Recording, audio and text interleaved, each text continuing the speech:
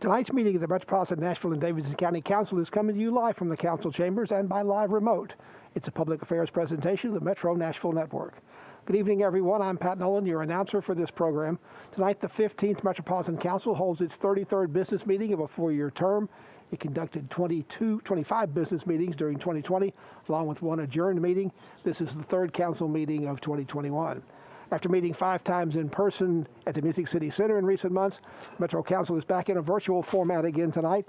The council has been meeting largely online for some months now due to the continuing presence of COVID-19 in the community. Starting in April of 2020, the council met 15 times virtually, with the public urged not to attend.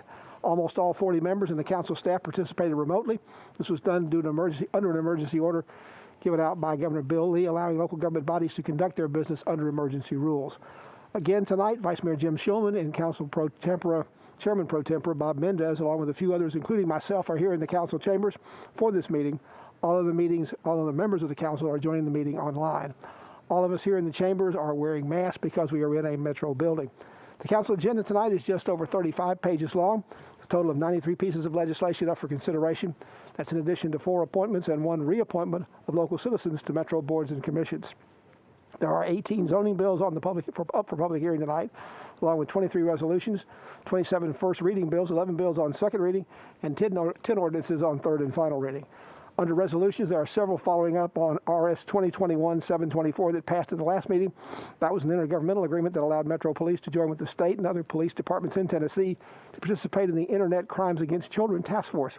The resolutions before the council tonight approved dividing up a state grant totaling $1.2 million with law enforcement agencies in Williamson County, Spring Hill, Dixon County, Cookeville, and the Tennessee Association of Chiefs of Police. The funds will be used solely for equipment, training, and travel related to the investigations. RS 2021-734 is also on the council before the council tonight. It extends for 1 year. An earlier effort to expand sidewalk cafe efforts downtown to help restaurants during the pandemic. It was approved by the council about 6 months ago without opposition at that time. On second reading tonight is BL 2021-612. It would create a 9-member special commission appointed by Mayor Cooper and the council to review and investigate the circumstances and responses pertaining to this Christmas Day bombing on 2nd Avenue, with the commission to make any recommendations regarding public safety improvements. Under the bill, the council is granted authority to conduct its own investigation, hold hearings, request services of the auditor, even ask for special help from the council in terms of legal things if the council approves a resolution to do so. The commission will also have subpoena power for witnesses or any other information or things it needs. The commission is set to be appointed within 20 days after approval of the ordinance, and a report within the commission will come back from that commission within 1 year after its first meeting. There's also a bill on first reading tonight, BL 2021-618, that would waive building permit fees for the repair or rebuilding of the properties damaged during the 2nd Avenue blast. Another bill on first reading tonight of note is BL 2021-617.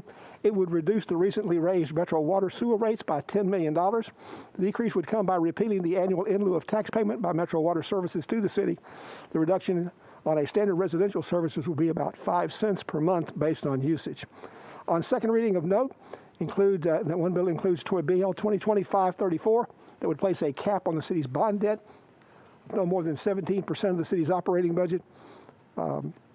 Unless there's a 2/3 vote by the council to do something different. Rising bond debt has been an increasing concern in recent years. We understand this bill will be changed. There will be no hard cap, but in this, the hard cap will be taken out. And in the future, the council will be getting additional information every time debt is increased through a bond issue or something like that.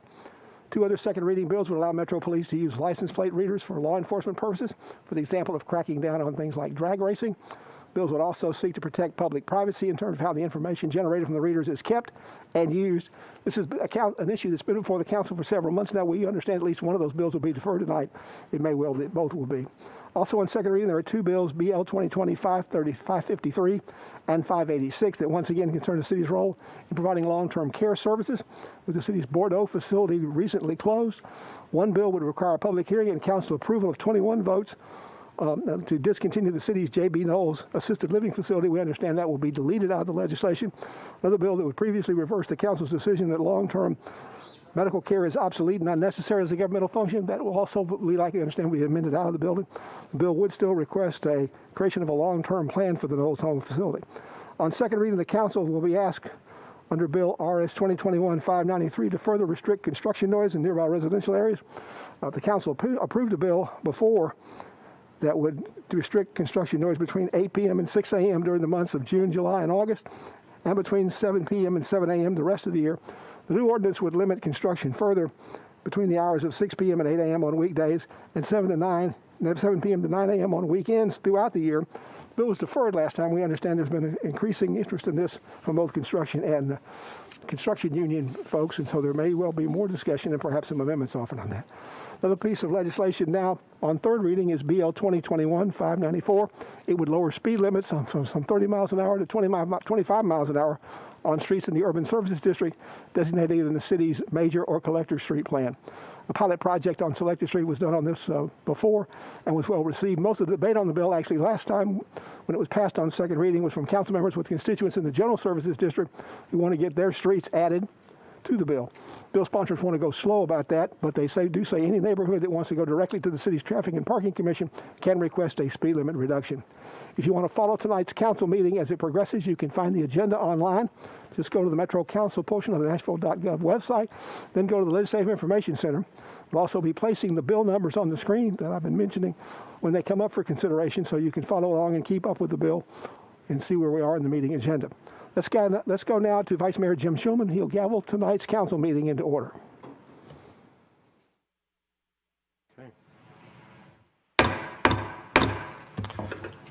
Will the meeting please come to order? We welcome you to the Metro Council. Today is Tuesday, February 2nd, 2021. Will all members of the council, as well as the public, please rise for the invocation. Remain standing for the Pledge of Allegiance. Invocation this evening will be offered by Father Mark Beckman of St. Henry's Catholic Church, a guest of Councilmember Tom Druffel.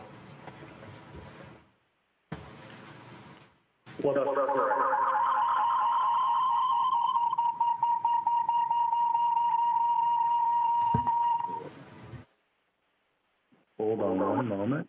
Is that better? Oops. Father, I believe you're good to go. All right, good. Let us pray. Almighty, good and gracious God, we humbly ask your divine care and mercy. Guard and keep our nation in peace these days. Where there is anger and hostility, grant peace and healing. Where there is fear, grant trust and hope. Where there is division, may your spirit bring unity. For our leaders, especially on our council this evening, we ask you to grant wisdom and goodness. Move them to work for the good of all people. May prudence, humility, and right judgment guide their decisions, grant courage, endurance, and selflessness to all who serve the common good. Watch over especially those who suffer these days, those afflicted in mind, body, or spirit. May the balm of healing surround and touch them through many caring hearts and hands. And may your spirit of goodness and peace guide each of us, that we too may bear light in the darkness, be open to truth and goodness, and recognize the value and dignity of each and every person created in your image and likeness. For you are Lord forever and ever. Amen. Thank you, Father. I pledge allegiance to the flag of the United States of America and to the republic for which it stands, one nation, under God, indivisible, with liberty and justice for all.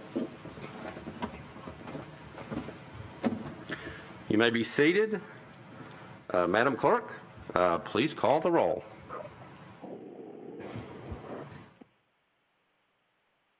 Hold on. Councilmember Mendez, present. Councilmember Hurt, Present. Councilmember Allen, Present. Councilmember Glover, Present. Councilmember Suara, Present. Councilmember Hall, Present. Councilmember Toombs, Present. Councilmember Gamble, Present. Councilmember Swope, Present. Councilmember Parker, Present. Councilmember Withers, Present. Councilmember Benedict.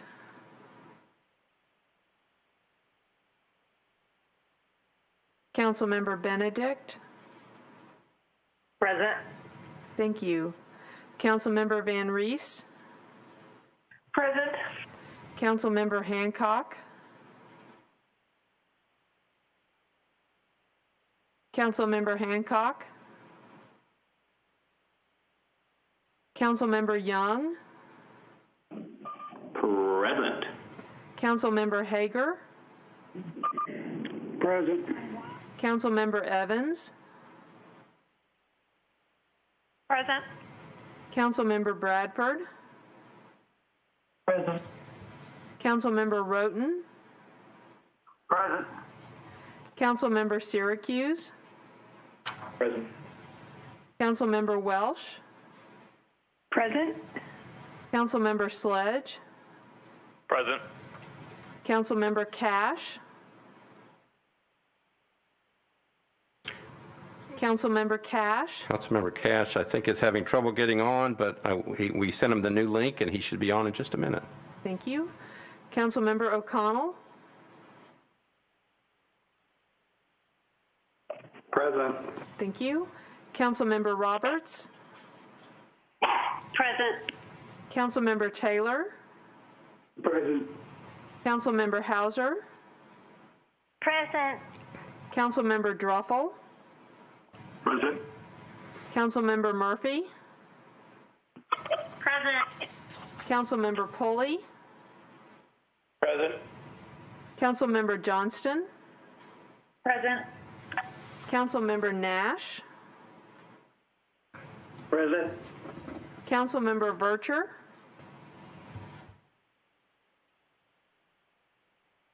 Councilmember Vercher.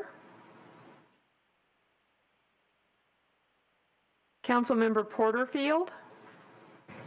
Present. Councilmember Sepulveda. Present. Councilmember Rutherford. Present. Councilmember Stiles. Present. Councilmember Lee. Here. Councilmember Henderson. Here. Councilmember Rosenberg. Here. Checking back, Councilmember Hancock.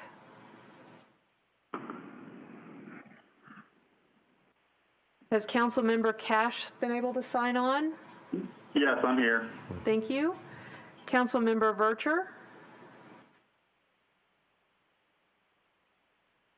Mr. Vice Mayor, I have 38 present with Ms. Vercher and Ms. Hancock not responding. They are both joining right now. They are both joining right now. At this point, we'll keep an eye on it, but at this point, we have 38 members present, but we hopefully will have the other two on in just a minute. Okay. Ladies and gentlemen, we are meeting virtually again. Please remember to raise your hand button if you want to be recognized. Also, you will need to mute and unmute yourself. Executive Order 65 requires those participating in an electronic meeting by audio means only to identify themselves each time they speak in a manner reasonably calculated to permit the public to ascertain the identity of the person speaking. Thus, if you do not keep your camera on, you will need to identify yourself when you begin speaking. Councilmember Johnston, you are recognized for a motion. Mr. President, I make a motion that the February 2nd, 2020 Metropolitan Council meeting agenda constitutes essential business of this body and the Metropolitan government, and that meeting electronically is necessary to protect the health, safety, and welfare of Tennesseans in light of the COVID-19 outbreak. All right, thank you, Councilmember Johnston. I got a motion, got a second. Any discussion on the motion? Councilmember Gamble, your hand is up. Is that from before? Sorry, yes, no, Okay. that's not regarding this motion. All right, and then before we vote, let me see if, Councilmember Vercher, are you on?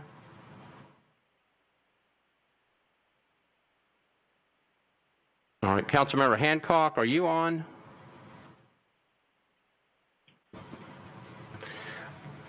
All right, nobody else in the queue. All in favor of the motion, say aye.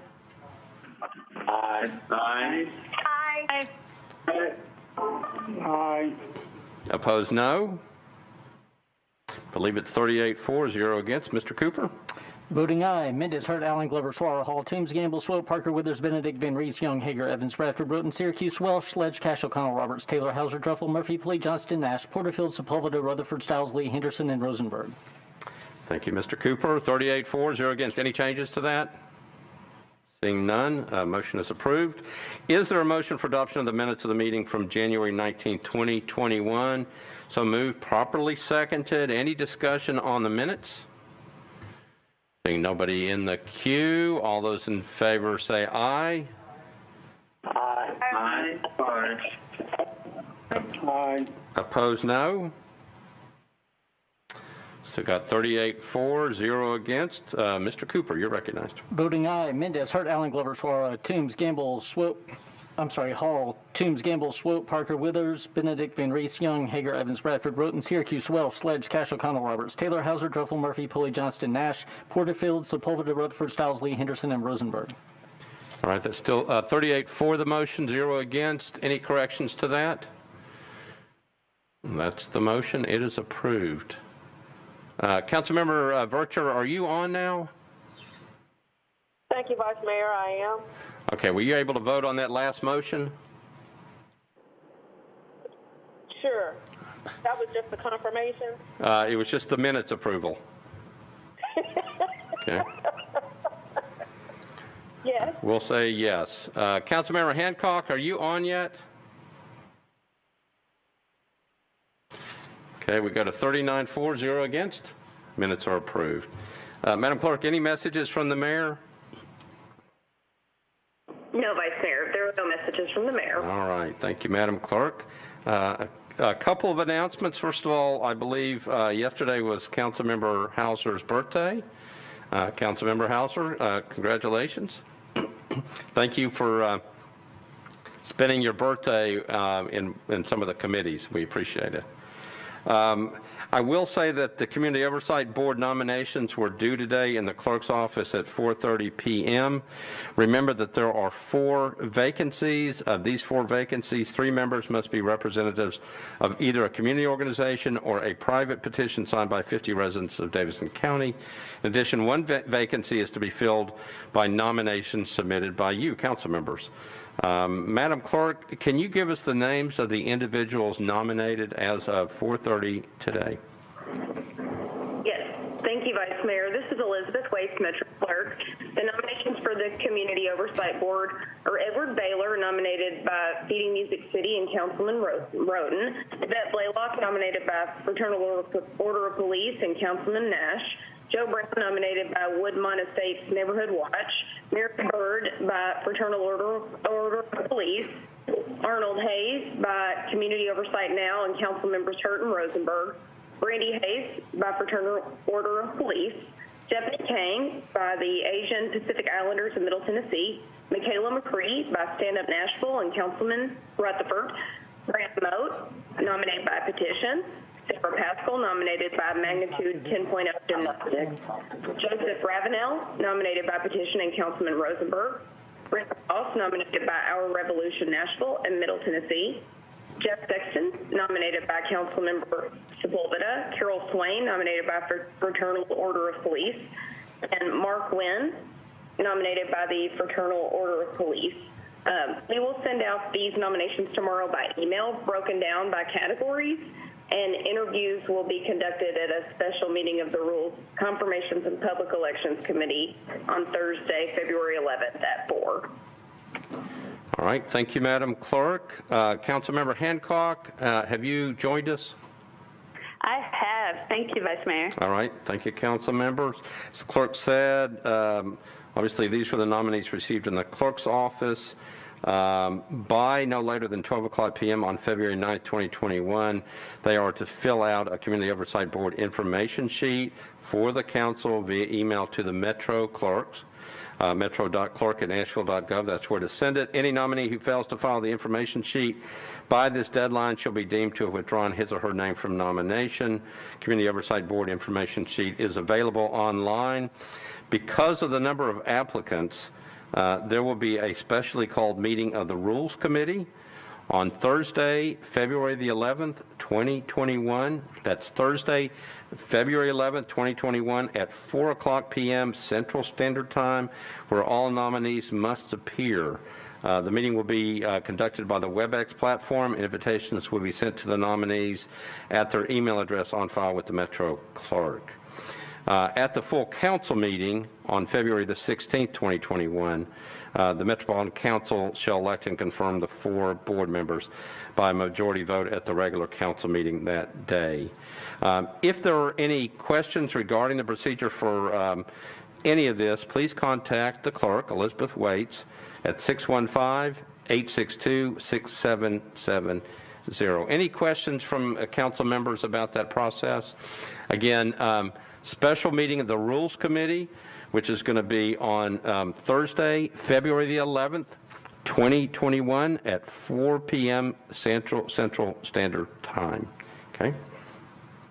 A couple of other announcements. This is Black History Month.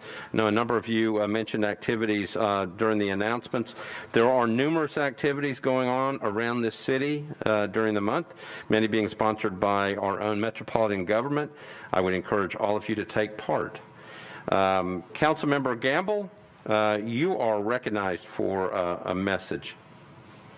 Thank you, Vice Mayor. I would just like to mention that Chief Drake shared with Metro Council members yesterday a press release announcing that the department is initiating new community policing strategies to deter and reduce crime through new enforcement and intervention measures.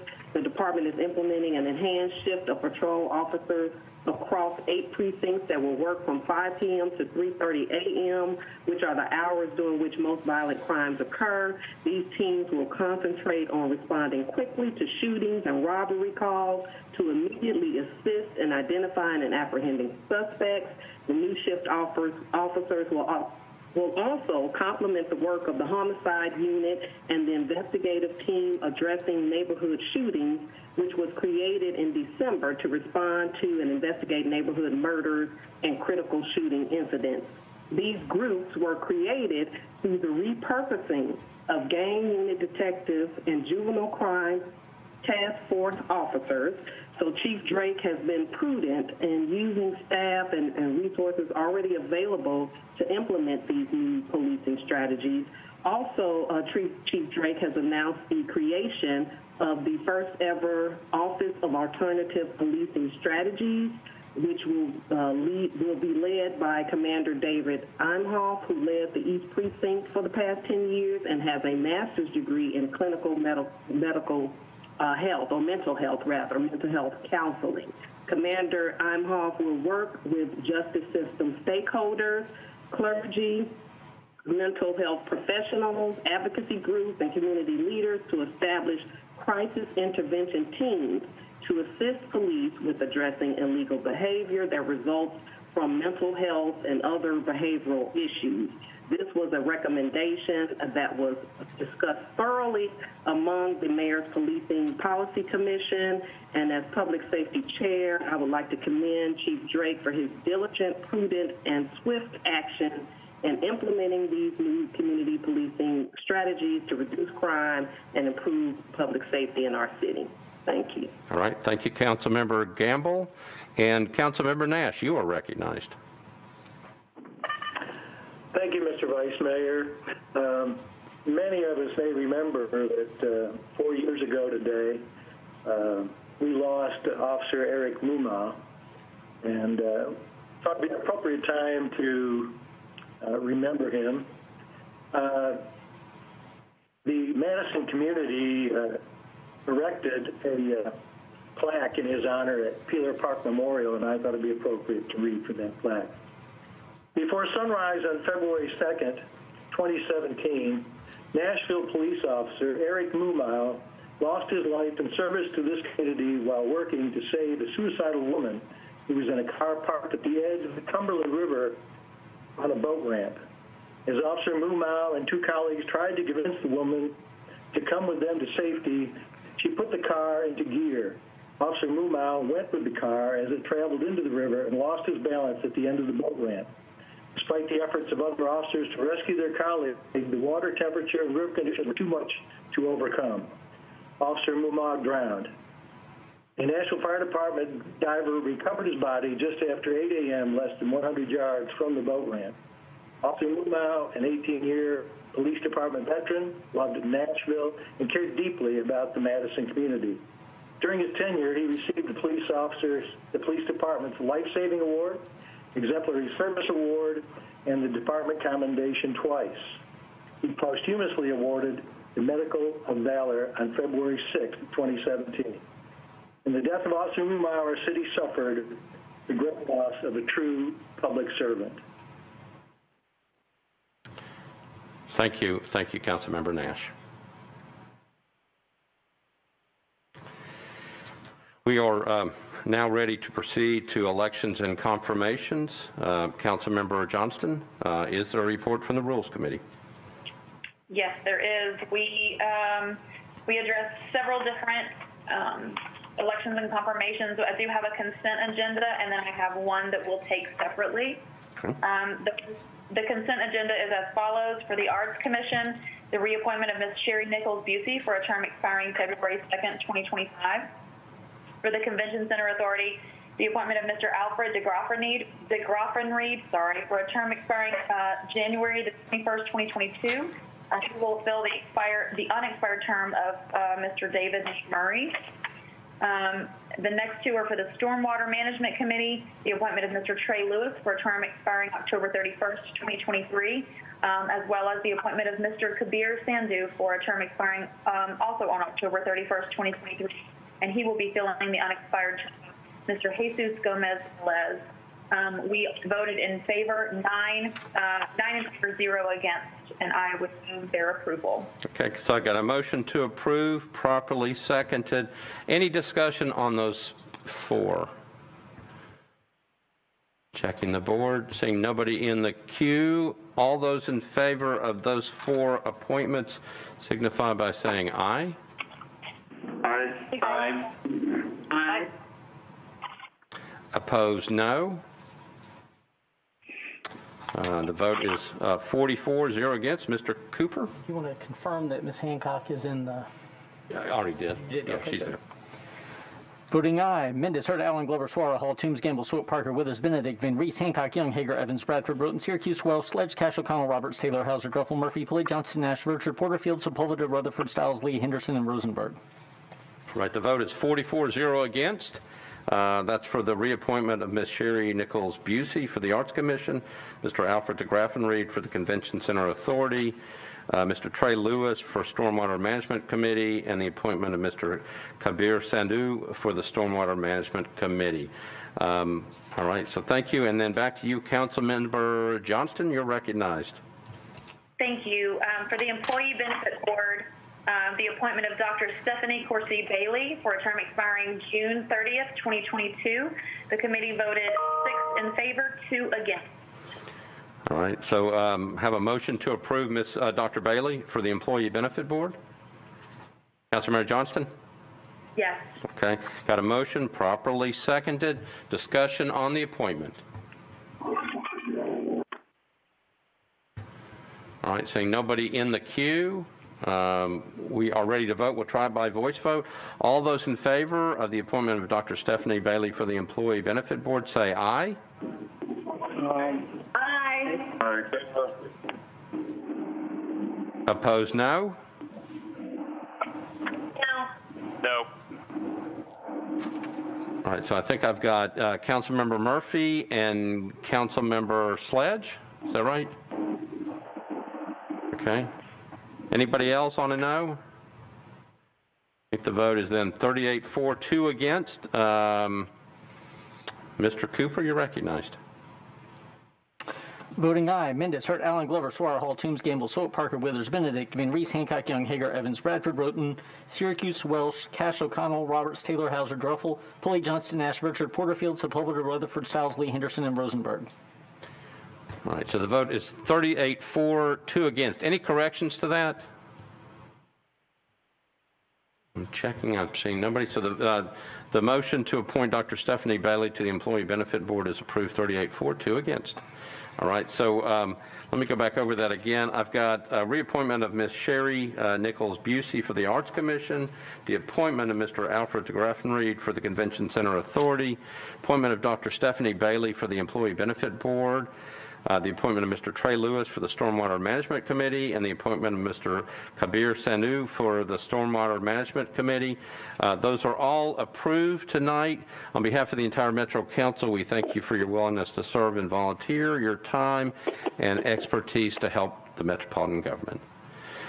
We are now ready for bills on public hearing. Here's how that works in a virtual meeting. I'm going to call up the bills one at a time and ask the sponsor whether she or he plans to have a public hearing on the bill tonight. If yes, then I will announce that the bill is ready for a live call-in. When I announce the item, please make that call.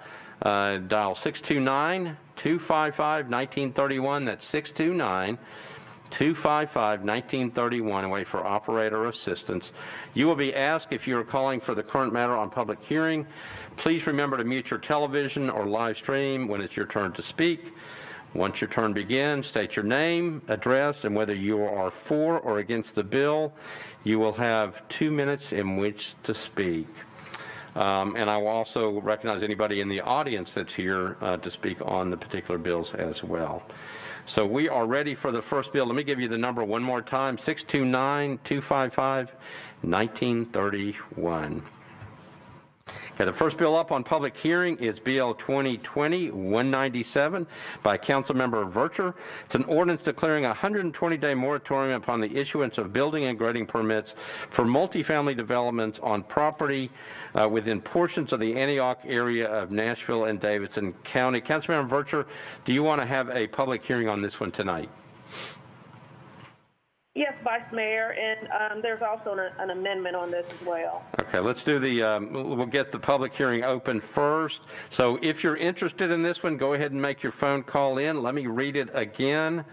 This is BL 2020-197 by Councilmember Vercher. It's an ordinance declaring a 120-day moratorium upon the issuance of building and grading permits for multifamily developments on property within portions of the Antioch area of Nashville and Davidson County. All right, Councilmember Vercher, I'm coming back to you to call for the public hearing. Thank you, Vice Mayor. I'd like to open the public hearing. Okay, declare the public hearing open. A show of hands in the back. Anybody wish to speak on this particular matter? All right, we have somebody who wishes to speak on this matter. If you will come to the microphone there, I've got it turned on. Again, name, address, and whether you're for or against the bill, and you'll have 2 minutes in which to speak. Vice Mayor, members of the council, my name is Tom White. I'm an attorney with Toon, Ettrick & White, 315 Dedrick Street. I speak in strong opposition to this bill. It's an extremely poor... Mr. White, hold on just a second. We're checking. It's on, it's just not loud enough. So we're having trouble hearing you. We've got the mic on. Yeah, we can hear you. All right. Go ahead, if you don't mind, start again. And again, give us your name. We just are having trouble picking you up here. Vice Mayor, members of the council, my name is Tom White. I'm an attorney with Toon, Ettrick & White, 315 Dedrick Street, and I speak in strong opposition to this bill. This is an extremely poor piece of legislation and should either be deferred or disapproved. This is a moratorium for 120 days on grading or building permits in a significant part of the community. Moratoriums have got a very significant impact financially to anybody that's involved in the property, anybody close to it, and significant impacts on members of the community. Moratoriums are almost always involving a detailed study that would justify the moratorium. No such study has been done in this case. At an absolute minimum, there needs to be an identification of the reasons for the moratorium. I don't know of any reasons that have been articulated, good or bad, but I mentioned specifically that at a minimum, there should be a detailed study done before you would enact such a proposal. I also think that the amendment proposed tonight, which is not up yet, includes an area even beyond the original bill. I think without the consent of councilmanic people that are affected by that. With respect to other matters, I'll raise the fact this matter most unusually has not even come before the Planning Commission. Now, it's hard to believe that you would have an enactment for a moratorium which is clearly significant in nature, and you haven't even had an action by the Metro Planning Commission. With respect to the Planning Commission, I think there's a member of the staff that's available tonight. I think that they will have comments to make. At an absolute minimum, I think that the bill is unusual and deserves far greater study. With respect to the other issues I raised, the Tennessee Vested Rights Act of 2014 also would make this bill totally inapplicable to anybody that has site plan approval or a building permit or other activities. So it would not have an effect on probably the very items that are being directed to by the council member. At a minimum, I'd suggest the matter be deferred, at least wait for the Planning Commission activity. If it's voted on tonight, I urge you to disapprove it. It's a poor piece of legislation, not well thought out, and certainly go to Planning Commission before any action here is taken. Thank you, Vice Mayor. All right, thank you, Mr. White. Anybody else in the audience wish to speak on this? All right, seeing none. Ms. Godin, do we have anybody on the phone lines wishing to speak on 2020-197? Yes, Vice Mayor, you have callers on the line. Okay, go ahead and let them in.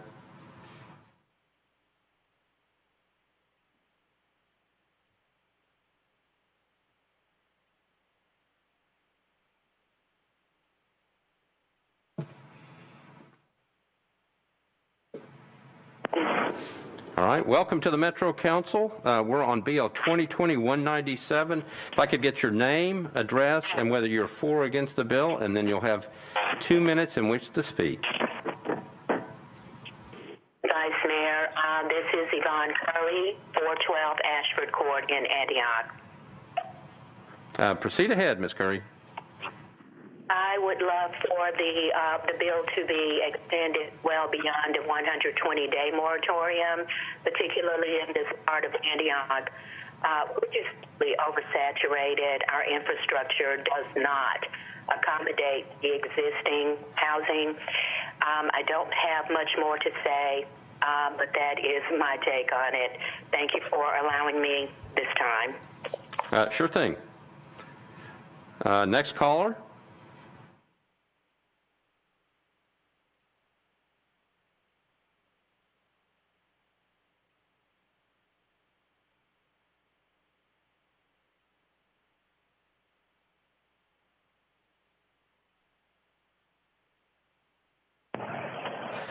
Good evening. Welcome to the council. I need your name, address, and whether you're for or against the bill, and then you have 2 minutes in which to speak. Sure. My name is Nick Shalah, 5084 Smith Springs Parkway, Antioch, Tennessee, and I am for the bill. It's very simple for people who are seeking to prosper from building in that area, similar to the lawyer that just spoke. The simple matter is you don't live there. You don't see what's going on. The building that's there is great for the economy. However, the infrastructure is not there. We have a constant battle with crime because the police force is inadequate. We don't have the funding for the police force because all of that funding is going towards Nashville rather than Antioch. So I've got neighbors in my community of 216 homes that are moving because of the crime. They're afraid to go outside and walk. I've met with Commander Stevens. I've met with our Councilwoman Lee, and nobody's able to do anything because, quote unquote, the funding is not there. But yet you want to bring more people to my community that you can't protect. And so you bring more and more and more crime, but yet all you want to do is profit from it. Nobody thinks about the infrastructure and the safety of our community. It's just build, build, build, because that equals money to those that are investing, not living in the community. I want this to be taken under consideration when building is there. This, not to mention the roads, the schools, everything else that goes along with it. The safety. Let's think about the safety of the community before we think about anything else. Thank you. Thank you for calling. Ms. Godin, next caller.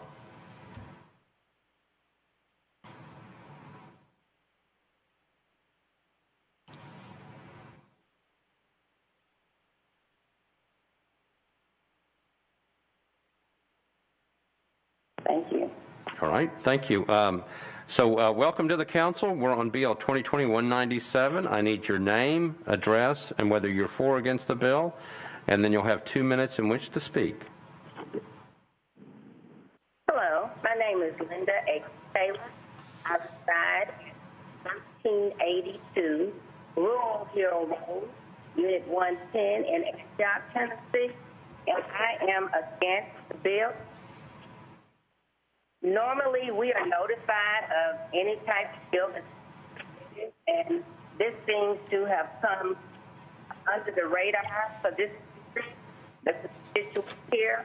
And normally, our council person allows and discuss and speak with us, and I am against it until further information is obtained. All right. Thank you for calling. Ms. Godin, next caller.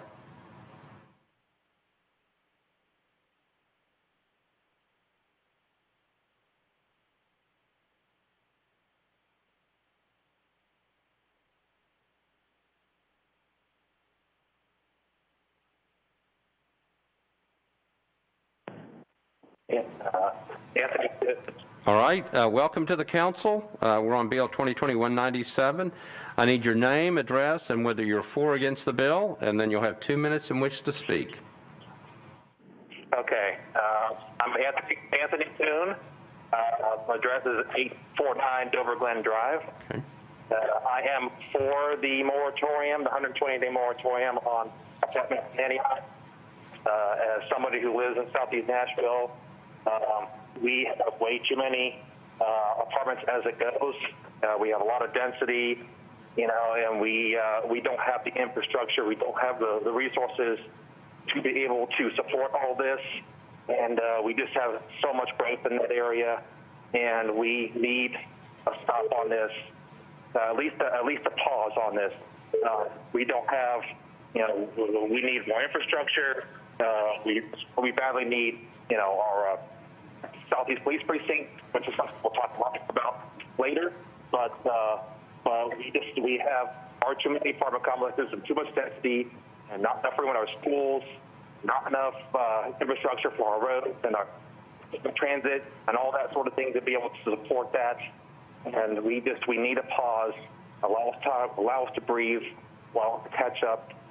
We need resources and we need infrastructure to be able to support the residents that currently live here. We don't need to be packing more in before we can address those concerns that we all already share. And our Chinese council members, Ms. Bircher, Porterfield, Stiles, Lee, we're all in very, very strong support of moratorium, and we need to make sure that our needs are met. So, all right. Thank you for calling. Ms. Godin, next caller.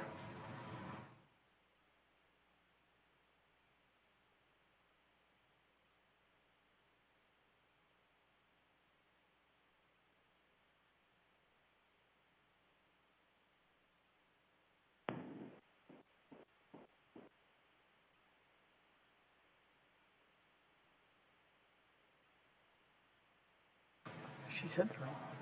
Is she on there? Can you hear me? Yes, I can. Okay. So welcome to the council. I need your name, address, and whether you're for or against the bill, and then you'll have 2 minutes in which to speak.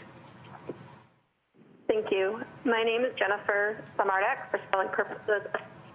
SRDK. Address is 3408 Maple Timber Drive, Antioch.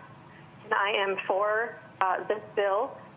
We have a definite density issue in multiple areas of Antioch, and we need to address 4 areas of the infrastructure before we continue to build out anything involving multifamily. Sewage and water issues result in pooling and standing water, which leads to ice, which is very unsafe, and that standing water will stay there and occurs when new developments are built.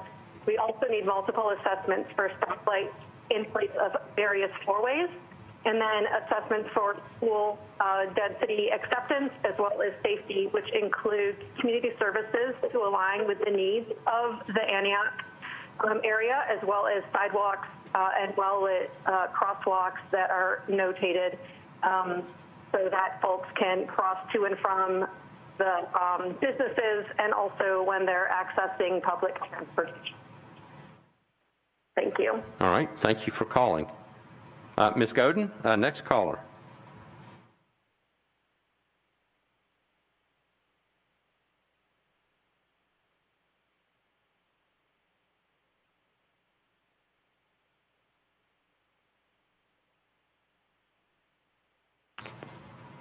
Can you hear us? Yes. Okay. So welcome to the council. If you would state your name, address, and whether you're for or against the bill, and then you've got 2 minutes in which to speak. Okay, thank you. My name is Heidi, and my address is 325 Honey Hill Drive, which is in District 8. I am supportive of this moratorium. Our community is saturated with apartment complexes.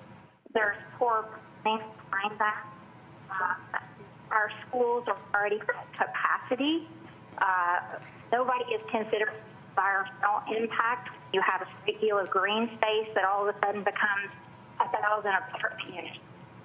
What does that do to the community, to the environment? What does that do to quality of life? This is really a quality of life issue. We do have issues with stormwater drainage. We have, there's just not, what's happening is just really not sustainable. I just feel like it's poor planning. I feel like we need to come together and figure out, go back and review that and see what we can do to make our quality of life better. But what's going on now is not. So, thank you. All right. Thank you for the call. Ms. Godin, next caller.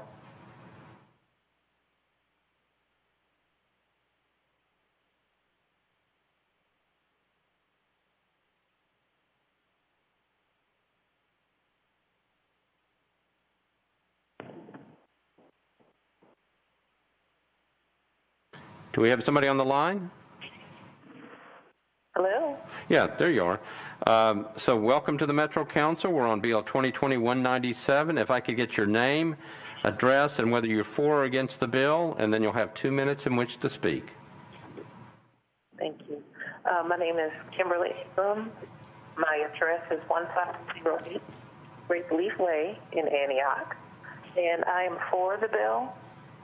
The reason why I'm for the bill is I've attended several developer meetings, hosted by Councilwoman Lee, spoken to developers, and we've always said our main concern was the infrastructure in the area with so many, developments coming down. I've lived here for over 20 years, and just seeing all the developments that are coming, not really having the infrastructure in place to really support it and to really enhance the quality of life for people that live here, it needs to be addressed. I know there's a lot of areas here in Antioch that's undeveloped and it's a great place to come to, but it needs to have some support in order for this to be a great place to live and not just be places where you're just having all these multifamily homes being built. So there needs to be a little bit more care and thought put into the development coming to this area in order to continue to have Antioch be a great place to live. Thanks. All right. Thank you for calling. Ms. Godin, next caller. There are no more callers in the queue, Vice Mayor. All right. I declare the public hearing closed. Councilmember Vercher, you're recognized. Thank you, Vice Mayor. At which point do you want me to put the amendment on this? Did you just say the amendment? Yeah. Okay. You can go ahead and put the amendment on if you'd like right now. Okay. I want to go ahead and move the amendment. Okay. Got a motion on the amendment, properly seconded. Back to you, Councilmember Vercher. Thank you, Vice Mayor. And I would like to say a huge thanks to all of our Southeast neighbors that called and their position one way or another.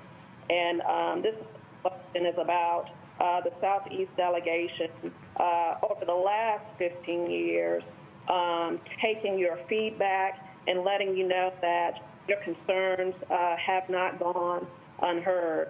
I want to push back on the statement as it relates to this legislation isn't well thought out. We've had 15 years to think about legislation, infrastructure, sustainable growth for the Southeast Quadrant, and we haven't gotten there.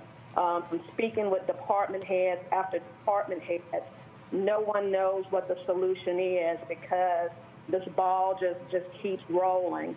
And at the end of the day, as a body, and I'm asking you guys to support our area, at the end of the day, we're going to have to decide to either invest in the Southeast Quadrant or we're going to end up becoming an expense to every district in the city.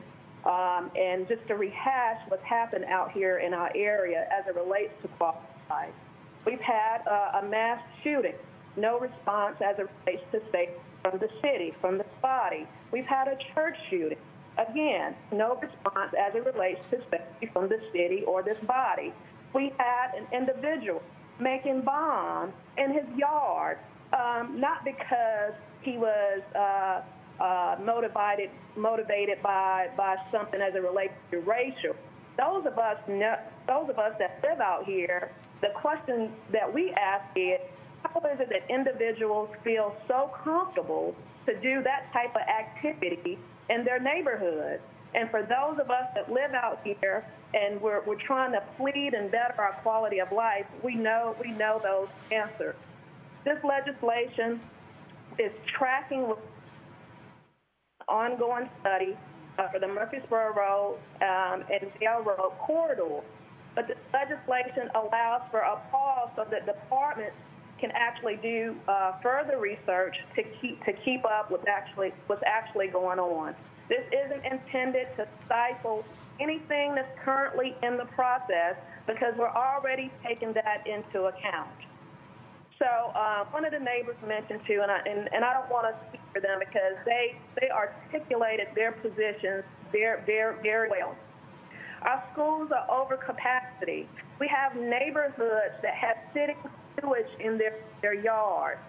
When it rains, we have multiple neighborhoods that flood, and I'm not even talking about a heavy rain.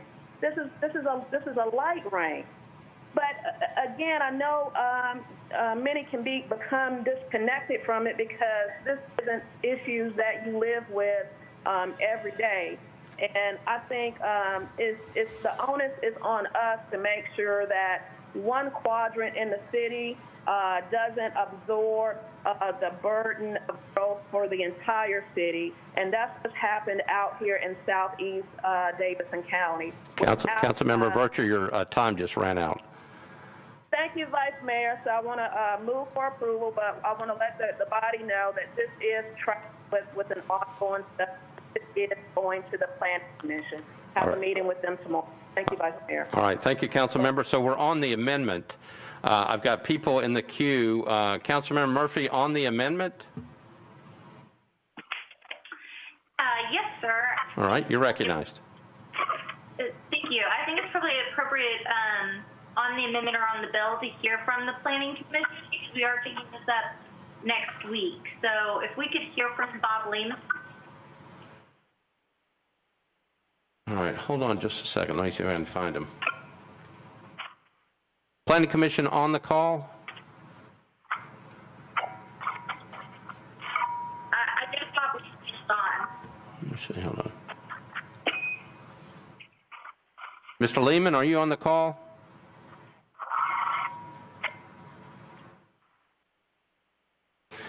I see him. He's... We yelled at, he's not a panelist. Could you bump him up?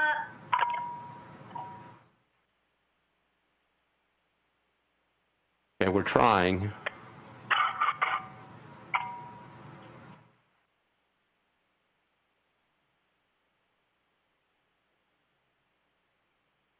You don't know if IT heard? Councilman Murphy, hold on just a second. We're working on the technical stuff. So if IT can hear me, if you can make Mr. Lehman an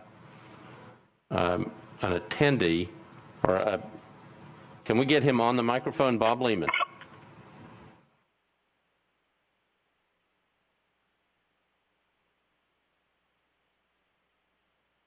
Councilman Murphy, hold on. We are trying to get Mr. Lehman on.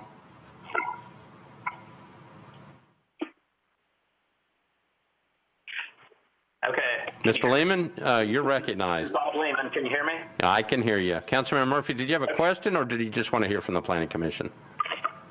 I think it's appropriate to hear from the Planning Commission because this hasn't been, or from the Planning Department because this hasn't gone before the Planning Commission yet.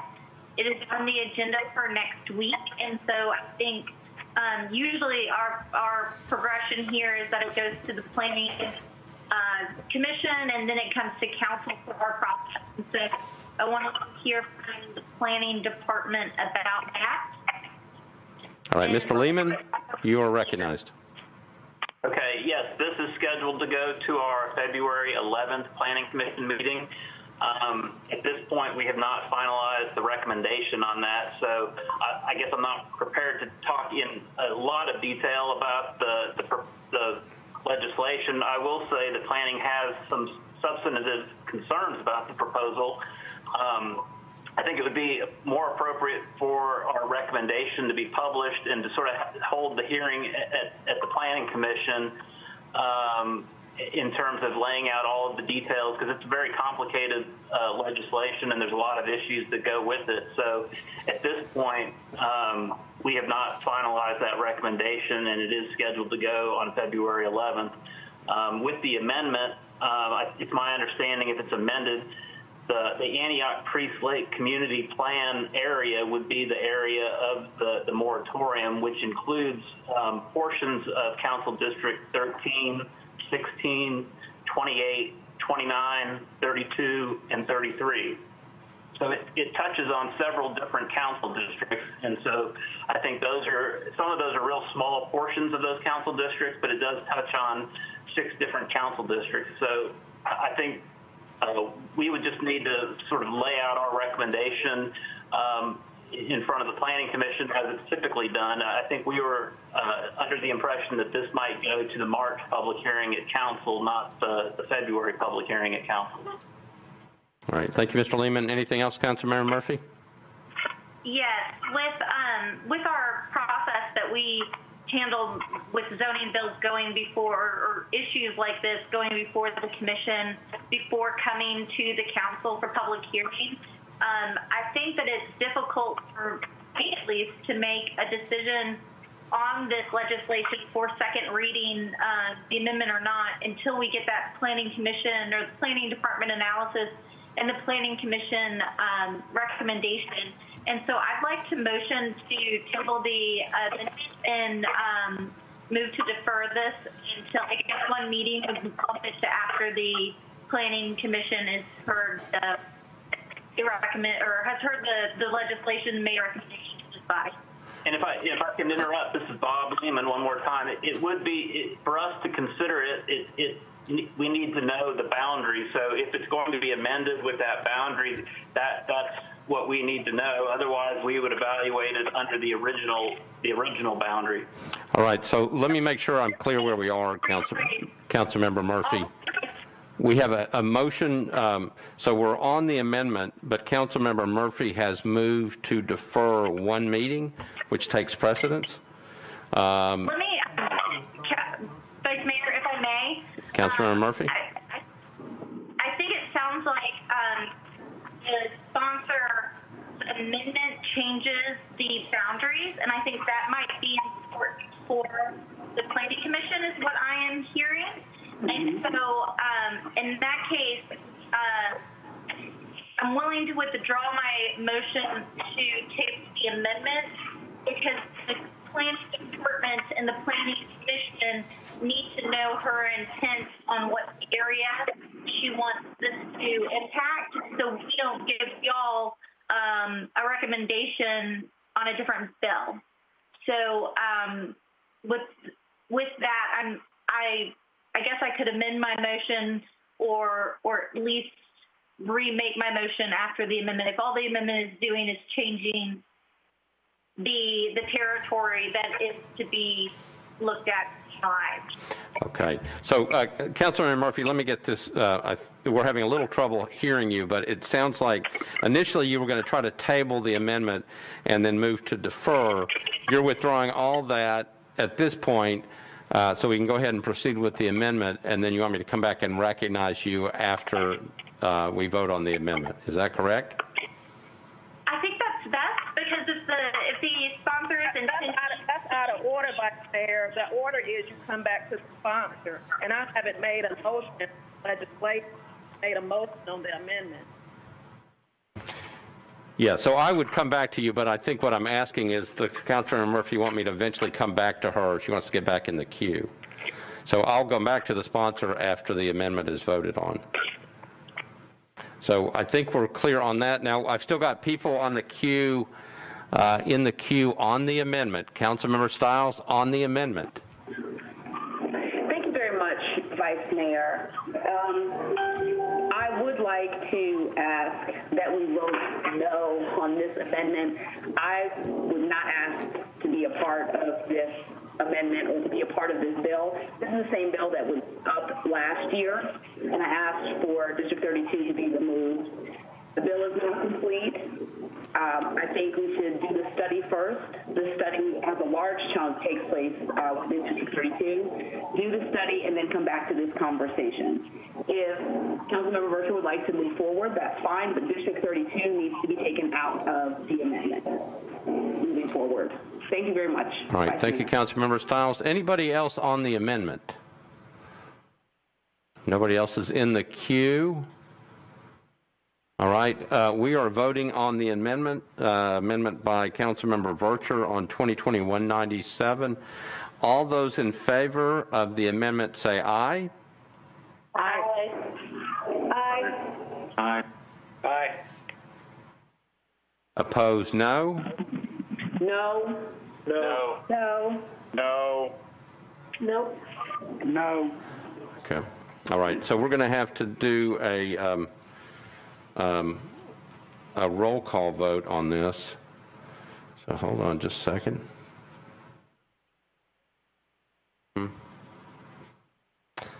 So we are going to have to take a roll call. Let me make sure we're clear where we are. We're on BL 2020-197.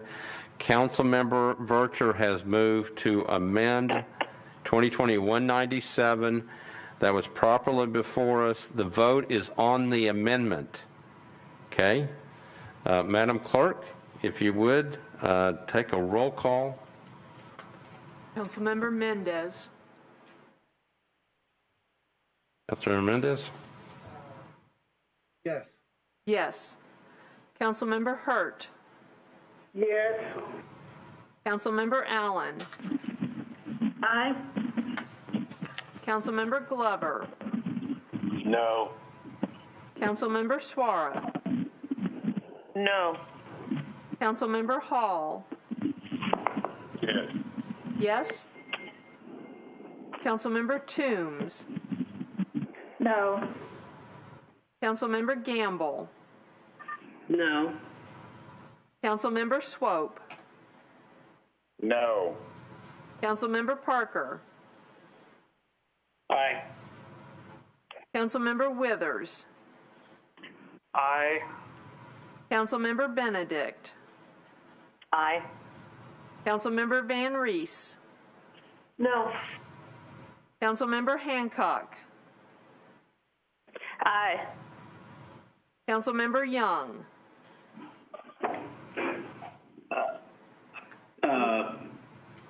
Aye. Councilmember Hager. No. Councilmember Evans. Aye. Councilmember Bradford. Aye. Councilmember Roten. Aye. Councilmember Syracuse. Aye. Councilmember Welsh. No. Councilmember Sledge. No. Councilmember Cash. Aye. Councilmember O'Connell. Aye. Councilmember Roberts. I need to abstain, please. Abstain. Councilmember abstains. Councilmember Taylor. Aye.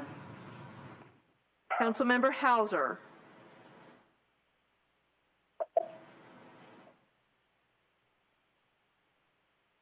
Councilmember Hauser. Sorry. Aye. Thank you. Councilmember Druffel? Aye. Councilmember Murphy? Abstain. Councilmember Pulley? Aye. Councilmember Johnston? Aye. Councilmember Nash? No. Councilmember Vercher? Aye. Councilmember Porterfield? Aye. Councilmember Sepulveda? No. Councilmember Rutherford? No. Councilmember Rutherford votes no. Councilmember Stiles? No. Councilmember Lee? Yes. Councilmember Henderson? Abstain. Councilmember Rosenberg? Aye.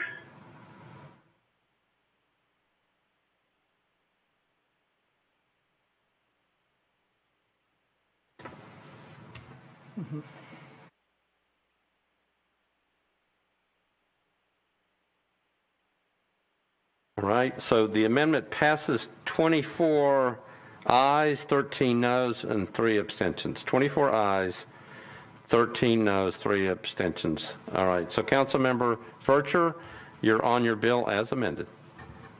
Thank you. Thank you so much, Vice Mayor, and thank you, colleagues, and thank you, Southeast neighbors again. As I stated earlier, this is planned to track with the study.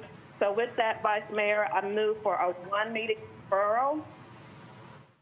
All right, so Councilmember Vercher has moved her bill as amended for a one-meeting deferral.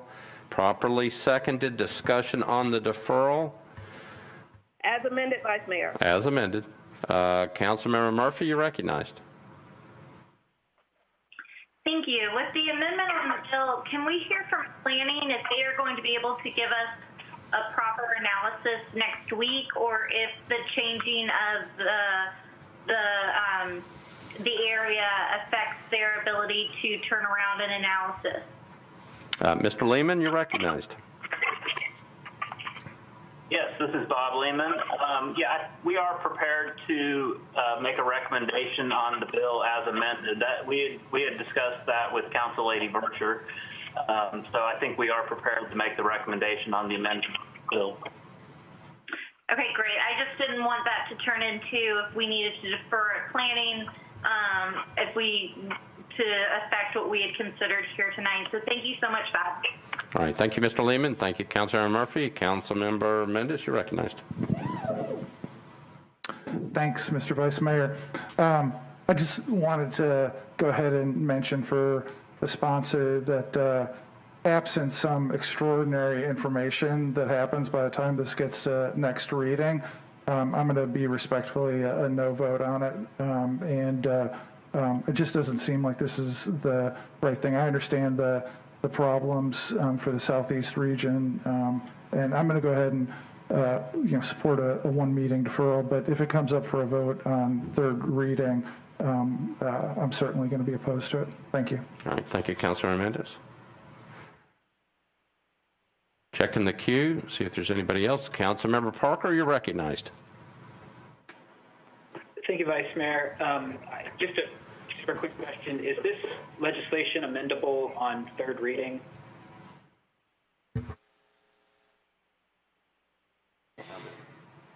Mr. Cooper, you're recognized. Yes, it's treated the same as a zoning bill under state law because it is a significant impact on land use. Then it has to be treated like a zoning bill, so it would be amendable on third reading. Councilmember Parker? Thank you. All right. Anybody else in the queue? All right, seeing nobody else in the queue, we are voting on 2020-197 as amended, deferral one meeting. Again, it was properly seconded. All those in favor of the one meeting deferral say aye. Aye. Aye. Aye. Absolutely. Aye. Opposed, no. No. Okay, I had one no. That would be Councilmember Stiles. Is that correct? Vote is 30. Excuse me? You are correct. Okay. 39 for, 1 against on the deferral motion. Mr. Cooper, you're recognized. Voting aye. Mendez, Hart, Allen, Glover, Suara, Hall, Toombs, Gamble, Swope, Parker, Withers, Benedict, Van Reese, Hancock, Young, Hager, Evans, Bradford, Broughton, Syracuse, Welsh, Sledge, Cash, O'Connell, Roberts, Taylor, Hauser, Druffel, Murphy, Pulley, Johnston, Nash, Virtue, Porterfield, Sepulveda, Rutherford, Lee, Henderson, and Rosenberg. Okay, any corrections to that? It's 39 for, 1 against on the deferral motion. Motion passes. We're on BL 2020-479 by Councilmember O'Connell and Murphy. Councilmember O'Connell, you're going to have a public hearing on this one tonight? No, I'm not, Mr. Vice Mayor. I need to defer this to the first meeting in April. Okay, let me read the caption. So no public hearing on this one tonight. BL 2020-479 by O'Connell and Murphy, ordinance to amend Title 17 by changing from MUN, MUNA, MULA, MUG, OR 20 CS and CF to MUNNS, MUNANS, MULANS, MUGNS, OR 20 NS, CSNS, and CFNS zoning for various properties located between Roselle Parks Boulevard and 2nd Avenue North from Hume Street south to Jefferson Street, located within the Germantown Historic Preservation District overlay. Councilmember O'Connell, you're recognized. Thank you, Mr. President. I'd like to move to defer to the April public hearing, first meeting in April, with a brief explanation. Okay, I got a motion to defer to the first meeting in April, properly seconded. Back to you, Councilmember O'Connell. Thank you, Mr. President. Briefly, we have a working group in Germantown that is still exploring some issues related to this overall proposal. There is a very vigorous discussion underway in the community about the impact of non-owner occupied short-term rentals, and we are exploring a variety of options. We've got some potential amendments working with planning and the council office and multiple stakeholders in the community. So we did want to give a little bit more space for those discussions, as well as offer some consideration to projects underway in the neighborhood. So we will resume this in March at the Planning Commission and then bring that public conversation here to the council in April. And I would welcome colleagues' vote of support for that deferral. Thank you. All right. Thank you, Councilmember O'Connell. This is a motion to defer to the first meeting in April. Been properly seconded. Nobody else in the queue. All those in favor of the deferral motion say aye. Aye. Aye. Aye. Aye. Aye. Aye. Aye. Opposed, no. Looks like the deferral motion passes 44, 0 against. Mr. Cooper? Voting aye. Mendez, Hart, Allen, Glover, Suara, Hall, Toombs, Gamble, Swope, Parker, Withers, Benedict, Van Reese, Hancock, Hager, Evans, Bradford, Broughton, Syracuse, Wells, Sledge, Cash, O'Connell, Roberts, Taylor, Hauser, Druffel, Murphy, Pulley, Johnston, Nash, Virtue, Porterfield, Sepulveda, Rutherford, Stiles, Lee, Henderson, and Rosenberg. All right. The vote is 44, 0 against for the deferral motion. Any changes to that? Motion passes. All right, we're on the next bill, BL 2020-504. It's the third one on the agenda. Councilmember O'Connell, public hearing on this one? No, sir. We'll defer on this as well after we read the caption. All right, so no public hearing on this one, BL 2020-504 by O'Connell. Ordinance amending chapters 17.36 and 17.40 of the Metropolitan Code pertaining to creating an owner-occupied short-term rental overlay district. Councilmember O'Connell, you're recognized. Thank you, Mr. President. Is effectively companion legislation to the previous, and I'd like it to track with that bill. So I would like also to move to defer this to the first meeting in April, please. Okay, so the motion is to defer to the first meeting in April, properly seconded. Any discussion on the deferral motion? Seeing none, all those in favor of the deferral motion to the first meeting in April say aye.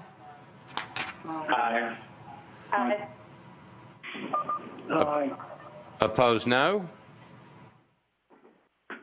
Looks like the motion for deferral passes 40-0. Mr. Cooper.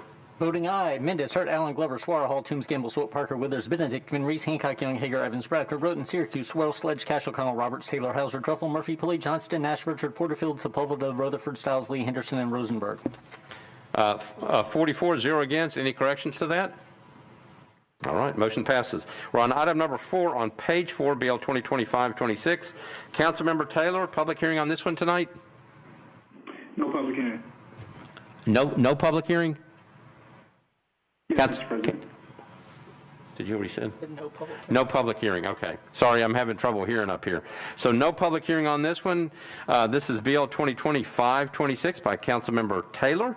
Ordinance to amend Title 17 by changing from IWD to CS zoning for properties located at 4000 Dr. Walter S. Davis Boulevard and Dr. Walter S. Davis Boulevard unnumbered. It's 445 feet east of 44th Avenue North. It's 19.31 acres.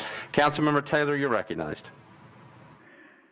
Thank you. I will move for a deferral, one meeting deferral with a brief explanation.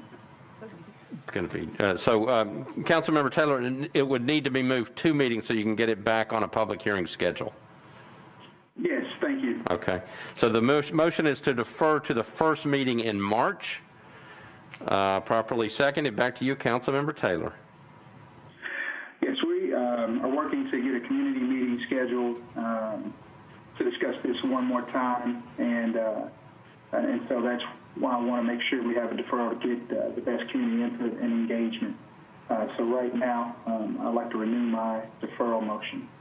All right, so the motion is to defer to the first meeting in March, again, properly seconded. Any discussion on that? Seeing nobody in the queue, we're on the motion to defer the first meeting in March. All those in favor say aye. Aye. Aye. Absolutely. Aye. Opposed, no. Looks like it's 44-0 against. Mr. Cooper? Voting aye. Mendez, Hurt, Allen, Glover, Swar, Hall, Toombs, Gamble, Swope, Parker, Withers, Benedict, Van Reese, Hancock, Young, Hager, Evans, Bradford, Roten, Syracuse, Wells, Sledge, Cash, O'Connell, Roberts, Taylor, Hauser, Dreffel, Murphy, Pulley, Johnston, Nash, Virgil, Porterfield, Sepulveda, Rutherford, Stiles, Lee, Henderson, and Rosenberg. Right, 44-0 against. Any changes to that? Motion to defer to the first meeting in March passes. Okay, we're on item number 5, BL 2020-535, by Council Members Allen and Welsh, an ordinance amending Title 16 and 17 of the Metropolitan Code regarding outdoor electrical lighting. Councilmember Allen, do you want to have a public hearing on this one tonight? No, Mr. Vice Mayor, I'm going to make it until March. Okay, so let me read the rest of the caption. Again, it's 2020-535, ordinance amending Title 16 and 17 of the Metropolitan Code regarding the design and operation of outdoor electrical lighting to achieve light pollution reduction consistent with International Dark Skies Association guidelines. Councilmember Allen, you're recognized. Thank you, Mr. Vice Mayor. I'd like to move for a deferral to March 2nd. Okay, so the motion is to defer to the first meeting in March. Properly seconded. Any discussion? Councilmember Allen? Yes, brief explanation. Excuse me for not asking. Yes, this is going before the Planning Commission next week on February 11th, and that will be the first public hearing. And Planning and I have been working together on a substitute that will be offered at that point. So I want people to be able to both have the Planning Commission recommendation as well as see the substitute that incorporates some good input that I've gotten from them. So with that, I renew my motion for deferral. Okay, so the motion is to defer to the first meeting in March, properly seconded. As I said, any discussion? Seeing nobody in the queue or voting on the deferral motion, all in favor say aye. Aye. Aye. Aye. Opposed, no. Looks like the vote is 44-0 against. Mr. Cooper? Voting aye. Mendez, Hurt, Allen, Glover, Swar, Hall, Toombs, Gamble, Swope, Parker, Withers, Benedict, Van Reese, Hancock, Young, Hager, Evans, Bradford, Roten, Syracuse, Wells, Sledge, Cash, O'Connell, Roberts, Taylor, Hauser, Dreffel, Murphy, Pulley, Johnston, Nash, Virgil, Porterfield, Sepulveda, Rutherford, Stiles, Lee, Henderson, and Rosenberg. Right, 44-0 against. Any corrections to that? Right, motion passes. We're on item number 6, BL 2020-578 by Councilmember Taylor. Councilmember Taylor, public hearing on this one tonight? No. Okay, so this one is going to be deferred as well. No public hearing. BL 2020-578 by Councilmember Taylor. Ordinance to amend Title 17 by changing the preliminary plan of properties located at 1 City Avenue, 4, 5, 6, and 8 City Boulevard, 7 and 9 City Place, and City Boulevard at the southwest corner of City Boulevard and 28th Avenue North. Councilmember Taylor, you're recognized. Thank you. I'd like to defer this to the first meeting in March. Okay. So a motion is to defer to the first meeting in March. Any discussion? Seeing nobody in the queue. Okay, we're voting on the deferral motion. All those in favor to the first meeting in March say aye. Aye. Aye. Opposed, no. Looks like it's 44-0 against for the deferral motion. Mr. Cooper? Voting aye. Mendez, Hurt, Allen, Glover, Swar, Hall, Toombs, Gamble, Swope, Parker, Withers, Benedict, Van Reese, Hancock, Young, Hager, Evans, Bradford, Roten, Syracuse, Wells, Sledge, Cash, O'Connell, Roberts, Taylor, Hauser, Ruffle, Murphy, Pulley, Johnston, Nash, Verger, Porterfield, Sepulveda, Rutherford, Stiles, Lee, Henderson, and Rosenberg. Right, 44-0 against for the deferral motion. Any changes? Motion passes. We're on item number 7 on page 5, BL 2025-92. Councilmember Evans, public hearing on this one tonight? Yes, please. All right, so if you're interested in this one, go ahead and make your phone call in. This is BL 2025-92 by Councilmember Evans, ordinance to amend Title 17 by changing a specific plan for properties located at 4124, 4140, 4144, and 4156 Central Park and 6002 South New Hope Road, approximately 250 feet east of Tulip Grove Road. It's 25.93 acres. Again, it's BL 2025-92 by Councilmember Evans. Ordinance to amend Title 17 by changing a specific plan for properties located at 4124, 4140, 4144, and 4156 Central Pike, and at 6002 South New Hope Road, approximately 250 feet east of Tulip Grove Road, 25.93 acres. Councilmember Evans, you're recognized. Thank you, Vice Mayor.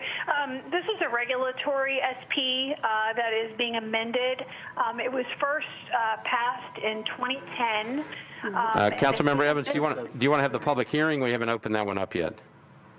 Oh, sorry. Yes, I do. Okay. Thank you. I apologize. That's okay. So I declare the public hearing open on BL 2025-92. Anybody in the back wish to speak on this? Seeing no one in the back. Ms. Godin, do we have anybody on the phone lines? There are no callers in the queue, Vice Mayor. All right, I'm going to read it one more time. 2025-92, ordinance to amend Title 17 by changing a specific plan for properties located at 4124, 4140, 4144, and 4156 Central Pike, and at 6002 South New Hope Road, approximately 250 feet east of Tulip Grove Road, 25.93 acres. Ms. Godin, anybody on the line? There are no callers in the queue. All right. Declare the public hearing open, closed. Councilmember Evans, you are recognized. Now I'll start talking. Thank you very much. So this is a regulatory SP. It was originally passed in 2000 and then amended in 2015. And essentially the property owners are reverting back to the 2000 version of the SP to remove a boat storage facility that was amended in 2015.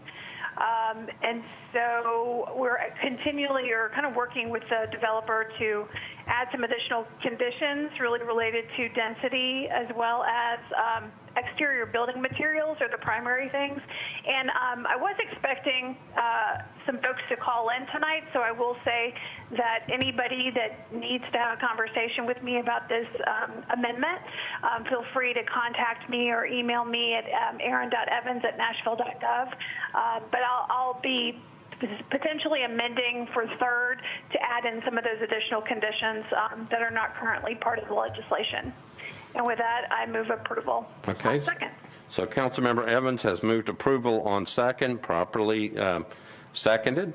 Any other discussion?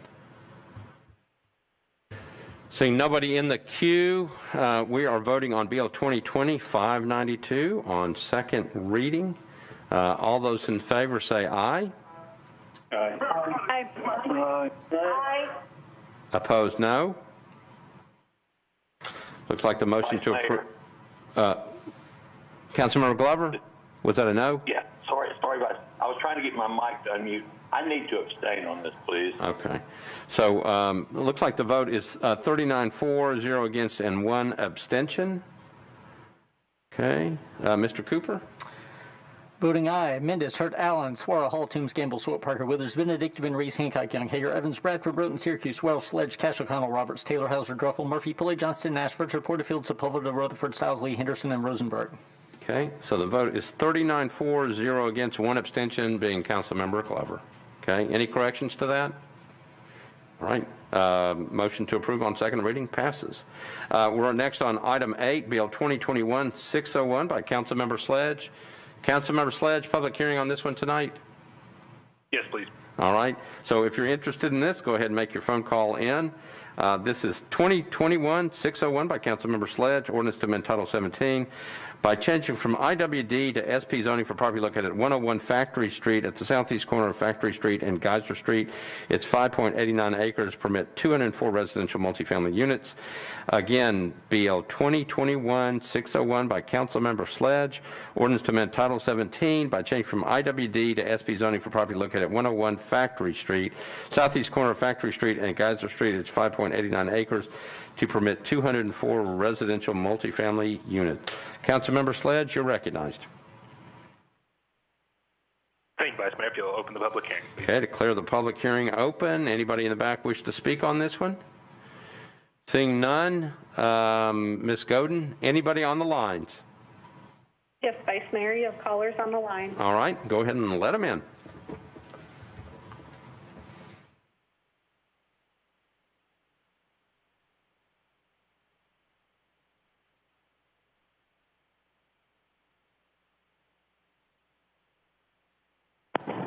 All right, welcome to the Metro Council. We're on BL 2021-601 by Councilmember Sledge. I need your name, address, and whether you're for or against the bill, and then you'll have 2 minutes in which to speak. Thank you, Mr. President. This is Andrew Walters, presiding. We're at 5100 Tennessee Avenue in Nashville. I'm calling in support of the project. We are the applicant for the project. The project is for 204 multifamily units located at the intersection of Factory Street, Geyser Street, and Colbert Street, just south of Quebec Nazarene University. The project team conducted a neighborhood meeting on the evening of October 27th, which included members from planning staff. At that time, we did not have any participants from the community. The project was reviewed by planning staff and approved at the December 10th Planning Commission hearing by unanimous vote. We did have one objection at the Planning Commission meeting from an adjacent owner who was a little concerned about the noise actually from their light industrial property and its potential impact on any future residential neighbors. Upon hearing that concern, our development team actually engaged in a detailed sound study of similar multifamily projects in the urban core. This study was informative in that it noted that similar urban multifamily projects which are already built actually have about twice the amount of noise as our proposed project site at Factory Street. So that said, the development team is very comfortable with multifamily use as proposed. All other comments received to date have been in support of the project that I'm aware of. This includes support from our neighbor to the north, Quebec Nazarene. And so we're excited about this project, and would have your support. Thank you. All right, thank you for the call. Ms. Godin, next caller.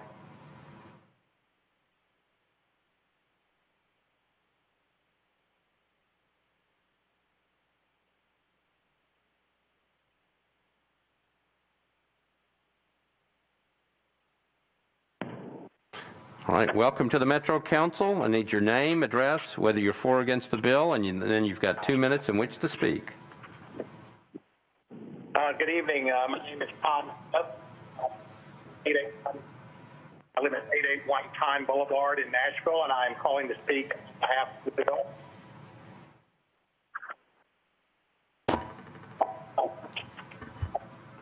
Can you hear us? Go ahead, if you can. I can't hear you yet. Okay. There's quite a bit of feedback. I can hear you. So we're having trouble hearing you. You can go ahead and speak on the bill.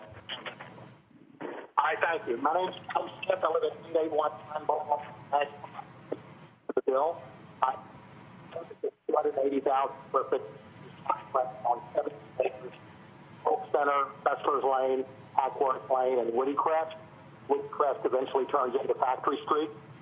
Among our tenants are various national companies, including the University of Tennessee, Nashville, College of Social Work, which occupies a significant amount of the space. We believe that this project will help providing potential housing for students and faculty. We also believe it will improve the quality of life by upgrading an unused lot and improve the livability and walkability of the area. The developer, the Cummington Capital folks, have been very responsive to our inquiry and helpful. Factory Street, at the time it gets corner of Factory and Metro Avenue is a very quiet, single-travel street, although fairly significant street as far as infrastructure. We don't believe that the development dramatically or unnecessarily burden the road system or the neighborhood construction bother us, and we're in support of the bill. Okay, thank you for calling. Ms. Godin, next caller.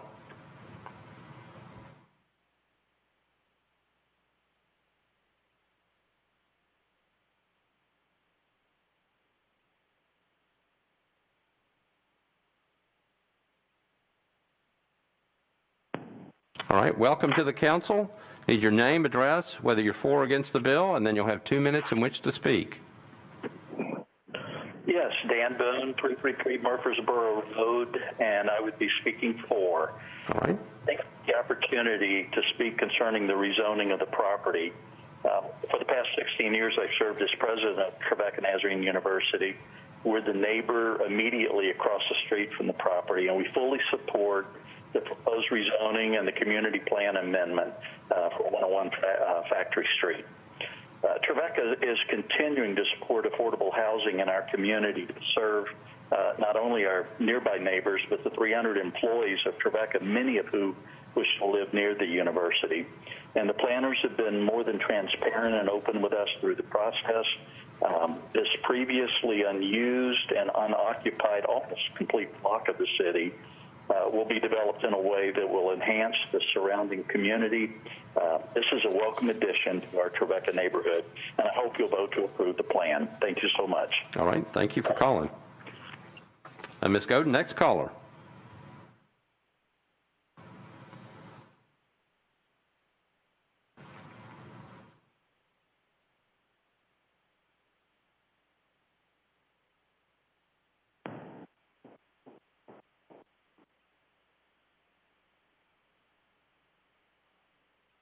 Okay, so welcome to the Metro Council. Need your name, address, and whether you're for or against the bill, and then you'll have 2 minutes in which to speak. Thank you. This is Keen Bardley, 3310 West End. I'm the attorney for King Pipeline, who is an adjacent landowner. Okay, you can proceed ahead. Thank you. My client has concerns regarding the development of the project because there has not been enough traffic information provided to it at this time. We understand some studies have been performed, but they have not been supplied yet to our client when we have requested those this week. This may resolve the issues we have with the development, but with the addition of the 200 households on this very limited access street, which is already being utilized as a cut-through because of the increased density in the area, we believe it could adversely impact the businesses that have been existing there for years and impede their ability to successfully operate their businesses. So at this time, there would be a conditional position against the project supplying information that would satisfy my client. All right, sir, can we get your address? My address is 3310 West End. Okay, all right, thank you. All right, appreciate you calling. All right, Ms. Godin, next caller. Oh, we have a call coming in right now, Vice Mayor. Okay.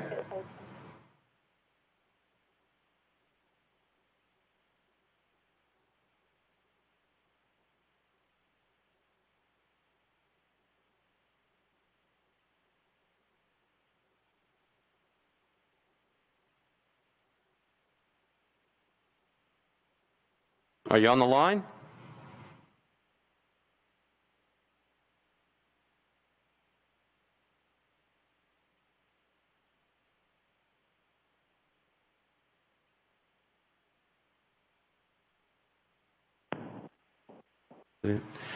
Welcome to the Metro Council. We're on BL 2021-601. If you would state your name, address, whether you're for or against the bill, and then you'll have 2 minutes in which to speak. Thank you. This is John Shepard. My address is 118 16th Avenue South. I'm here on behalf of the developer, ordinance. Okay, you can proceed ahead. Yeah, thank you. So we believe, as a developer, this ordinance will benefit the neighborhood in a variety of ways. We're building 1,800 feet of linear sidewalk, over a third of a mile of sidewalk. We're planting 62 street trees and activating a property that's been vacant for many years, and a property that sits across the street from one of our city's premier educational institutions. As has been mentioned, the vast majority of the neighboring property owners and users support this ordinance well. You did hear an objection just now from one of the property owners in regards to traffic. So I'd like to briefly address that. We did perform a traffic study as required and have provided that to Public Works. I believe it's publicly available, but we're certainly happy to share a copy with our neighbors to make sure they get it. The conclusion of that traffic study is the road network surrounding the property is very adequate for the proposed development in the ordinance. Conclusions of the traffic study are that the roads in question are operating at level of service A, which is the highest possible grade of service. It's very rare, honestly, in this business that I've seen a road network operating at level of service A. So clearly there's a lot of capacity there. In fact, we're actually expanding on that. We're widening the roads, repaving a section, and adding sidewalks, as I said. The other conclusions of the traffic study were very minor as far as adding some signage and that kind of thing, which we're, of course, doing as well. But just would also note that traffic study was performed during the COVID quarantine. However, cross-referenced traffic data from 2019 to ensure that it wasn't skewed by a lack of traffic activity as a result of COVID. So we feel really comfortable. Sir, your 2 minutes just ran out. Absolutely. Thank you very much. I appreciate it. All right. Thank you for calling. Ms. Godin, next caller. There are no more callers in the queue, Vice Mayor. Okay. Declare the public hearing closed. Councilmember Sledge, you're recognized. Thank you, Vice Mayor. Move approval with a brief comment. All right. So Bill 2021-601, Councilmember Sledge has moved approval, properly seconded. Back to you, Councilmember Sledge. Thank you, Vice Mayor. I'll be brief. This is a development that I actually alluded to a couple months ago when we were in discussions about the impacts of housing across our county, and especially in areas that have seen a lot of development and pressure on infrastructure and school systems, among other issues. This is on a vacant piece of land that is a short walk from a BRT light line in Murfreesboro Pike that has sidewalks along the way as it goes through the Trevecca campus, as you heard Dr. Boone and his support. This will also bring the infrastructure improvements that are needed to this particular portion, some of which have already been installed by industrial neighbors who have undergone renovations that triggered the sidewalk law, and planning and zoning found that this was an area that needed the sidewalks. So the sidewalks have been built in a pretty crucial stretch, and this will help connect and continue those connections. Additionally, there was discussion about affordable housing. I'll tell the council I anticipate at some point in the next year bringing a pilot on this property, as well as I've talked with the developer on providing that affordable housing, and they are fully on board with that. So this is providing dense, affordable housing in the urban core near a transit line. And I don't really know that I could ask for anything more. So for that, I would just renew my motion and ask for the council to approve. I got a motion to approve on second reading, properly seconded. Any discussion? Seeing none, all those in favor of approval say aye. Aye. Aye. Aye. Aye. Opposed, no. Vote is 44, 0 against. Mr. Cooper? Voting aye. Mendez, Hurt, Allen, Glover, Suara, Hall, Toombs, Gamble, Swope, Parker, Withers, Benedict, Van Reese, Hancock, Young, Hager, Evans, Bradford, Roten, Syracuse, Wells, Sledge, Cash, O'Connell, Roberts, Taylor, Hauser, Druffel, Murphy, Pulley, Johnston, Nash, Richard, Porterfield, Sepulveda, Rutherford, Stiles, Lee, Henderson, and Rosenberg. All right, 44-0 against for the approval motion. Any changes? Motion is approved. We're on item number 9, Bill 2021-602 by Councilmember Toombs. Councilmember Toombs, wish to have a public hearing on this one tonight? Yes, Mr. Vice Mayor. All right, if you're interested in this, go ahead and make your phone call in. Councilmember Toombs is the sponsor, Bill 2021-602. Ordinance to amend Title 17 by change from RS10 to R10 zoning for property located at 1819 River Drive, approximately 430 feet northeast of Doak Avenue. It's 0.39 acres. Again, Councilmember Toombs, the sponsor, Bill 2021-602. Ordinance to amend Title 17 by changing from RS10 to R10 zoning for property located at 1819 River Drive. It's approximately 430 feet northeast of Doak Avenue. It's 0.39 acres. Councilmember Toombs, you're recognized. Thank you, Mr. Vice Mayor. Request to open the public hearing. All right, declare the public hearing open. Anybody in the back wish to speak on this? Seeing none. Ms. Godin, anybody on the line? There are no callers in the queue, Vice Mayor. All right, I'll read it one more time. Bill 2021-602 by Councilmember Toombs. Ordinance to amend Title 17 by changing from RS10 to R10 zoning for property located at 1819 River Drive. It's approximately 430 feet northeast of Doak Avenue. It's 0.39 acres. Ms. Godin, anybody on the line? There are no callers in the queue. All right. Declare the public hearing closed. Councilmember Toombs, you're recognized. Thank you. Move for approval. Motion approved, properly seconded. Any discussion? Seeing nobody in the queue, we're voting on approval of BL 2021-602 on second reading. All those in favor say aye. Aye. Opposed, no. Aye. Opposed, no. Looks like it's 44-0 against. Mr. Cooper? Voting aye. Mendez, Hurt, Allen, Glover, Suara, Hall, Toombs, Gamble, Swope, Parker, Withers, Benedict, Van Reese, Hancock, Young, Hager, Evans, Bradford, Roten, Syracuse, Wells, Sledge, Cash, O'Connell, Roberts, Taylor, Hauser, Druffel, Murphy, Pulley, Johnston, Nash, Richard, Porterfield, Sepulveda, Rutherford, Stiles, Lee, Henderson, and Rosenberg. All right, 44-0 against. Any changes to that? Bill passes on second reading. We're on item number 10, BL 2021-603 by Councilmember Pulley. Councilmember Pulley, you wish to have a public hearing on this one tonight?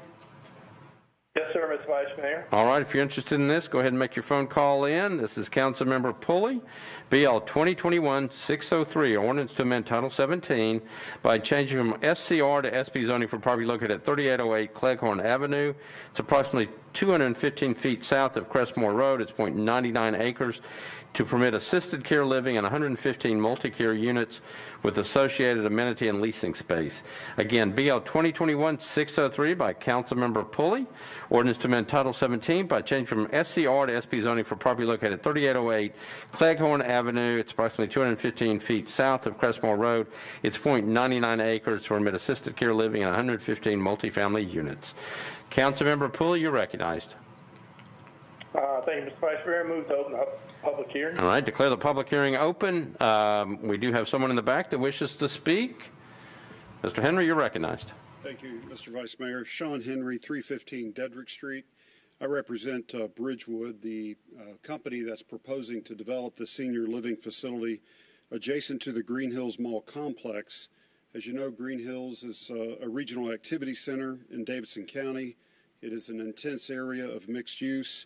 Adding this assisted care living opportunity will complement the current mixture that is there, giving seniors many choices for shopping, for eating, and for exercise. As you can imagine, there's a very low traffic associated with an assisted care living operation like this. This is going to be an extremely attractive building, architecturally speaking. It'll be an architectural gem in Green Hills, we believe. The Planning Commission has approved it unanimously with one abstention, and Councilman Pulley's leadership and guidance in reaching out to the community has been very helpful, and we appreciate that. So we ask for your approval here on second reading. Thank you. All right, thank you. Ms. Godin, anybody on the calls? Yes, Vice Mayor, you have a caller in the queue. All right, send them in.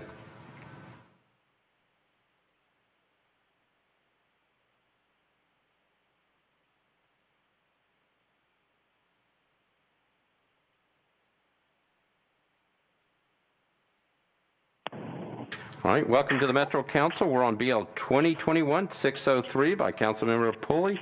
I need your name, address, whether you're for or against the bill, and then you'll have 2 minutes in which to speak. Yes, hello again. This is Andrew Walters with Catalyst Design Group, 5100 Tennessee Avenue, Tennessee. Calling support the project. Mr. Penny did a fantastic job. Briefly, with our support as the applicant. We actually conducted multiple meetings of planning in the neighborhood throughout the initial concept phases. Met initially with Councilmember Pulley and his neighborhood advisory group on September 29th, and again with the neighborhood at large on October 21st to present the project details. Additionally, we also met with planning staff throughout the process and refined the design, specifically the height, masking, and streetscape design to better conform to the policy objectives of staff.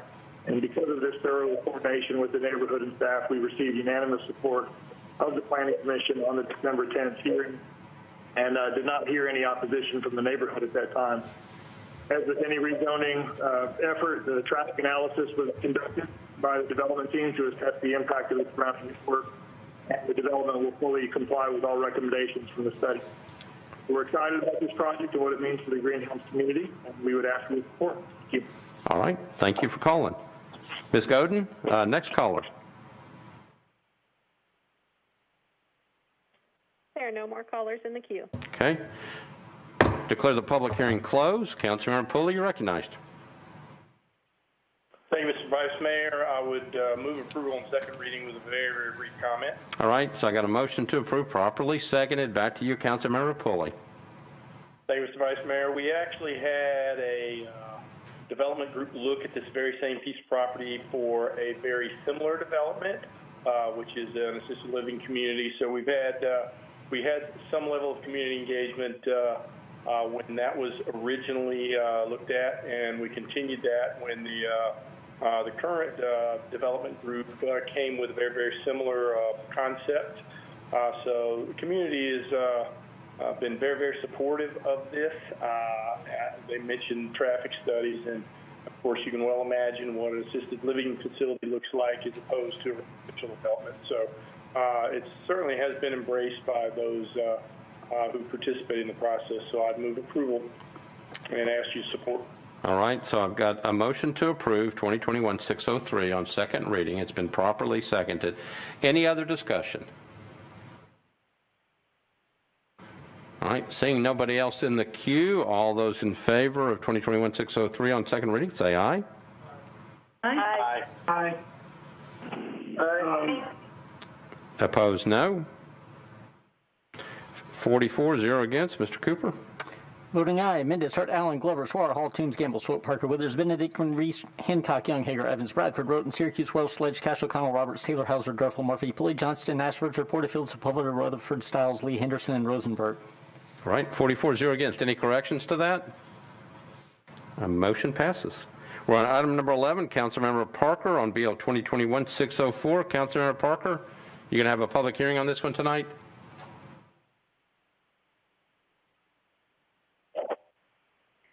Pardon me, give me 1 second, Vice Mayor. Okay. We're on item number 11, BL 2021-604.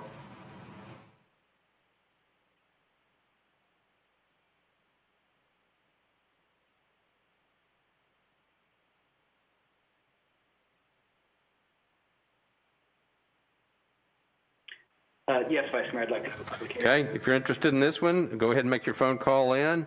BL 2021-604 by Councilmember Parker. Ordinance to amend Title 17 by changing from IR to MUGA-NS zoning for properties located at 900 and 914 East Trinity Lane at the southeast intersection of Ellington Parkway and East Trinity Lane is 5.88 acres. Again, Councilmember Parker, BL 2021-604, an ordinance to amend Title 17 by changing from IR to MUGA-NS zoning for properties located at 900 and 914 East Trinity Lane, the southeast intersection of Ellington Parkway and East Trinity Lane, 5.88 acres. Councilmember Parker, you're recognized on your bill. Thank you, Vice Mayor. I'd like to open the public hearing. Okay, call for the public hearing. There is no one now in the gallery in the back. Ms. Godin, do we have anybody on the phone lines? There are no callers in the queue, Vice Mayor. Okay, going to read it one more time. BL 2021-604, an ordinance to amend Title 17 by changing from IR to MUGANS zoning for properties located at 900 and 914 East Trinity Lane. It's the southeast intersection of Ellington Parkway and East Trinity Lane. It's 5.88 acres. Ms. Godin, anybody on the phone? There are no callers in the queue. Okay, declare the public hearing closed. Councilmember Parker, you're recognized. Thank you, Vice Mayor. I'd like to move for approval. Okay, got a motion to approve, properly seconded. Any discussion? Seeing nobody in the queue, we're ready to vote. All those in favor of BL 2021-604 on passage on second reading, say aye. Aye. Aye. Aye. Aye. Opposed, no. Looks like it's 44-0 against. Mr. Cooper? Voting aye. Mendez, Hurt, Allen, Glover, Suara, Hall, Toombs, Gamble, Swope, Parker, Withers, Benedict, Van Reese, Hancock, Young, Hager, Evans, Bradford, Roten, Syracuse, Wells, Sledge, Cash, O'Connell, Roberts, Taylor, Hauser, Druffel, Murphy, Pulley, Johnston, Nash, Richard, Porterfield, Sepulveda, Rutherford, Stiles, Lee, Henderson, and Rosenberg. All right, 44-0 against. Any corrections to that? Motion passes. We're on item number 12. Councilmember Sledge, Bill 2021-605. Public hearing on this one tonight? Yes, please, Vice Mayor. All right, if you're interested in this, go ahead and make your phone call in. Bill 2021-605 by Councilmember Sledge, ordinance to amend Title 17 by change from RS5 to R6A zoning for property located at 2201 Fox Avenue at the corner of Glen Rose Avenue and Fox Avenue, 0.25 acres. Again, BL 2021-605 by Councilmember Sledge, ordinance to amend Title 17 by change from RS5 to R6A zoning for property located at 2201 Fox Avenue at the corner of Glen Rose Avenue and Fox Avenue. It's 0.25 acres. Councilmember Sledge, you're recognized.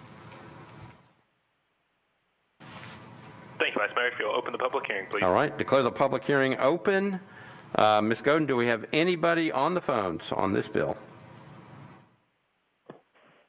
There are no callers in the queue, Vice Mayor. All right, it's Bill 2021-605 by Councilmember Sledge, ordinance to amend Title 17 by change from RS5 to R6A zoning for property located at 2201 Fox Avenue at the corner of Glen Rose Avenue and Fox Avenue, 0.25 acres. Ms. Godin, anybody on the phone? There are no callers in the queue. Declare the public hearing closed. Councilmember Sledge, you're on your bill. Thank you, Vice Mayor. I move approval. Motion is to approve, properly seconded. Any discussion? All right, seeing nobody in the queue, we're on BL 2021-605 on second reading. All those in favor say aye. Aye. Aye. Aye. Aye. Opposed, no. Aye. Opposed, no. Looks like it's 44-0 against. Mr. Cooper, you're recognized. Voting aye. Mendez, Hurt, Allen, Glover, Suara, Hall, Toombs, Gamble, Swope, Parker, Withers, Benedict, Van Reese, Hancock, Young, Hager, Evans, Bradford, Roten, Syracuse, Wells, Sledge, Cash, O'Connell, Roberts, Taylor, Hauser, Druffel, Murphy, Pulley, Johnston, Nash, Richard, Porterfield, Sepulveda, Rutherford, Stiles, Lee, Henderson, and Rosenberg. All right, vote is 44-0 against. Any changes? Motion passes. We're on item number 13, BL 2021-606 by Councilmember Toombs. Councilmember Toombs, public hearing on this one tonight? Yes, Mr. Vice Mayor. All right, if you're interested in this, go ahead and make your phone call in. 2021-606, ordinance to amend Title 17 by changing from RS5 to RM20ANS zoning for property located at 18 Willis Street, approximately 315 feet north of Baptist Rural Center Drive, 0.13 acres. Again, Councilmember Toombs, BL 2021-606, ordinance to amend Title 17 by changing from RS5 to RM20ANS zoning for property located at 18 Willis Street.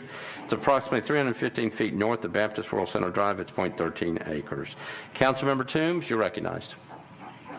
Thank you. Request to open the public hearing. Declare the public hearing open. Ms. Godin, anybody on the phones? There are no callers in the queue, Vice Mayor. Okay, I'll read it one more time. Councilmember Toombs, BL 2021-606, ordinance to amend Title 17 by change from RS5 to RM20ANS zoning for property located at 18 Willis Street, approximately 315 feet north of Baptist Rural Center Drive. It's 0.13 acres. Ms. Godin, anybody on the phone? There are no callers in the queue. Okay, thank you. Declare the public hearing closed. Councilmember Toombs, you're recognized. Thank you, Mr. Vice Mayor. Move for approval. Okay, got a motion to approve, properly seconded. Any discussion?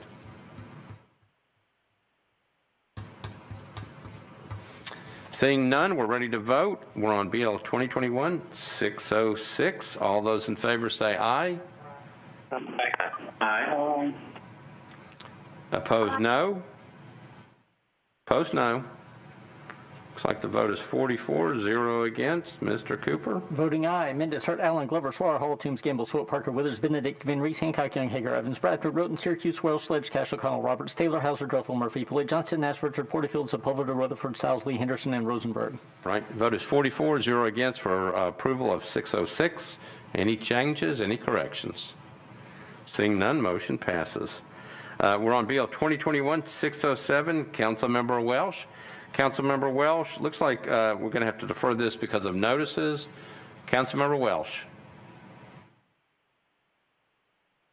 Thank you, Mr. Vice Mayor. Yes, I move for deferral because of lack of notice, if I need to make that motion. All right, so it's deferred to the next meeting, the first meeting in March. So let me read the caption, BL 2021-607. Ordinance to amend Title 17 by changing RS5 to RM20A NS zoning for property located at 323 Whitsett Road, southwest corner of Fannie Williams Street and Whitsett Road. It's .17 acres. I think it's deferred automatically until the next meeting, the first meeting in March. All right? All right. Thank you. Thank you, Mr. Vice. Okay. We're on item number 15, BL 2021-608. Councilmember Allen, do you wish to have a public hearing on this one tonight? Councilmember Allen is talking, but there's no sound, but I saw her head shake. Now there's sound.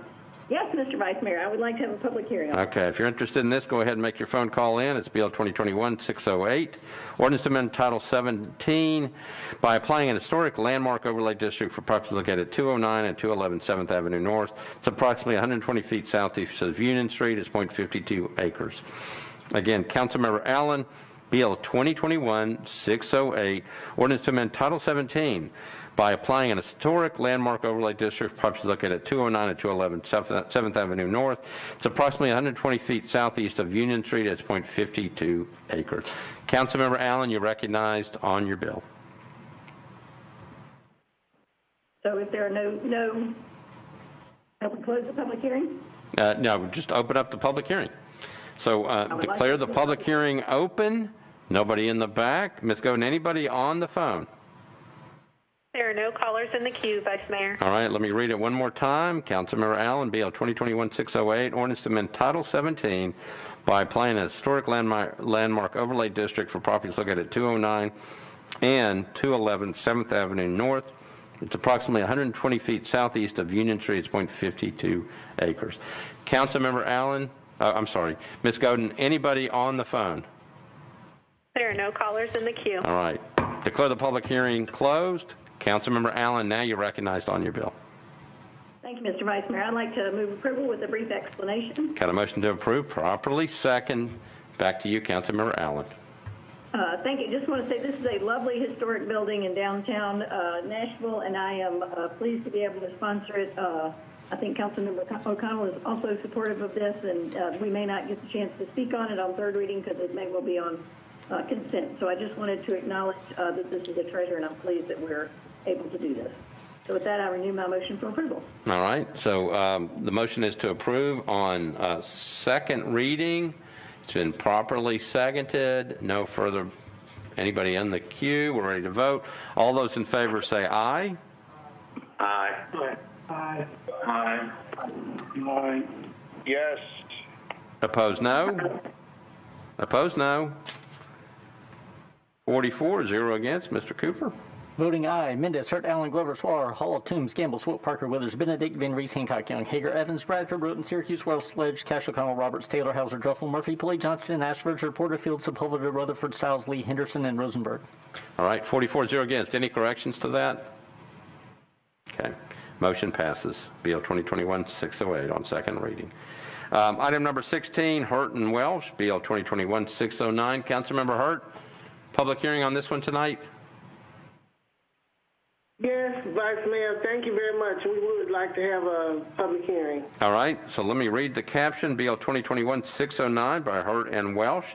Ordinance to amend Title 17 by changing from RM20 to DTC zoning in the Hope Gardens DTC sub-district for properties located at 1025 and 1029 11th Avenue North, corner of Meharry Boulevard and 11th Avenue North. It's 0.42 acres. And to update associated maps within Chapter 17.37 of the zoning code. Again, Hurt and Welsh, Bill 2021-609, ordinance to amend Title 17 by changing from RM20 to DTC zoning and the Hope Gardens DTC sub-district for properties located at 1025 and 1029 11th Avenue North, corner of Meharry Boulevard and 11th Avenue North. It's 0.42 acres. Councilmember Hurt, you're recognized. Thank you, Mr. Vice Mayor. I'd like to open the public hearing. Okay, declare the public hearing open. Ms. Godin, do we have anybody on the phone? Yes, Vice Mayor, we have a call coming in. Okay, send them in.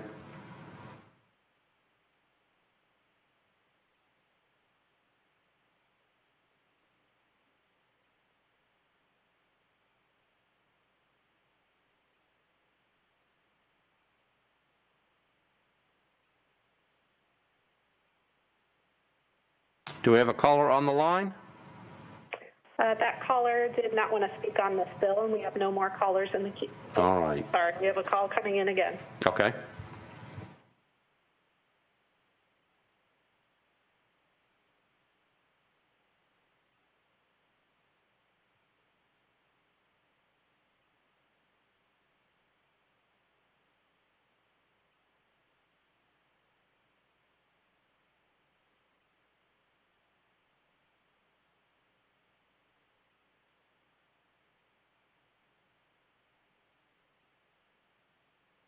Vice Mayor, there are no more callers in the queue. All right. Declare the public hearing closed. Councilmember Hurt, you're recognized on your bill. Thank you very much, Vice Mayor. I'd just like to give a brief explanation indicating that this is a project that the Mount Zion Church has been planning and preparing for several years. They even, shortly after they opened up their location on Murfreesboro Road as well as Old Hickory Boulevard, they always had plans to enhance the historic Jefferson Street location, and this is going to be a mixed-use development that's going to include some amenities for the community, as well as housing and residents, and just a wonderful dream center that's going to serve that community and the huge church population that Bishop Walker serves. I really want to congratulate them on their perseverance and devotion and fortitude in staying with this project and making sure that even though it was a delay, it was not a denial, that they will soon be able to enhance the Jefferson Street and North Nashville community in such a magnified way. I'd also defer to Councilman O'Connell because he's been very supportive, and if he wants to have anything to say, I will give the floor to him. All right, Councilmember Hurt, let's get a motion to approve on this bill, Bill 2021-609. I move to approve. I apologize. We got a motion to approve, properly seconded. Any discussion on this bill?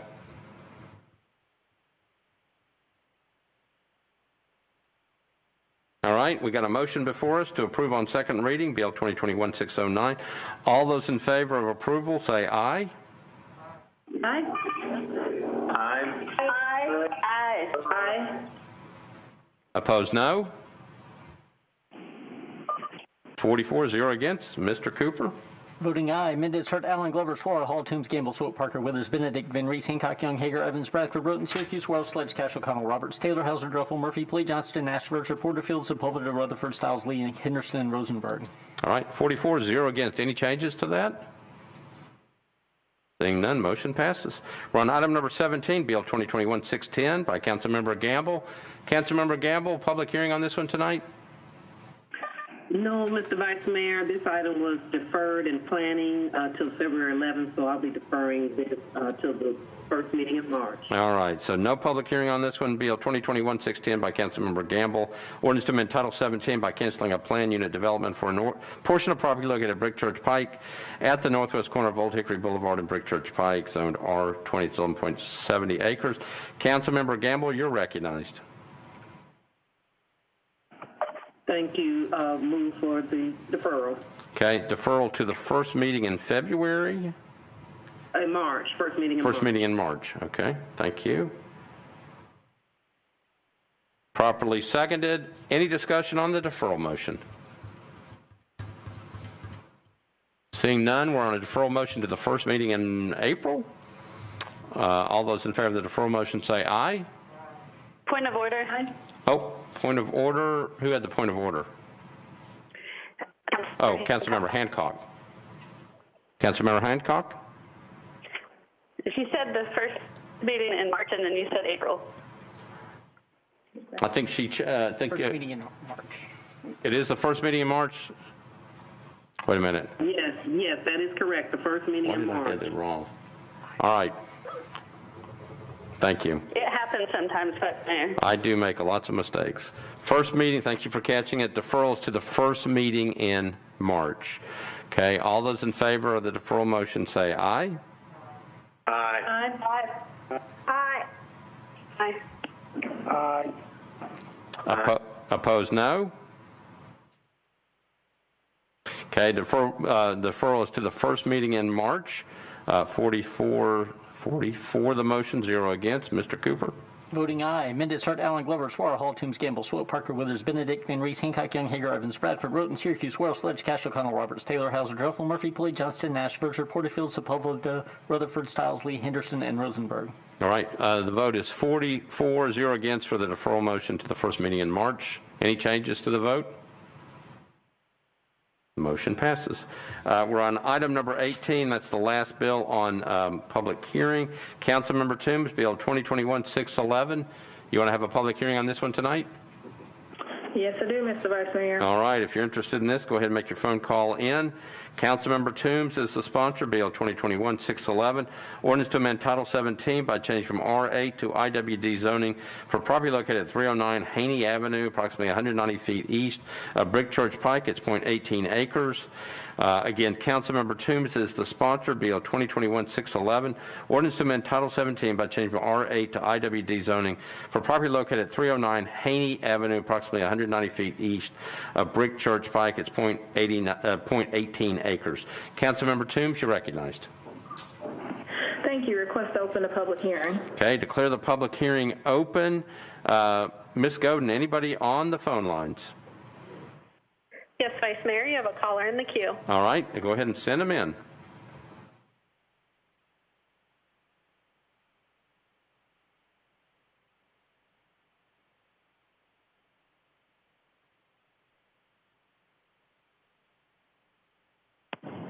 Okay.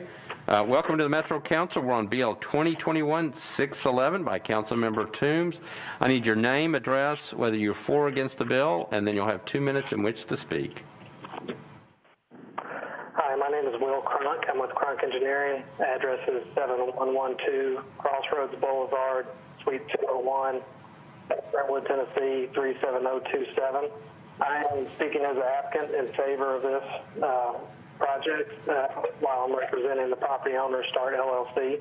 I'd like to thank Councilmember Toombs for her help with this project.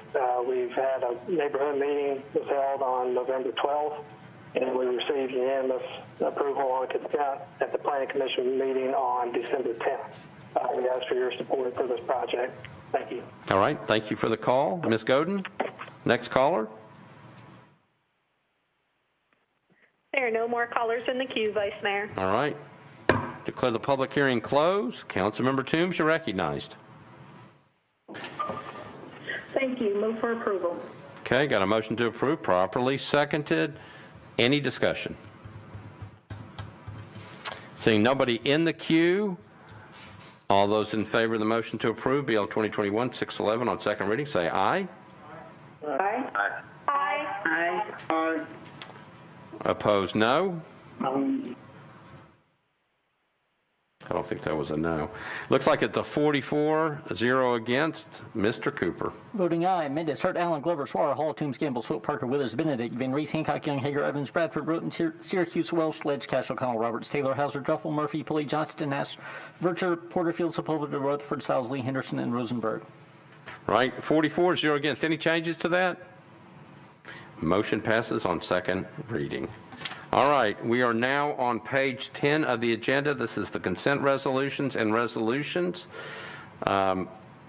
Every resolution is on the consent agenda. Okay, every resolution is on the consent agenda. So is it okay if do I have to read the numbers, or can I just say they're all on the consent agenda? You can just say they're all on the consent agenda. They're all on the consent agenda. Anything that needs to be bumped, Councilmember Parker has his hand raised. Councilmember Parker? Thank you, Vice Mayor. I need to bump 632. Okay, 632 is bumped, so not all resolutions are on the consent agenda. Okay, anybody else needs to bump anything?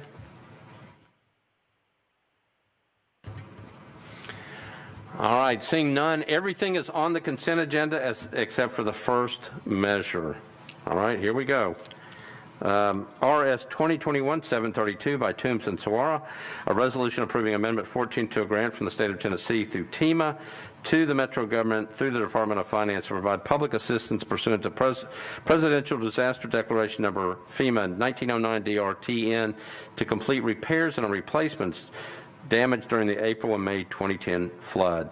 RS 2021-733 by Suara and Toombs, resolution authorizing the Metropolitan Mayor to submit the Nashville Davidson CARES Act Substantial Amendment 2 to the 2019-2020 Annual Action Plan to the 2018-2023 Consolidated Plan for Housing and Community Development. Item number 22, RS 2021-734 by Parker and Allen, resolution to extend the provisions of Section 13.32.165E of the Metropolitan Code relative to sidewalk cafes. RS 2021-735 by Toombs, Murphy, and others, resolution declaring surplus and improving the disposition of certain parcels of real property in accordance with the Metropolitan Code. RS 2021-736 by Toombs and Rutherford, resolution approving Amendment 1 to the contract between the Metropolitan Government of Nashville and Davidson County and InfoSapient, Inc. for database administration support for the Oracle-hosted e-business suite R12 application. RS 2021-737 by Toombs and Van Reese, a resolution approving an application for a major cultural institution grant from the Tennessee Arts Commission to the Metropolitan Government, acting by and through the Metropolitan Nashville Arts Commission to provide general operating support. Item number 26, RS 2021-738, Murphy, Toombs, Van Reese, and Allen, resolution approving Amendment 1 to a grant from the Nashville Parks Foundation to the Metropolitan Government through the Metropolitan Nashville Parks and Recreation Department to fund improvements to the Elmington Park tennis courts. RS 2021-739, Toombs and Van Reese, resolution accepting a grants package from the Friends of Warner Parks to the Metropolitan Government through the Metropolitan Board of Parks and Recreation to continue funding staff positions and copier costs. RS 2021-740 by Withers, Toombs, and Van Reese, resolution accepting an in-kind grant from the Friends of Shelby Park and Bottoms to the Metropolitan Government, acting through the Metropolitan Board of Parks and Recreation to provide golf course design services for tree replacement caused by the March 2020 tornado. Toombs, Taylor, Allen, and Suara on resolution RS 2021-741, resolution approving a subrecipient grant by and between the Metropolitan Development and Housing Agency and the Metropolitan Government, acting through the Department of Social Services for one-time payments of first month's rent and security utility deposits on behalf of homeless persons obtaining housing through various campaigns. RS 2021-742, Toombs and Gamble, resolution approving an application for a hazardous materials emergency preparedness grant from the state of Tennessee through TEMA to the Metropolitan Government. RS 2021-743, Toombs and Gamble, resolution approving an intergovernmental agreement between the Metropolitan Government through the Police Department and Williamson County through the Williamson County Sheriff's Office for the distribution of state grant funds to assist with investigations of internet crimes against children. Item number 32, RS 2021-744, Toombs and Gamble, similar resolution approving an intergovernmental agreement between the Metro Government, Police Department, and the Tennessee Association of Chiefs of Police excuse me, for the distribution of state grant funds to assist with investigations of internet crimes against children. Excuse me, I'm losing my voice.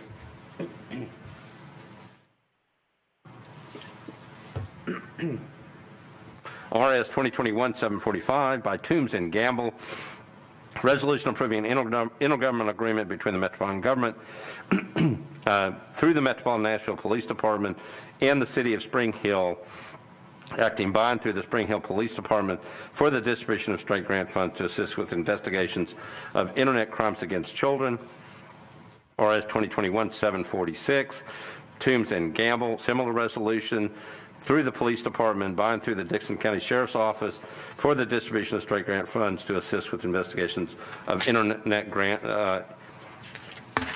crimes against children. RS 2021-747, Toombs and Gamble, similar resolution, Metropolitan Nashville and Davidson County through the Nashville Police Department and the City of Cookeville by and through the Cookeville Police Department for the distribution of state grant funds to assist with investigations of internet crimes against children.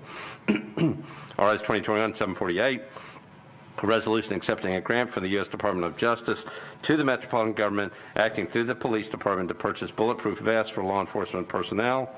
Resolution RS 2021-749, Toombs is the sponsor. Resolution authorizing the Metropolitan Department of Law to compromise and settle a personal injury claim of Bruce Conrad against the Metropolitan Government of Nashville and Davidson County in the amount of $11,000. Said amounts to be paid out of the self-insured liability fund. RS 2021-750, resolution approving Amendment 1 to an agreement between the State of Tennessee, Department of Transportation, and the Metropolitan Government through the Department of Public Works for the acceptance of work in connection with the construction of a complete street project on Gallatin Pike from Alta Loma Road to Liberty Lane. That's by sponsors are Young, Toombs, Murphy, and Nash. Toombs and Nash on RS 2021-751, resolution approving Amendment 1 to a contract between the Metropolitan Government and Davidson County through Public Works and BFI Waste Services to extend the contract by 5 years, update the per ton charge for municipal waste, and amend certain other parts of the contract.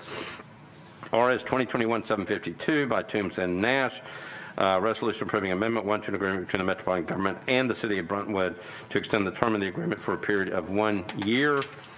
RS 2021-753 by Councilmember Toombs, resolution authorizing the Department of Law to compromise and settle the property damage claim of Hannah Anke against the Metropolitan Government in the amount of $25,342.90, amount to be paid out of the self-insured liability fund. And RS 2021-754 by Councilmember Toombs, resolution authorizing the Metropolitan Department of Law to compromise and settle the property damage claim of the Nolensville College Grove Utility District against the Metropolitan Government in the amount of $70,503, said amount to be paid out of the self-insured liability fund. Thank you for hanging with me. Anything needs to be bumped off the consent calendar besides that first one?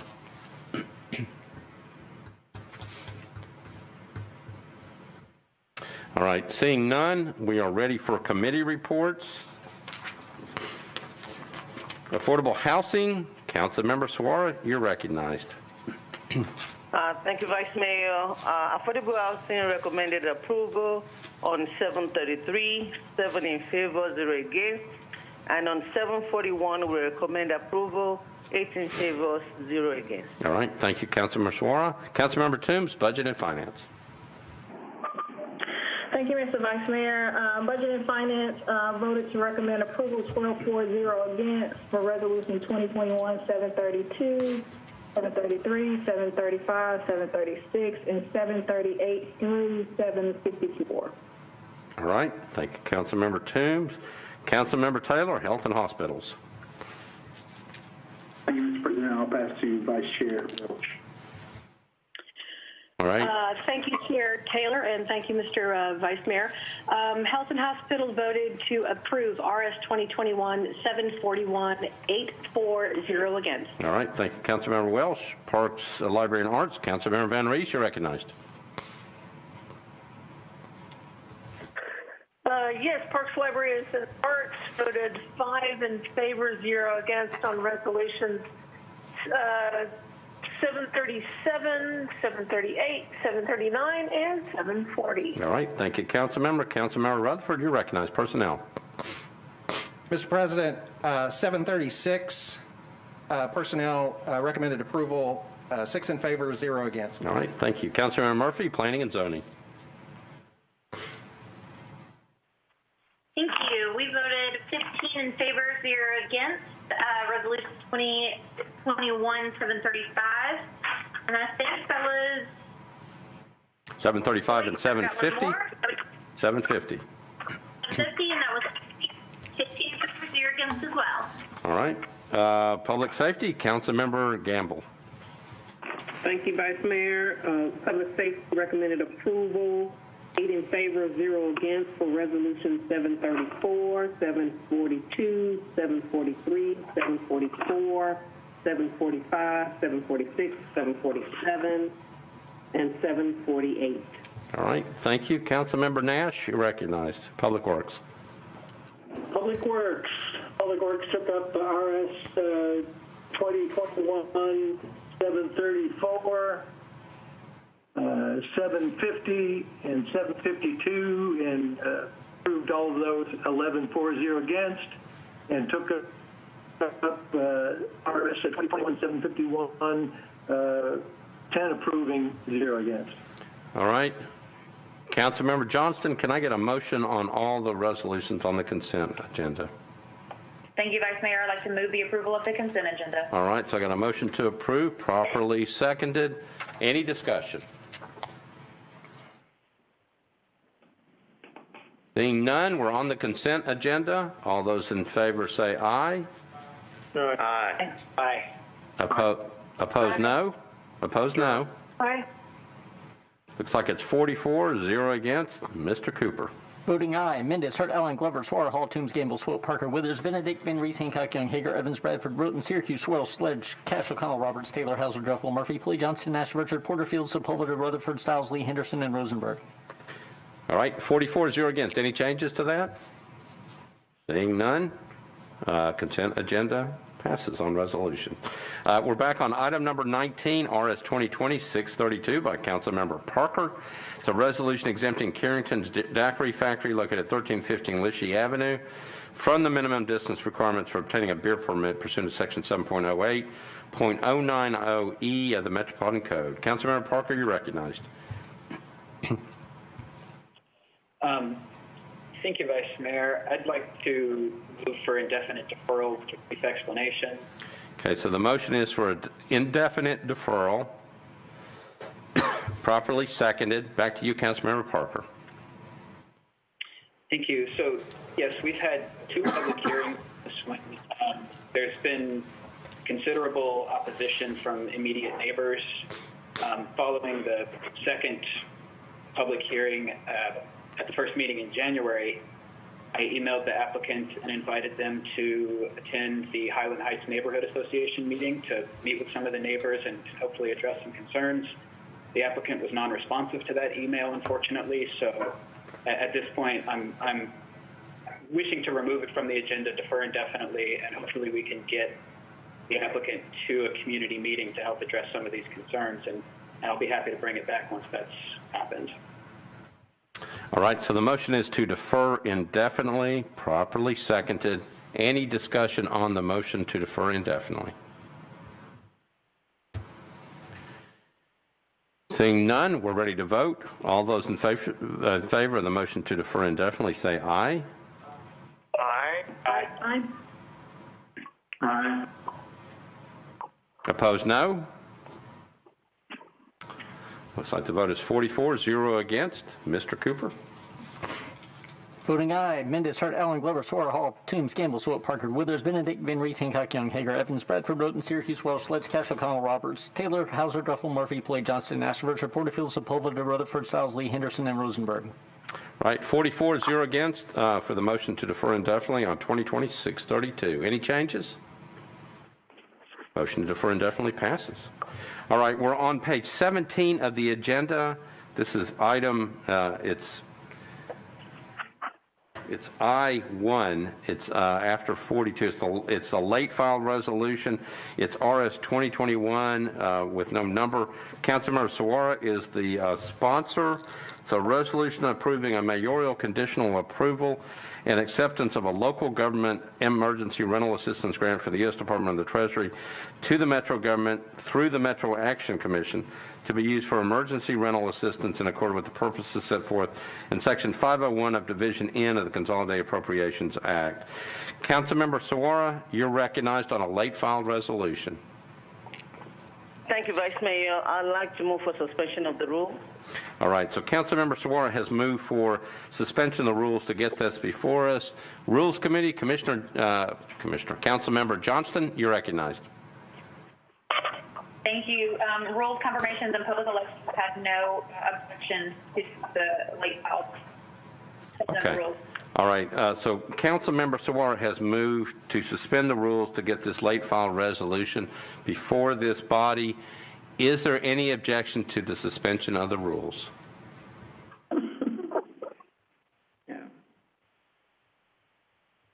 Seeing no objection, the rules are suspended. Councilmember Saguaro, you're recognized on your late file resolution. And I know you've got some committee reports as well. Yes, thank you. Committee reports, please. All right. Budget and Finance, Councilmember Toombs. Thank you. Budget and Finance voted to recommend approval, 12-4-0 against. All right, and Councilmember Saguaro, you have the other one. Affordable Housing recommended approval, 8-4-0 against. All right, Councilmember Saguaro, you're on your resolution, your late file resolution. Thank you. I move for approval with a brief explanation. All right, so the motion is to approve, properly seconded. Back to you, Councilmember Saguaro. Thank you, Vice Mayor. This resolution is approving approximately $20.9 million from the government to help with rental assistance for our citizens. The agency that will be in charge will be Metro Action Commission. I happen to serve on that board, and I know they're able and ready. The agency is already putting things in place to make sure that people are able to apply, and there will be notices sent out. The agency is also meeting with landlord and community partners to get the information out so that people would know when to apply for this. One thing that is also worthy of note is that this grant specifies that people that are in need are supposed to be prioritized, and so it's not just first come, first served basis. To that end, the agency will be setting aside some amount for the seriously in need members of our community. So with that, there is a time sensitivity with the resolution. The amount is supposed to be spent by a certain time, which is why it was late filed. And so we need the money. We need to get it to the people. We need to make sure we do what we need to do. So with that, I ask for your support. Thank you. All right. Thank you, Councilmember Saguaro. It appears that we also have a Health and Hospitals Committee report. Can I get that one from Councilmember Taylor? Actually, Vice Mayor, it's Councilmember Welsh. Councilmember Welsh. Health and Hospital approved late resolution 8-4-0 against. All right. Thank you, Councilmember Welsh. All right. So I have a motion to approve by Councilmember Saguaro on this late file resolution. It's been properly seconded. I've got people in the queue. Councilmember Welsh, was that because of the committee report? Yes, Vice Mayor. Okay. I will remove my hand. Thank you. All right. Councilmember Johnston, you're recognized.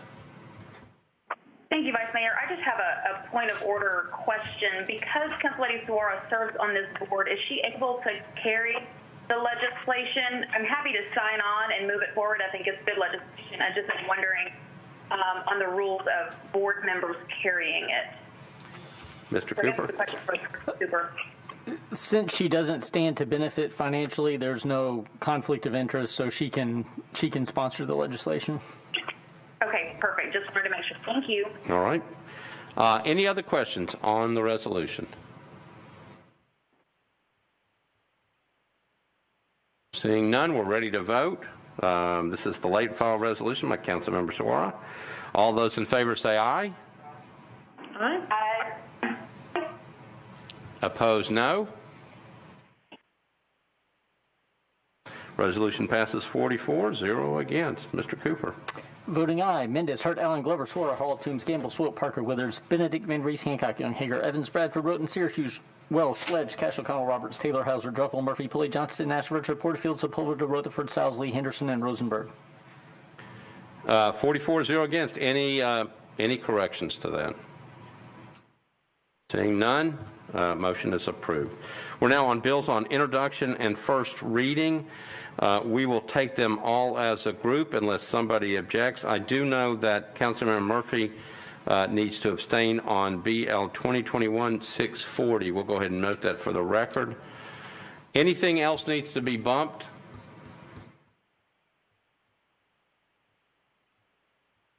I'm checking. See nobody's hands up. Councilmember O'Connell, you're recognized. Thank you, Mr. President. I need to bump BL 2021-617. Okay. So BL 2021-617 will be bumped off of the overall reading of all the other bills on introduction and first reading. Anything else needs to be bumped? All right. Seeing none, we are voting on bills on introduction and first reading. Can I get a motion? I got a motion to approve all bills on introduction and first reading. Properly seconded. The only one that's come off is BL 2021-617.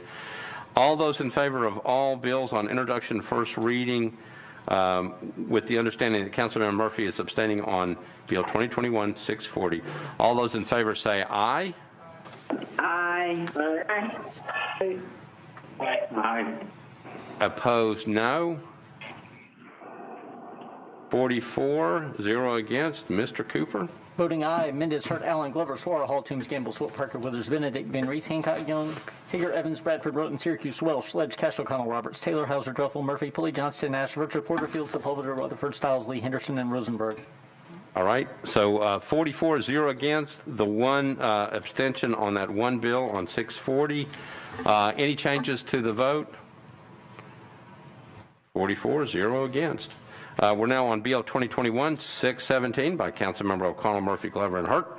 Ordinance repealing resolution number RS 2021-54 pertaining to the $10 million annual Metro Water Services payment in lieu of taxes and amending Chapter 15.32 of the Metropolitan Code to reduce water rates to offset the $10 million. Councilmember O'Connell, you're recognized on your bill.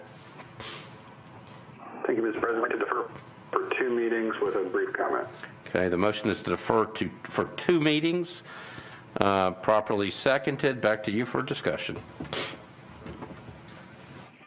Thank you. I've had good interest from colleagues in the concept here, but I've also had good early discussions with Metro Finance and wanted to give them a chance to respond to the filing. I think they've got some information that they wanted to share both with me and I know with colleagues as well.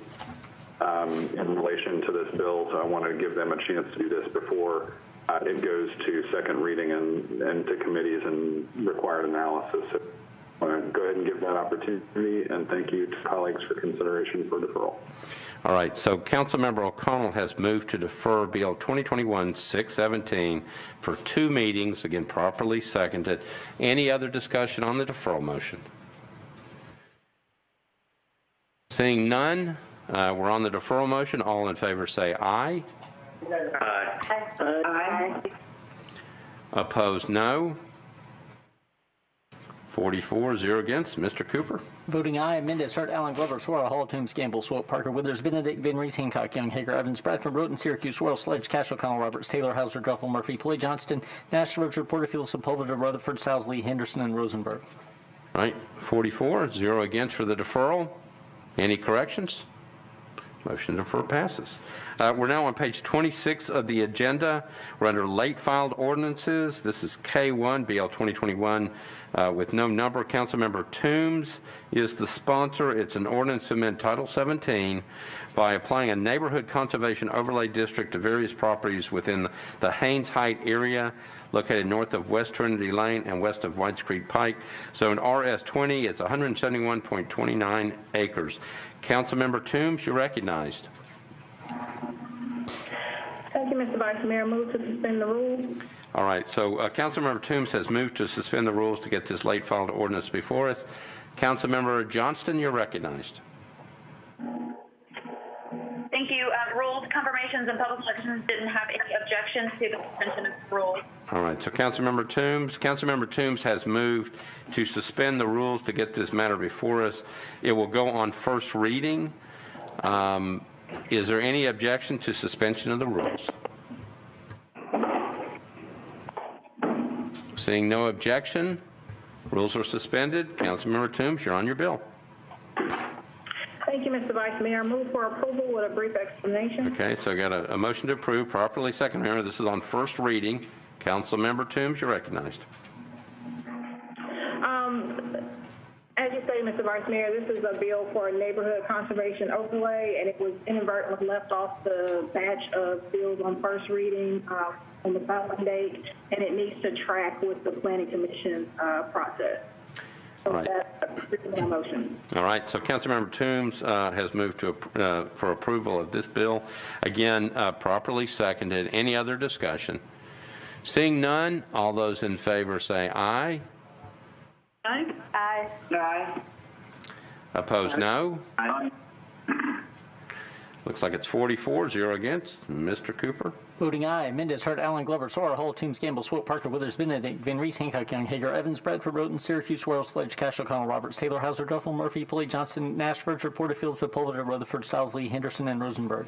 Okay, 44, 0 against for approval on first reading. Any corrections? Motion is approved. We're now on bills on second reading, and we do have a consent calendar. Item number 73, Bill 2025-56 is on consent. Item number 74, Bill 2025-73 is on consent. Item number 79, BL 2021-612 is on consent. Item 81, BL 2021-614 is on consent. And BL 2021-615 is on consent. 556, 573, 612, 614, and 615 are on consent. Anything needs to be bumped off of that?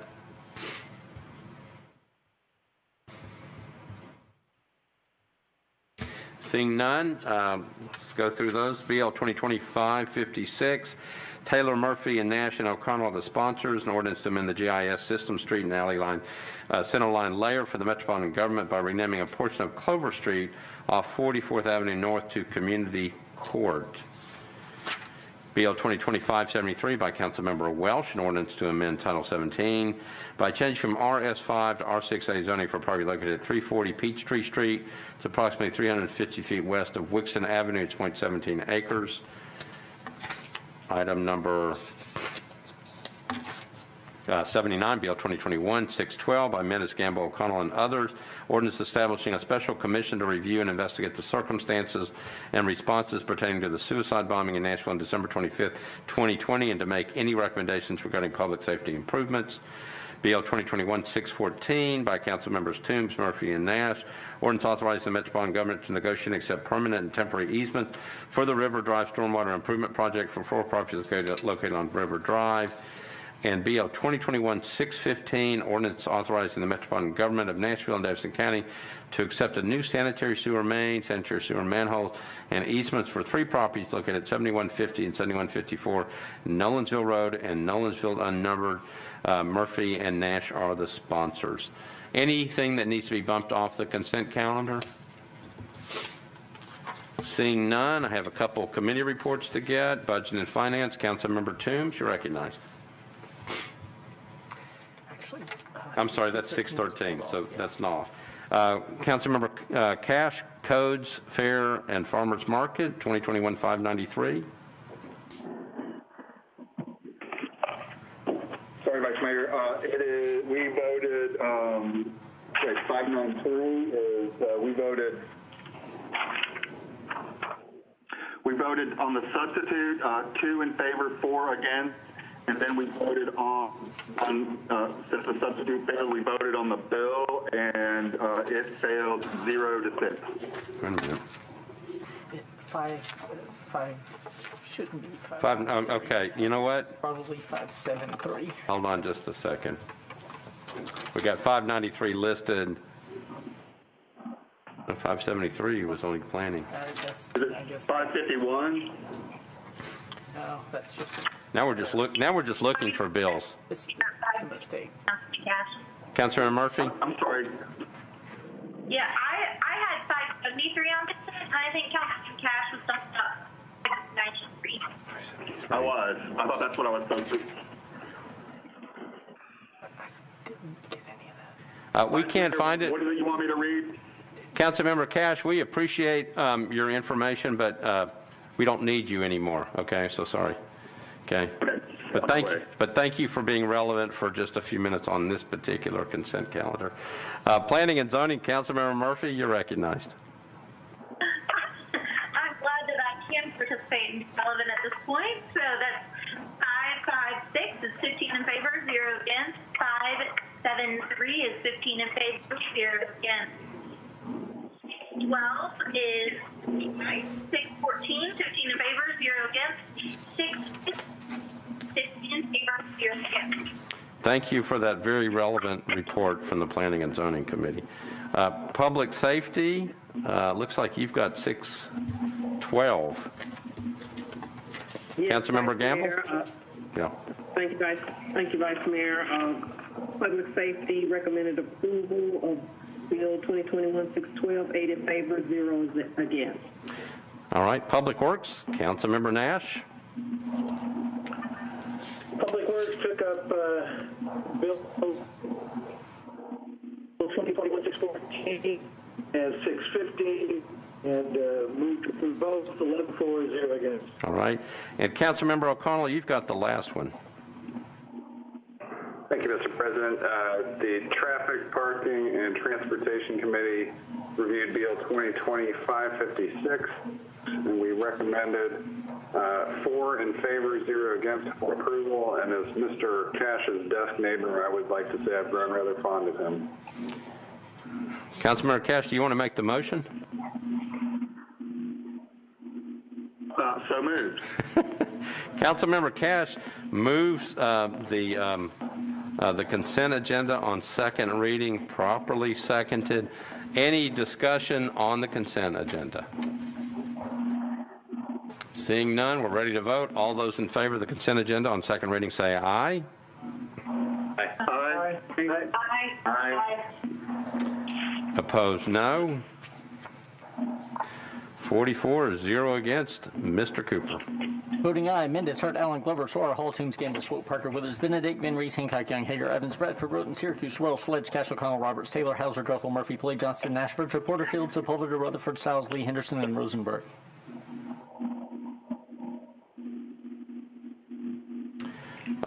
So it's 40 in favor, 0 against on items on the second reading on the consent agenda. We're on item number 71 by Councilmember Druffel. This is BL 2020-534. We're on page 27. Councilmember Druffel, an ordinance amending the debt management policy for the Metropolitan Government of Nashville and Davidson County to place a cap on the percentage of budgeted revenues devoted to debt service, amending section 5.04.110 to require a quarterly debt report from the Director of Finance. Councilmember Druffel, you're recognized on BL 2020-534. I'd like to move the substitute. All right. Let's get committee reports first. All right, so committee reports. Councilmember Toombs, let's go that way first. Thank you, Mr. Vice Mayor. Budget and Finance voted to recommend approval of the bill as substituted, 12-4-0 against. All right, I think that's all the committee reports. Back to you, Councilmember Druffel. Now you can move your substitute. Yeah, I'd like to move my substitute. Okay, Councilmember Druffel has moved to substitute, properly seconded. Back to you for an explanation. Yeah, having a good conversation with the State Comptroller's Office and Finance Chair Crumbo, I took the 17% cap off recognizing that it wasn't good policy, it would impact our bonds. So that was the primary thing. Hello, pumpkin seed. Sorry. Anyhow, I think I got a different comment there. The primary purpose of this is informational, where when the direct finance director presents the capital spending plan, not only does he present the dollars, but he would then give us a framework of forecasts and benchmarks so that we look at it in a greater context and can then make better decisions, not only what is currently happening, but what its long-term implications. So the two benchmarks we came up with were the debt for operating budget and then the debt for appraised value, which are all relevant for the State Controller's Office. So we think that will help us really make better decisions and have a better understanding of not only how much we're spending, but what are the long-term implications from that spending. So with that, I answer any questions and be glad to move the substitute. All right, so Councilmember Druffel has moved to substitute. It's been properly seconded. Any discussion on the substitute? Seeing none, we're ready to vote. All those in favor of the substitute say aye. Aye. Aye. Opposed, no. Substitutes approved 44, 0 against. Mr. Cooper? Voting aye. Mendez, Hurt, Allen, Glover, Suara, Hall, Toombs, Gamble, Swope, Parker, Withers, Benedict, Van Reese, Hancock, Young, Hager, Evans, Bradford, Roten, Syracuse, Welsh, Ledge, Cash, O'Connell, Roberts, Taylor, Hauser, Druffel, Murphy, Pulley, Johnson, Nash, Richard, Porterfield, Sepulveda, Rutherford, Stiles, Lee, Henderson, and Rosenberg. All right, 44, 0 against. That the substitute is approved. We're back on the bill as substituted. Councilmember Druffel, you're recognized. Yeah, I moved the bill as substitute. Okay, so Councilmember Druffel has moved his bill as substituted for passage on second reading, properly seconded. Discussion on the bill as substituted. Councilmember O'Connell, you're recognized. Thank you, Mr. President. Can I just get a quick summary of what the bill as substituted actually does, what the impact is? I know it must be considerably different from the bill as filed, so I just want to make sure I understand what the actual impact is to any Metro Finance operations. Mr. Cooper, you want to do that? The first thing it does is it removes the cap on the amount of debt, so it would no longer be amending the debt policy to put in a cap. Instead, it would require a report every time a capital spending plan is filed that includes a number of metrics that are geared towards helping the council determine what the impact enacting the capital spending plan will have on Metro's overall debt and debt to operating expenses. So it's to provide more information at the time a capital spending plan is approved. Great. Thank you so much. All right. Thank you, Councilmember O'Connell. Any other questions on the bill as substituted? Seeing none, I think we're ready to vote. All those in favor of Bill 2020-534 as substituted, say aye. Aye. Aye. Aye. Opposed, no. Say pumpkin seed. I didn't hear one.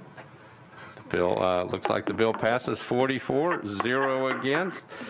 As substituted, Mr. Cooper. Voting aye. Mendez, Hurt, Allen, Glover, Suara, Hall, Toombs, Gamble, Swope, Parker, Withers, Benedict, Van Reese, Hancock, Young, Hager, Evans, Bradford, Roten, Syracuse, Wells, Sledge, Cash, O'Connell, Roberts, Taylor, Hauser, Druffel, Murphy, Pulley, Johnston, Nash, Richard, Porterfield, Sepulveda, Rutherford, Stiles, Lee, Henderson, and Rosenberg.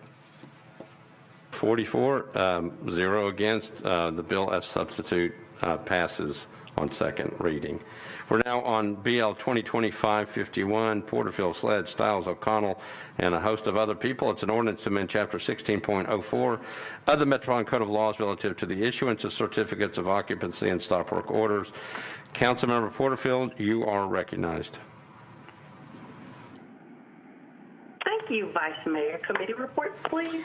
Committee reports, Codes, Fair, and Farmers Market. Councilmember Cash, you're recognized. Thank you. I think this is where I am supposed to come in. Yes. We voted 6-0 to defer, I believe it was 2 meetings. Is that right, Councilmember Porterfield? That is correct. That's our report. All right. Councilmember Porterfield, you're recognized. Thank you, Vice Mayor. I move for a 2-meeting deferral, please. All right. Councilmember Porterfield has moved for a 2-meeting deferral. This will be, is this the 3rd deferral? Yes, it would be the 3rd one, so it would be considered indefinitely It will be deferred. considered indefinitely deferred, but then you can put it back on if you'd like. Okay? So Councilmember Porterfield has moved to defer. It actually becomes an indefinite deferral. Properly seconded. Any order, Vice Mayor? Councilmember Porterfield. Point of order. Thank you so much. Sure. I did ask that question in committee today, and I was told that we could do the deferral and it would not be an indefinite deferral. So did something change? Mr. Cooper. When we were in committee, you said this was the 2nd deferral. This would be the 2nd deferral, and I just went with that. I didn't have the full history pulled up in front of me, but it was deferred on December 15th and then deferred again on January 5th. So this would be the 3rd deferral. Thank you for that clarification. I believe the first one was before I was the sponsor, so I wasn't sure if that would count. So no worries. I would still like to move for the deferral, please. Okay, so the motion is to defer indefinitely. That's what it becomes. And then Councilmember Porterfield, you can always put it back on notice. It's been properly seconded. Any discussion on the deferral motion? Seeing none, all those in favor of the deferral motion say aye. Hello, Aye. Aye. Aye. Aye. Opposed, no. Okay, 40 approving the motion to defer, 0 against. Mr. Cooper. Voting aye. Mendez, Hart, Allen, Glover, Suara, Hall, Toombs, Gamble, Swope, Parker, Withers, Benedict, Van Reese, Hancock, Young, Hager, Evans, Bradford, Broughton, Syracuse, Welsh, Sledge, Cash, O'Connell, Roberts, Taylor, Hauser, Druffel, Murphy, Pulley, Johnston, Nash, Richard, Porterfield, Sepulveda, Rutherford, Stiles, Lee, Henderson, and Rosenberg. All right, 40 in favor of the motion, 0 against. Any corrections to that? Seeing none, motion is approved. We're on item number 75, BL 2025-81 by Councilmember O'Connell, Rosenberg, Young, and Sepulveda. Ordinance amending Section 13.08.080 of the Metropolitan Code to permit the use of license plate scanner technology on or within law enforcement vehicles. Councilmember O'Connell, you're recognized. Thank you, Mr. President. I'd like to request committee reports, please. All right, Public Safety, Councilmember Gamble. Thank you, Vice Mayor. Public Safety recommended to defer to the 2nd meeting in April at the sponsor's request. 8 in favor, 0 against. Okay, Public Works, Councilmember Nash. Public Works voted 12 in favor, 0 against, a deferral to the 2nd meeting of April. Okay, thank you. Back to you, Councilmember O'Connell. Thank you, Mr. President. We will accord with those committee reports, and I'd like to move to defer to the 2nd meeting in April, please. Okay, 2nd meeting, the deferral motion is to the 2nd meeting in April, properly seconded. Any discussion on the deferral motion? All right, seeing nobody in the queue, all in favor of the deferral motion to the 2nd meeting in April, say aye. Aye. Aye. Aye. Aye. Aye. Opposed, no. Looks like the motion to defer passes. 40 in favor, 0 against. Mr. Cooper. Voting aye. Mendez, Hart, Allen, Glover, Suara, Hall, Toombs, Gamble, Swope, Parker, Withers, Benedict, Van Reese, Hancock, Young, Hager, Evans, Bradford, Broughton, Syracuse, Welsh, Sledge, Cash, O'Connell, Roberts, Taylor, Hauser, Druffel, Murphy, Pulley, Johnston, Nash, Richard, Porterfield, Sepulveda, Rutherford, Stiles, Lee, Henderson, and Rosenberg. Right, 40 in favor, 0 against. Any corrections? Motion to defer is passed. We're on BL 2025-82 by Councilmember Johnston, Pulley, Nash, and others. Ordinance amending Section 13.08.080 of the Metropolitan Code of Laws pertaining to the use of license plate scanner technology in the public rights-of-way. Councilmember Johnston, you're recognized. Thank you, Vice Mayor. Committee reports, please. All right, Public Safety, Councilmember Gamble. Thank you, Vice Mayor. Public Safety recommended approval of a deferral to the second meeting in April at the sponsor's request. 8 in favor, 0 against. Thank you, Councilmember. Councilmember Nash, Public Works. Likewise, Public Works voted 12 in favor, 0 against. All right, to defer to the second meeting in April? Okay. All right, back to you, Councilmember Johnston. Correct. Thank you. I'm going to move for the deferral to the second meeting in April with a sort of brief explanation. All right, so I've got a deferral to the second meeting in April of 2025-82, properly seconded. Back to you, Councilmember Johnston. Thank you. Over the last several weeks, we've had a lot of discussion through the multiple community meetings that Chair Gamble hosted, as well as the special called committee meetings. There's 2 amendments that are offered by myself and the other by Council Lady Hurt that address some concerns that came up. And I think it may both add to the thoughtful, comprehensive nature of the legislation. Given the multiple substitutes, as well as the standalone bill in 581 that addresses LPRs, I'm hoping to have a special called joint committee meeting to discuss both of these bills with all the amendments and substitutes so we can fully understand exactly what everything is doing and what everything means from a legal perspective and from perspective of the police so that we're all on the same page. And I also am really not interested in rushing this conversation. I think there's obviously more appetite for community engagement. And I'd like to allow for that. So with that, I move for the deferral to the second meeting in Okay, so the motion is to defer to the second meeting in April. It's been properly seconded. Councilmember Nash?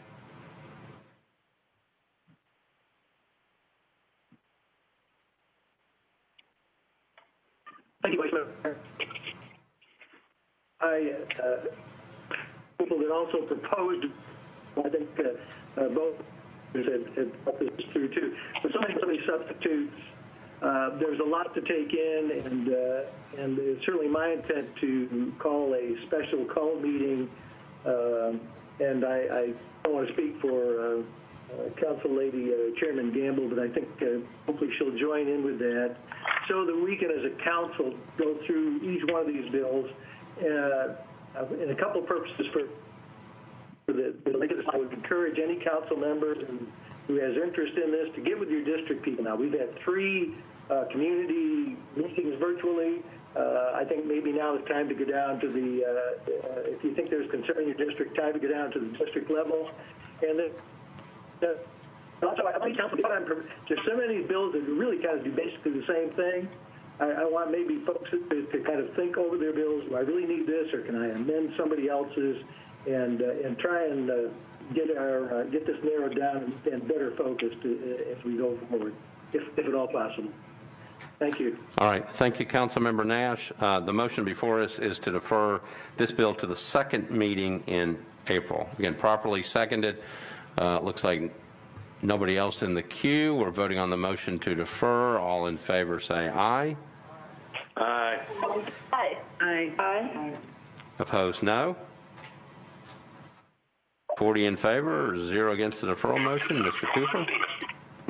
Voting aye, Mendez, Hart, Allen, Glover, Suara, Hall, Toombs, Gamble, Swope, Parker, Withers, Benedict, Van Reese, Hancock, Young, Hager, Evans, Bradford, Roten, Syracuse, Welsh, Sledge, Cash, O'Connell, Roberts, Taylor, Hauser, Druffel, Murphy, Pulley, Johnston, Nash, Virgil, Porterfield, Sepulveda, Rutherford, Stiles, Lee, Henderson, and Rosenberg. All right. Thank you, Mr. Cooper. 40 in favor, 0 against the motion to defer. It's approved. Any corrections to that? Motion is approved. Item number 77, BL 2025-86, by Toombs, Stiles, Gambles, and others, an ordinance amending ordinance number BL 2014-688 to reverse the Metropolitan Council's determination that the provision of long-term medical care is obsolete and unnecessary, directing certain actions to be taken regarding the preservation of the licensed bed at the Bordeaux Long-Term Care Facility, and requesting the creation of a long-term plan for the J.B. Knowles Home Facility. Councilmember Toombs, you're recognized. Thank you, Mr. Vice Mayor. I'd like to move my substitute with a brief explanation. Let's get the committee reports first. Health and Hospitals. Councilmember Taylor. Oh, Councilmember Welsh, you're recognized. Thank you, Mr. Vice Mayor. Health and Hospital voted to approve BL 2025-86 as substituted. 8 in favor, 0 against. All right. And Budget and Finance, Councilmember Toombs, you got your own report.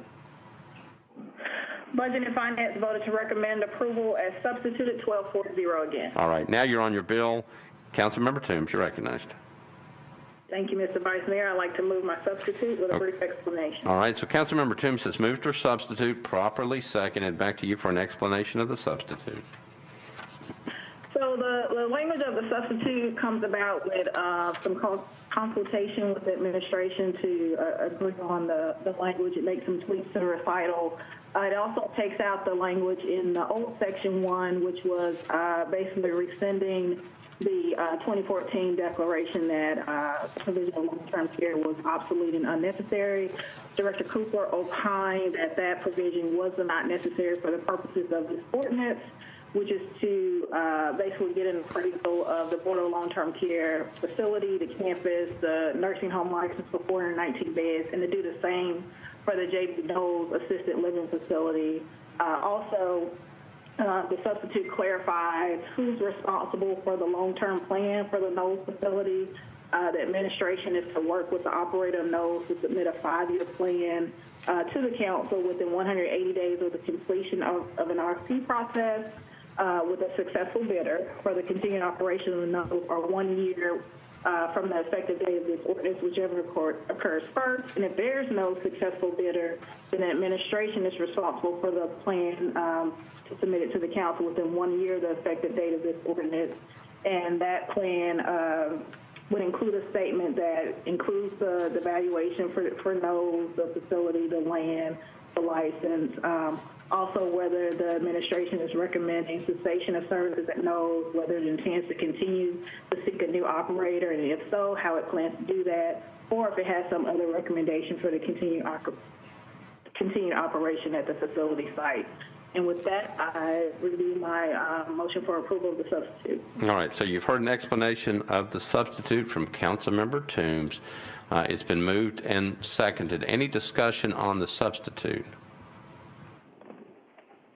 All right, seeing none, we're voting on the substitute. All in favor of the substitute on 2025-86, say aye. Aye. Aye. Opposed, no. All right, it's 40 in favor, 0 against. Mr. Cooper. Voting aye, Mendez, Hurt, Allen, Glover, Suara, Hall, Toombs, Gamble, Swope, Parker, Withers, Benedict, Van Reese, Hancock, Young, Hager, Evans, Bradford, Roten, Syracuse, Swirl, Sledge, Cash, O'Connell, Roberts, Taylor, Hauser, Truffle, Murphy, Pulley, Johnston, Nash, Verger, Porterfield, Sepulveda, Rutherford, Stiles, Lee, Henderson, and Rosenberg. All right, the vote is 40 in favor, 0 against on the substitute. Any corrections? All right, Councilmember Toombs, you're on BL 2020-586 as substituted. Thank you, Mr. Vice Mayor. Move approval as substituted. All right, so you've heard the motion, properly seconded. Any discussion on the bill as substituted? We're on second reading. Seeing nobody in the queue, we're voting on 2020-586 as substituted. All those in favor say aye. Aye. Aye. Aye. Opposed, no. 40 in favor, 0 against, as substituted. Mr. Cooper. Voting aye, Mendez, Hurt, Allen, Glover, Suara, Hall, Toombs, Gamble, Swope, Parker, Withers, Benedict, Van Reese, Hancock, Young, Hager, Evans, Bradford, Roten, Syracuse, Swirl, Sledge, Cash, O'Connell, Roberts, Taylor, Hauser, Druffel, Murphy, Pulley, Johnston, Nash, Verger, Porterfield, Sepulveda, Rutherford, Stiles, Lee, Henderson, and Rosenberg. All right, 40 in favor, 0 against, the bill as substituted. Any corrections to that? Motion passes. We're now on item number 78, Bill 2021-593. Councilmember Lee, Hauser, Taylor, and Stiles. Ordinance amending Chapter 9.30 of the Metropolitan Code to restrict construction noise between the hours of 6 p.m. and 8 a.m. on weekdays and between the hours of 7 p.m. and 9 a.m. on weekends. Councilmember Lee, you're recognized. Thank you, Mr. Chair. May I have committee reports, please? You certainly can. Planning and Zoning. Councilmember Murphy. Thank you. Thank you. On the amendment, Planning and Zoning voted 15 in favor, 0 against. On the bill, 2 in favor, 11 against, and 2 abstentions. Okay. All right. Codes, Fair, and Farmers Market. Councilmember Cash, you're recognized. Yes, I believe I've already read this to the record, but at the right time, I'll do it now. Okay. We voted against the substitutes, 2 in favor, 4 against, and then we voted on the bill itself without the substitutes, and it was 0 in favor, 6 against. All right, thank you. Councilmember Lee, you're recognized on your bill. Yes, sir, Mr. Chair. It is my intent or my ask that we put the substitute on because that takes the place of the current bill. And I'd like to give a brief explanation of the substitute, but then I would like to defer this for 3 meetings. All right, so what you're asking for is, let's do one thing first. So you want to move the substitute on the bill, correct? Yes. Okay, I've got a motion to approve the substitute, properly seconded. Back to you for an explanation of the substitute. The substitute, actually only with the current statute, it is only changing the time of when there is no noise dealing with construction noise. I have changed it, and it is from 8 to 8, 8 in the morning to 8 afternoon, 8 at night, when there can be construction noise, and then there is no other. Nothing in the current language changes except the time. I got some feedback on enforcement that this was hard to enforce. The enforcement piece is getting confused with the current language and does not have anything to do with this substitution or this bill. Whatever was with the enforcement before will still be with that. That is not what this does. All this does is changes the time. We had some comments about labor and what they thought of it. I have reached out to 4 different labor groups. None that I talked to had a problem with it. Although I do know that there is some talk going around that is not correct, but I have talked to people since then, the leaders of those groups, and there is not a problem with that. And I don't want the enforcement piece to get mixed. I think there was something going around saying that was difficult with this, but that is not what the substitution is about. So the substitution only changes the time that is in the current language. It just changes the time. And that's explanation, unless there are other questions on the substitute. All right, so Councilmember Lee has explained the substitute. We have questions on the substitute. She has moved it, and we've got it before us. Councilmember Mendez, you're recognized on the proposed substitute. Thanks. I guess I'm just interested in asking the committee chair if he could summarize why the committee voted against it or what the pros and cons were. So you go to Councilmember Cash. Did you hear the question? No, I'm sorry. Councilmember Mendez, you want to repeat the question for Councilmember Cash? Sure. The question is just, I thought I heard the committee reported that it was a 4-2 vote against this, and I'm just wondering whether the committee chair could summarize the arguments pro and con for that split vote.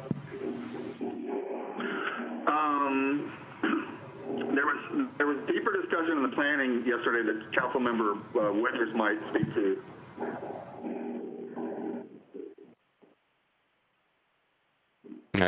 I think we just lost Councilmember Cash for a second.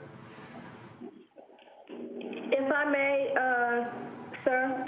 Councilmember Lee?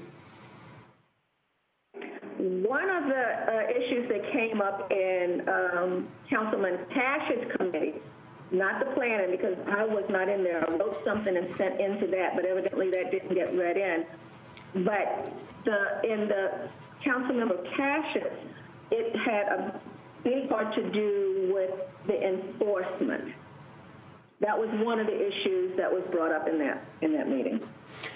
All right, thank you, Councilmember Lee. Councilmember Withers, I think your name was called to respond to the question from Councilmember Cash.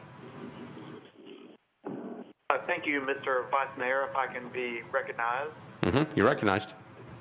Thank you so much. I was filling in for Planning, Zoning, and Historical Committee Chair Murphy during the Planning, Zoning, and Historical Committee on Monday. There was a lot of discussion in the Planning, Zoning, and Historical Committee about what was the purpose of bringing a bill on this topic since another piece of legislation had recently been filed. And a second item that we talked about a little bit was inquiries about outreach to stakeholder groups overall, which definitely includes labor, and I appreciate Councilmember Lee for speaking to that, but it also would include industry trade groups, such as the home builders, folks like that, to see if home builders and general contractors and folks like that had feedback about the bill. But overall, those were the two things. Number one, trying to discern what was the purpose of bringing a bill so quickly after another bill, at least on this topic, and also wanting to ensure that there was good stakeholder outreach ahead of time, both from the labor standpoint as well as from the builder standpoint. All right, thank you, Councilmember Withers. Councilmember Mendez? Okay. I've got Councilmember Gamble in the queue. Councilmember Gamble, you're recognized. Thank you, Vice Mayor. I have a question about the substitute. As far as the time change, it looks like it changed from 6 p.m. to 8 p.m. and then between the hours of 8 p.m. and 8 a.m. Is 8 a.m. in the original bill? That's why that's not changed in the substitute is one question. And then the second question, is there a problem that this solves by changing the time to 8 a.m. particularly? I know our high school students are to be in school during the week at 7 a.m. so people are out and moving at that time. Is there an issue or problem in your district or in your area that caused you to initiate that time change from 7 a.m. to 8 a.m.? Councilmember Lee? Yes, in fact there is. So, yes, it's from 8 to 8. That's what the change in the substitute is. And that's because it gives a 12-hour time to be working with the heavy machinery and everything. And I will tell you what started this call, and then I will refer to Council Lady House if she would also like to speak on this. This call started by some calls that I was getting, and one that really affected me was an older lady who had been having some problems getting to sleep, different medications she was doing and different things, and it was hard for her to fall asleep. She finally fell asleep, and then she woke up because the house was shaking and making all of this noise. So that's what started this.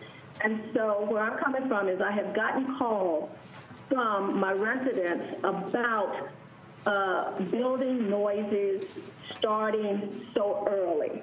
So this isn't folks necessarily who go to school. It was more folks who work a second shift or are sleeping late or older, from the ones I'm thinking about, they were older people who were trying to get their sleep. So this is what started on that.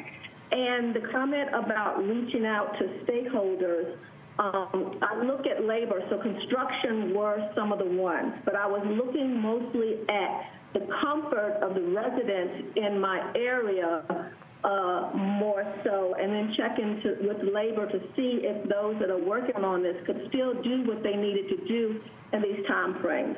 So this is only the large, the big noise, construction noise in the residential. It does not mean you can't come to work earlier to prepare for whatever you have to do outside, lay down your supplies or whatever. It doesn't stop against anything against that.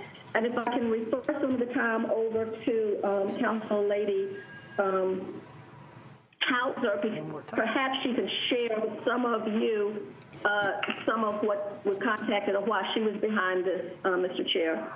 Well, I've got a couple of other people in the queue, but Councilmember Hauser will be recognized in just a minute. I've got Councilmember Hancock in the queue. Councilmember Hancock, you're recognized. Thank you, Vice Mayor. As Vice Chair of Codes, I was also at that meeting, and the thing that three of us expressed regarding both the amendment and the bill were that it just adjusts the times. And Council Lady Benedict's bill last fall that I didn't think was completed until December also adjusted the times. Yes, it did more, but I don't think we need to adjust the times again just 1 full month later. I think that we need to take some time to see how this works. I understood from Council Lady Lee that she was considering this even prior to Councilman Benedict's bill, and now is moving forward with it for the exact time. But I don't think that we need to do it so quickly. I think we need to wait and see how the bill we just passed works. All right, thank you, Councilmember Hancock. Councilmember Cash, you're back. You want to be recognized? I do, thank you. I believe I'm back. Can you hear me? Yeah, I can hear you. Okay, great. Just going back to that question about committee, Councilmember Hancock summarized a major point well. Councilmember Lee mentioned that there was an issue about enforcement. It was really not about enforcement of the times at all. It was enforcement about the extent that codes can enforce and accurately measure and document 70 decibels. But I think most of us know when heavy machinery is being used and when it's not. So I don't know that that was really germane to the bill, since both existing law and this proposed bill both mention 70 decibels. So I don't know that that's relevant. All right, thank you, Councilmember Cash. Councilmember Hauser, you're recognized. Thank you. The reason that I signed on to this bill along with Council Lady Lee was the fact that I too was getting a lot of calls from my neighbors, almost in tears, because of the noise that they were hearing that was waking them up in the mornings, and their young children, especially some of my neighbors who have health issues, were just beside themselves, and said that we really needed to shorten the hours, the loud noise that, as Councilor Lee says, shakes their house and wakes them up. Those of us who are not right next to new construction are fortunate in that we don't have these situations, but those that are in this situation, it's not just a few weeks, and maybe a year and a half or so that basically they can't sleep. So we were trying to look at the situation with these neighbors and draw a compromise between making sure that we still worked with the construction folks that needed access to the property, but to try to limit the time that actually loud noises were disturbing the neighbors. And so that's why I signed on with her, and I still support this bill. All right, thank you, Councilmember Hauser. The only people who have their hands up are people who have already spoken. Councilmember Withers, I'll come back to you. Councilmember Withers, you're recognized. Thank you so much. Mr. Vice Mayor. Really quickly, I guess, for our discussion in planning and zoning and historical, I realized that Councilmember Lee wasn't able to be present because she had a conflict, but there were, I believe, other sponsors at least present. As I was leading our discussion, I think that it's probably safe to say that many of our committee members felt that the substitute makes the bill better, and wanted it, if the bill were to move forward at all, wanted the substitute to be applied to it.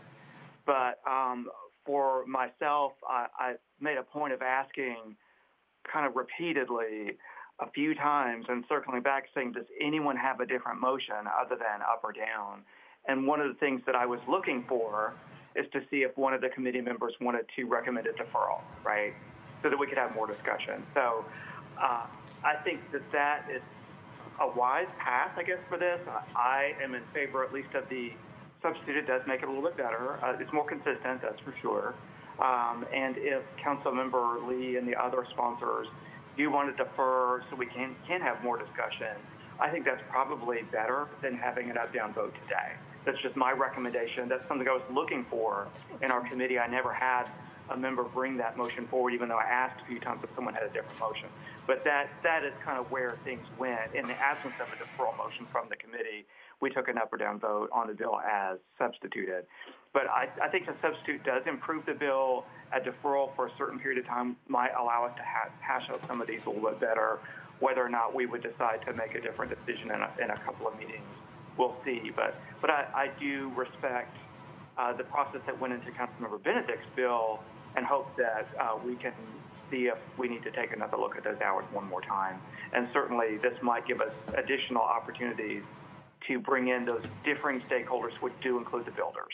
So I would be in favor of the substitute as well as the deferral process. Thank you. All right, thank you, Councilmember Withers. Councilmember Benedict, you're recognized.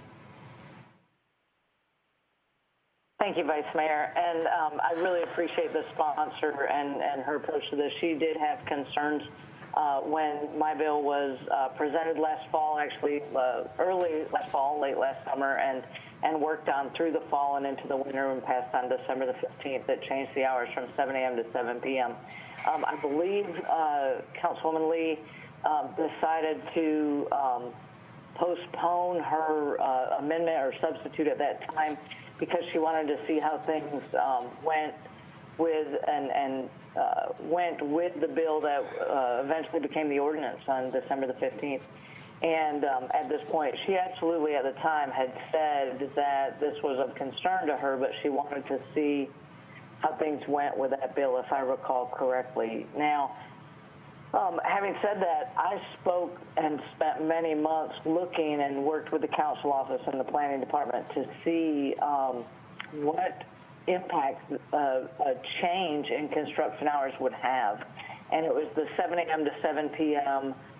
Monday through Saturday that worked for the amount of development that our city needs, that worked for the home builders, and also was much better than the 6 a.m. to 8 p.m., 6 a.m. to 9 p.m. Hours that had been previously prior to December 15th that were in place. So although I completely understand that there are people that may want it to be a little bit later in the morning, but that also pushes into later at night in this bill. And so my concern is that, you end up, robbing Peter to pay Paul, if you will. So today we've got 7 to 7, and I think we need to, I would appreciate if this body would, again, perhaps attach the substitute and defer the bill. But I would actually appreciate if the sponsor gave a little bit more time, maybe 6 months or even as much as a year, to see how 7 a.m. to 7 p.m. is working, and then determine if, in fact, a change to 8 a.m. to 8 p.m. Would, be necessary at that time, if that would improve the quality of life. I absolutely understand the concern in the neighborhood, and that's what drove my bill. And it was more restrictive than when I ended up at 7 a.m. to 7 p.m. Sounds like, Vice Mayor, am I out of town? Am I out of time? You are very close. You got 3 seconds. Okay. Thank you. My last 30 seconds would be, I appreciate where the sponsor is coming from on this. I would just ask that we give the new ordinance a little bit of time to work itself out, and then determine if something could be addressed a little bit later, perhaps after the summer months when we've hopefully come back to a little bit of normalcy, both in construction and through COVID parameters. So if I respectfully could ask the sponsor to, consider a deferral as late as into the summer, that would be, I think, a good thing for our neighborhoods as well as our building industry. So thank you so much. All right, thank you, Councilmember Benedict. Councilmember Young, you're recognized. Previous question. Councilmember Young has called the previous question. We're on the previous question. Second. All those in favor of the previous question say aye. Aye. Yes. Aye. Opposed, no? No. I think there was one no. That was Councilmember Swope. Is that right? O'Connell. O'Connell. Okay, sorry. All right. With a yes. Say it again. Councilman Swope. Okay, so I had 2 no's. I think Swope was saying he was a yes. Oh, Swope, a yes or a no?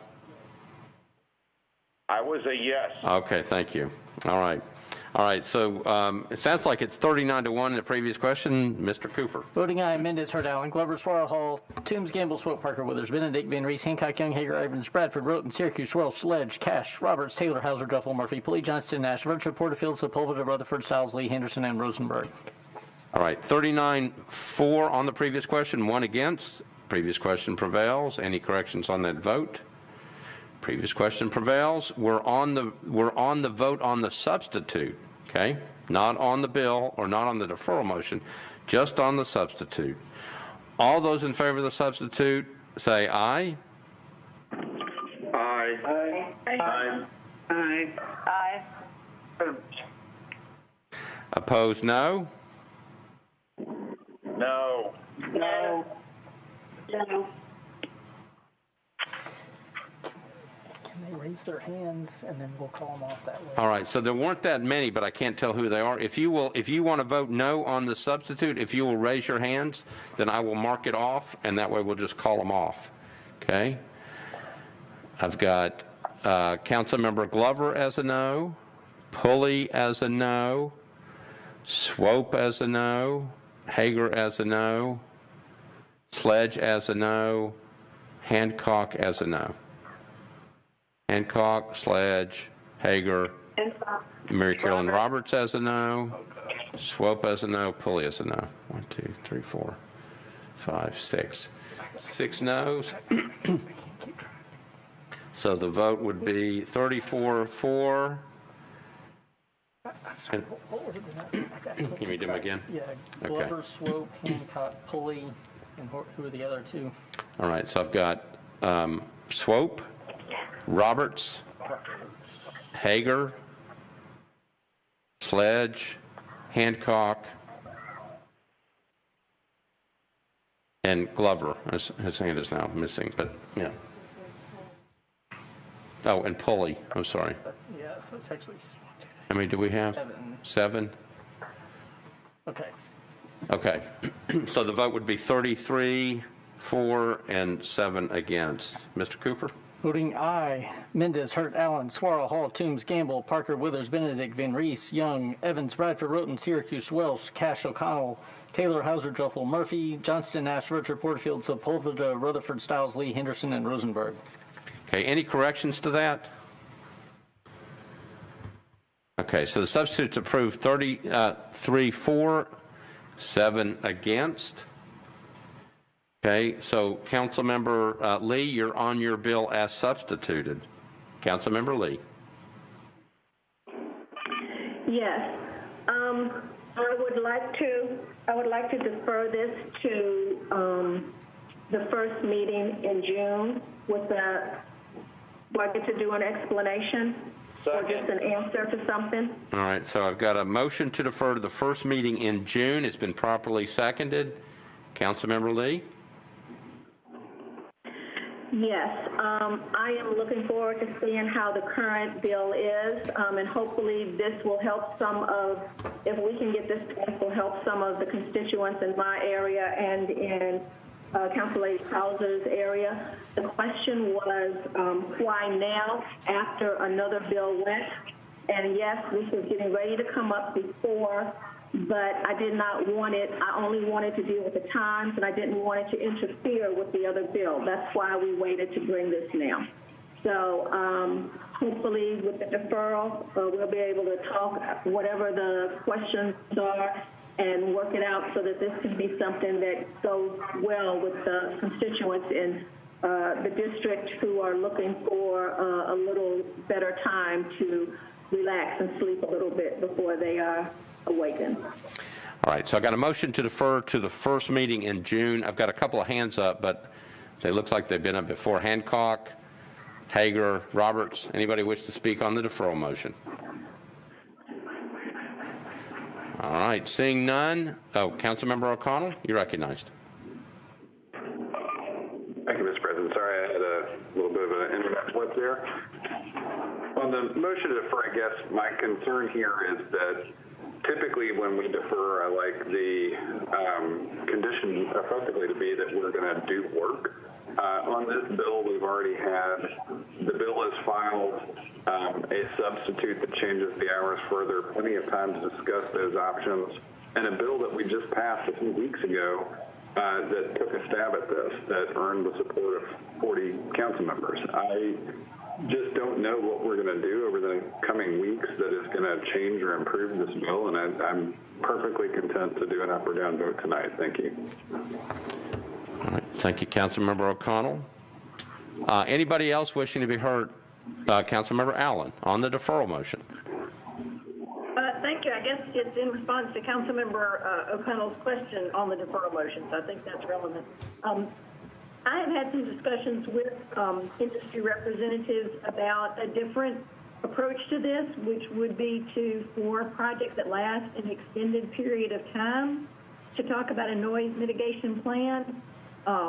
Because similarly, I have had some constituents that have had to live through a year of jackhammering that was very difficult for them. And the biggest issue wasn't, in their case, the hours. It was the fact that we say anything between the hours can be as loud as it wants to. So there may be a different way to go about this, and I would be happy to work with the other sponsors on that approach, if perhaps that deals with another aspect of it that would help solve the problem. So that might be one thing that could happen between now and June. All right. Thank you, Councilmember Allen. Councilmember Suara, you're recognized. Thank you, Vice Mayor. I was going to ask this before, but I thought, and maybe somebody will clarify, because my conversation with the sponsor was that in addition to changing the time, that this bill actually was supposed to also specify that this is for loud machinery, and that work could start as early as possible. So I don't know if the one that we passed before was that explicit or not. And so that would be a change. And so because of that conversation, that clarification that I did not get to do before the deferral motion, thanks to Councilmember Young, I think we need to clarify that, and I think it's important if there's a way to make that distinction.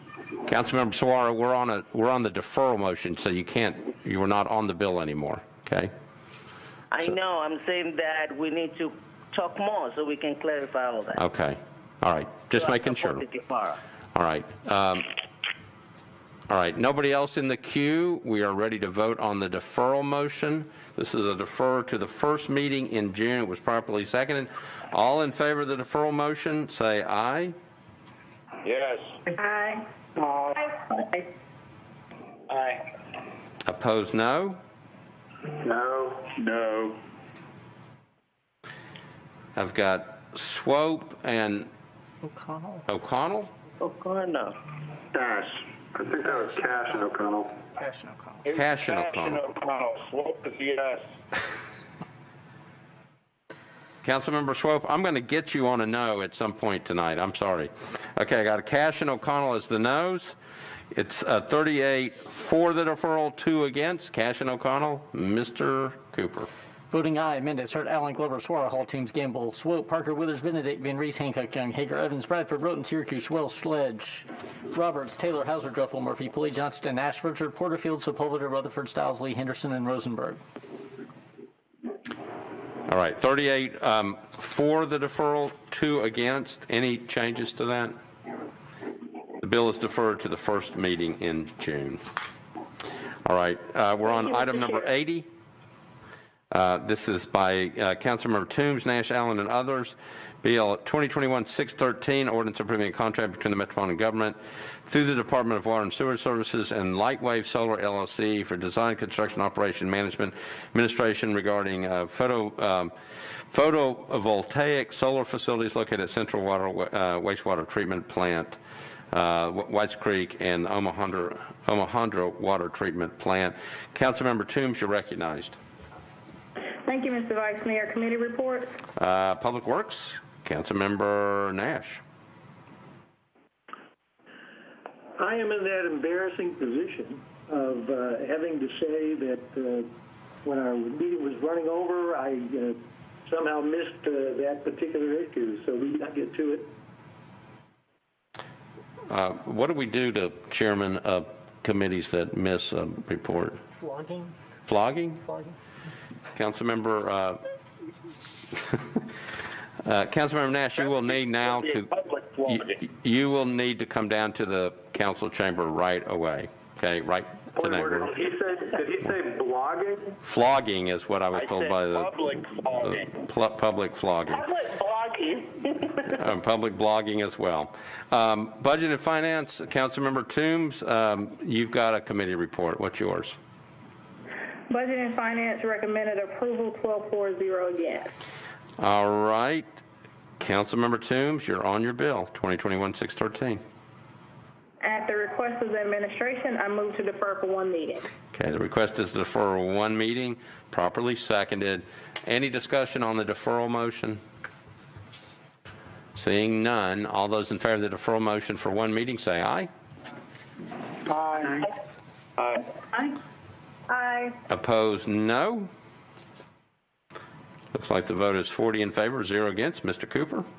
Voting aye. Mendez, Hurt, Allen, Glover, Farrar, Hall, Toombs, Gamble, Swope, Parker, Withers, Benedict, Van Reese, Hancock, Young, Hager, Evans, Bradford, Roten, Syracuse, Wells, Sledge, Cash, O'Connell, Roberts, Taylor, Hauser, Druffel, Murphy, Pulley, Johnston, Ashford, Porterfield, Sepulveda, Rutherford, Stiles, Lee, Henderson, and Rosenberg. All right, 40 in favor, 0 against for a one-meeting deferral. Any changes to that? Motion is deferred. We are now on BL 2021-616 by Gamble, Murphy, and Nash. This is item number 83. Ordinance authorizing the Metropolitan government to abandon existing public water main and easements and to accept new water and sanitary sewer mains, fire hydrant assembly, sanitary sewer manholes, pressure reducing valves and easements, property located at Brick Church Lane, unnumbered, also known as Heartland North Phase 1. Councilmember Gamble, you're recognized. Thank you, Vice Mayor. Committee reports, please. Planning and Zoning, Councilmember Murphy.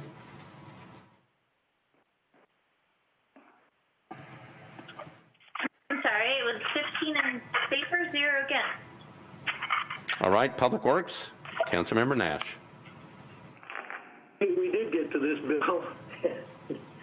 Councilmember Nash, we want to know why you're not already on your way down here. There's an approval, 10-4-0 against.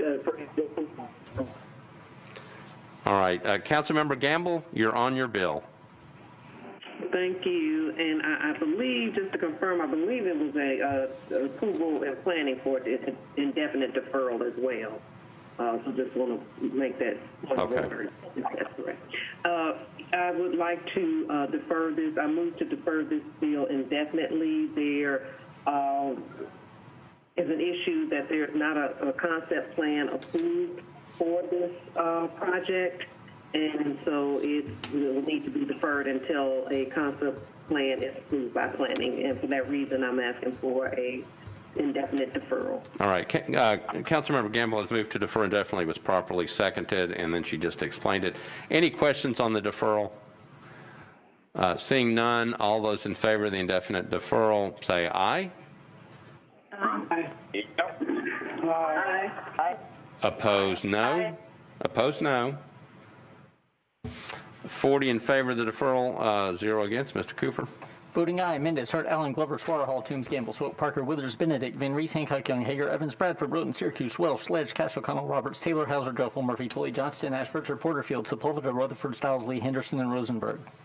40 in favor, 0 against. Any changes? Motion to defer is indefinitely is approved. We're now on bills on third reading. We don't have a lot of these bills, but we do have a small consent calendar. Let me go through them real quick. I've got number 86, Bill 2020-569 is on consent. Number 87, 2021-594 is on consent. 595 is on consent. 596 on consent. 598 on consent. 599 on consent. And 600 on consent. Anything needs to be bumped off of that? Councilmember Hancock? I'd like to bump 594. Okay, 594 is bumped. Okay. Anything else needs to be bumped? Yes, Mr. President, I need to bump BL 2020-569. 569? Okay. All right. Anything else? Okay, so let me read the captions on the bills on consent. Give me. Number 88, BL 2021-595 by Gamble, Stiles, and Toombs, ordinance approving an agreement between the Metropolitan Government of Nashville and Davidson County through the Police Department and Vanderbilt University Medical Center to provide medical support and work cooperatively with other on-scene first responders. Councilmember Johnston, BL 2021-596, that's item number 89, ordinance readopting the code prepared by Municipal Code Corporation, including supplemental replacement pages for ordinances and of general and permanent nature enacted on and before September 15, 2020. Item number 91, BL 2021-598 by Taylor, Murphy, and Nash. Ordinance authorizing the Metropolitan Government of Nashville and Davidson County to relocate a public fire hydrant for property located at 517 Dr. D.B. Todd Jr. Boulevard. BL 2021-599 by Swope, Murphy, and Nash. Ordinance authorizing the Metropolitan Government of Nashville and Davidson County to accept a new sanitary sewer main and one sanitary sewer manhole for property located at 5661 Valley View Road. And BL 2021-600, that's item number 93, Cash, Murphy, and Nash. Ordinance authorizing the Metropolitan Government to relocate a public fire hydrant assembly for 3 properties located at 1207 Sweetbriar Avenue. Those are the bills on the consent calendar for third reading. Anything else needs to be bumped off? Seeing none, I need, all committee reports are in. Councilmember Murphy, can I get a motion to approve all bills on third reading on the consent calendar? Make that motion. I would love for us to move all the items on the consent agenda on third reading. All right, Councilmember Murphy has made the motion. It's properly seconded. Any discussion on any of those measures? Seeing none, we're ready to vote. All those in favor of bills on the consent agenda on third reading, say aye. Aye. Aye. Aye. Aye. Aye. Aye. Opposed, no. 40 in favor, 0 against. Mr. Cooper? Voting aye. Mendez, Hart, Allen, Glover, Swar, Hall, Toombs, Gamble, Swope, Parker, Withers, Benedict, Van Reese, Hancock, Young, Hager, Evans, Bradford, Roten, Syracuse, Wells, Sledge, Cash, O'Connell, Roberts, Taylor, Hauser, Druffel, Murphy, Pulley, Johnston, Ashford, Porterfield, Sepulveda, Rutherford, Stiles, Lee, Henderson, and Rosenberg. Okay, 40 in favor, 0 against. Any changes? Consent calendar on third reading passes. Okay, we're on item number 84. BL 2025-17 by Councilmember Rutherford. It's an ordinance to amend Title 17 by change from AR2A to SP zoning for properties located at 5866 Pettis Road and Pettis Road unnumbered, approximately 1,120 feet north of Sundown Drive, 44.44 acres. Councilmember Rutherford, you're recognized. Thank you, Mr. President. Committee reports, please. All right, Planning and Zoning, Councilmember Murphy. Thank you. We were 15 in favor, 0 against on the amendment. Yes, then 15 in favor, 0 against on approval. All right, thank you, Councilmember Murphy. Councilmember Rutherford. Motion on the bill so we can hear the amendment. All right, so Councilmember Rutherford has moved the bill, properly seconded. Back to you for an amendment. Motion on the amendment. So Councilmember Rutherford has moved his amendment, properly seconded. Back to you for an explanation of the amendment. The amendment basically enhances the SP, adding some further restrictions agreed to between the community and the developer, and I move its approval. All right, so Councilmember Rutherford has explained the amendment. It was properly seconded. Any discussion on the amendment? Seeing none, all those in favor of the amendment say aye. Aye. Aye. Aye. Opposed, no. Looks like it's 40 in favor, 0 against. Mr. Cooper?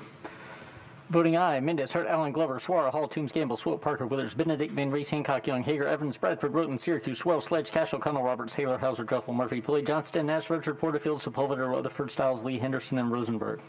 All right, 40 in favor, 0 against on the amendment. Back to you. So any corrections on that?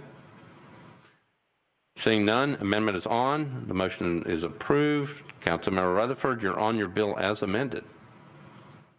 This has been a long time in the making, a lot of meetings, a lot of community meetings, a lot of community input, and I think in the end we have a good bill and a good project, and I renew my motion for approval.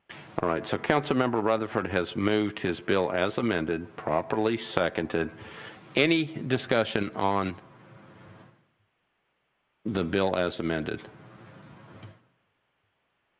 Councilmember Rutherford, I'm going to miss this bill. I just remember seeing it a lot. All right. I'm not going to miss it. You're not going to miss it. All right, there's nobody in the queue. We're ready to vote. 2025-17 as amended on passage on third reading. All those in favor say aye. Aye. Aye. Aye. Aye. Opposed, no. Aye. Opposed, no. Looks like it's 40 in favor, 0 against. Mr. Cooper, this is 2025-17 as amended on third reading. Voting aye. Mendez, Hurt, Allen, Glover, Suara, Hall, Toombs, Gamble, Swope, Parker, Withers, Benedict, Van Reese, Hancock, Young, Hager, Evans, Bradford, Roten, Syracuse, Wells, Sledge, Cash, O'Connell, Roberts, Taylor, Hauser, Druffel, Murphy, Pulley, Johnston, Nash, Richard, Porterfield, Sepulveda, Rutherford, Stiles, Lee, Henderson, and Rosenberg. All right, bill passes, 2025-17 as amended, passes on third reading, 40 in favor, 0 against. Any corrections to that? Bill passes. We're on item number 85 by Councilmember Pulley. It's Bill 2025-29, ordinance to amend Title 17 by change from SCR to SP zoning for a portion of property located 4004 Hillsborough Pike. It's approximately 345 feet south of Richard Jones Road within the Green Hills Urban Design Overlay to permit animal boarding facilities, dog kennels, and all uses permitted in the SCR zoning. Councilmember Pulley, you're recognized on your bill. Thank you, Mr. Vice Mayor. Committee reports, please. Planning and Zoning, Councilmember Murphy. I believe this was deferred, 15 in favor, 0 against. All right, Councilmember Pulley, back to you. I'd like to move to defer one meeting. Okay, motion is to defer one meeting, properly seconded. Any discussion on the deferral motion? Seeing none, we're on a deferral motion of one meeting. All those in favor of the deferral motion say aye. Aye. Aye. Aye. Aye. Opposed, no. Looks like it's 40 in favor, 0 against. On the deferral motion, Mr. Cooper. Voting aye. Mendez, Hurt, Allen, Glover, Suara, Hall, Toombs, Gamble, Swope, Parker, Withers, Benedict, Van Reese, Hancock, Young, Hager, Evans, Bradford, Roten, Syracuse, Wells, Sledge, Cash, O'Connell, Roberts, Taylor, Hauser, Druffel, Murray, Pulley, Johnston, Nash, Richard, Porterfield, Sepulveda, Rutherford, Stiles, Lee, Henderson, and Rosenberg. All right, 40 in favor, 0 against on the deferral motion. Any changes? Motion is approved. Item number 86, Bill 2025-69 by Councilmember O'Connell. Ordinance to amend Title 17 by changing from IR to SP zoning for property located at 1414 3rd Avenue North, approximately 100 feet north of Taylor Street. It's 0.95 acres. Councilmember O'Connell, you're recognized. Thank you, Mr. President. I'd like to move approval, move for one meeting deferral with a brief comment. Okay, a motion to defer one meeting, properly seconded. Councilmember O'Connell, you're recognized.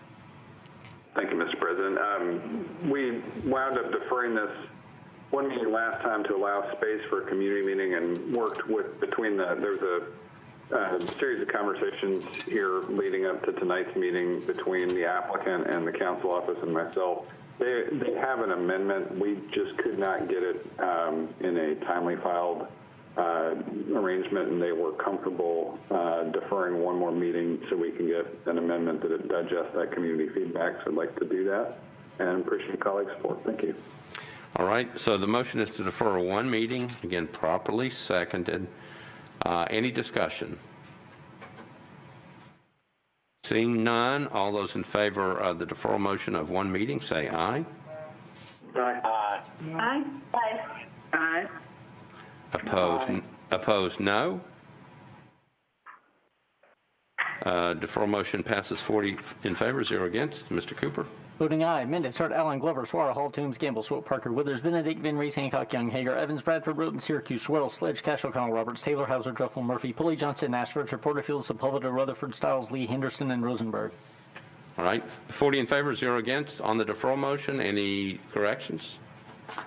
Motion passes. We're on item number 87, Bill 2021-594, Allen, Nash, O'Connell, Henderson, and others, an ordinance lowering the speed limit on streets designated as local streets on the major and collector street plan within the urban services district from 30 miles per hour to 25, allowing exceptions to that general reduction to be granted by the Metropolitan Traffic and Parking Commission. Councilmember Allen, you're recognized. Thank you, Mr. Vice Mayor. I'd like to move for approval with a brief explanation. All right, Councilmember Allen has moved for approval, properly seconded. Back to you, Councilmember Allen. So just a reminder, this is a bill that was born out of multiple requests from many, many neighborhoods for traffic calming. The traffic calming program has at least one request from every single district in the county. And also based on pilots in 3 different parts of town that demonstrated that putting signs up with lower speed limits does slow down the speed of cars, and also on data that shows that slowing cars down even 5 miles an hour can make a significant difference in the chance of someone being significantly hurt or fatally injured. So this could be the difference of saving lives. So I'm excited that we have gotten to this point. I feel like Public Works has worked hard to document the need for it and the results from the pilot, and that they have worked out a way to do this in-house to save money, and that it's a good project. And we started with the Urban Services District because there was some concern that it didn't make sense in the very far reaches of the county where the roads are wide, even in the neighborhood streets, but that doesn't mean that that can't ultimately move to that area, and it also doesn't mean that those areas can't go ahead and ask for lower speed limits at this point. I know that Councilmember Hancock, who is our watch person for the different tax rates that people pay in urban services versus general services districts, is concerned that this is an issue with that, and I totally respect that, and will continue to work with her and Mr. Crumbo on righting that wrong.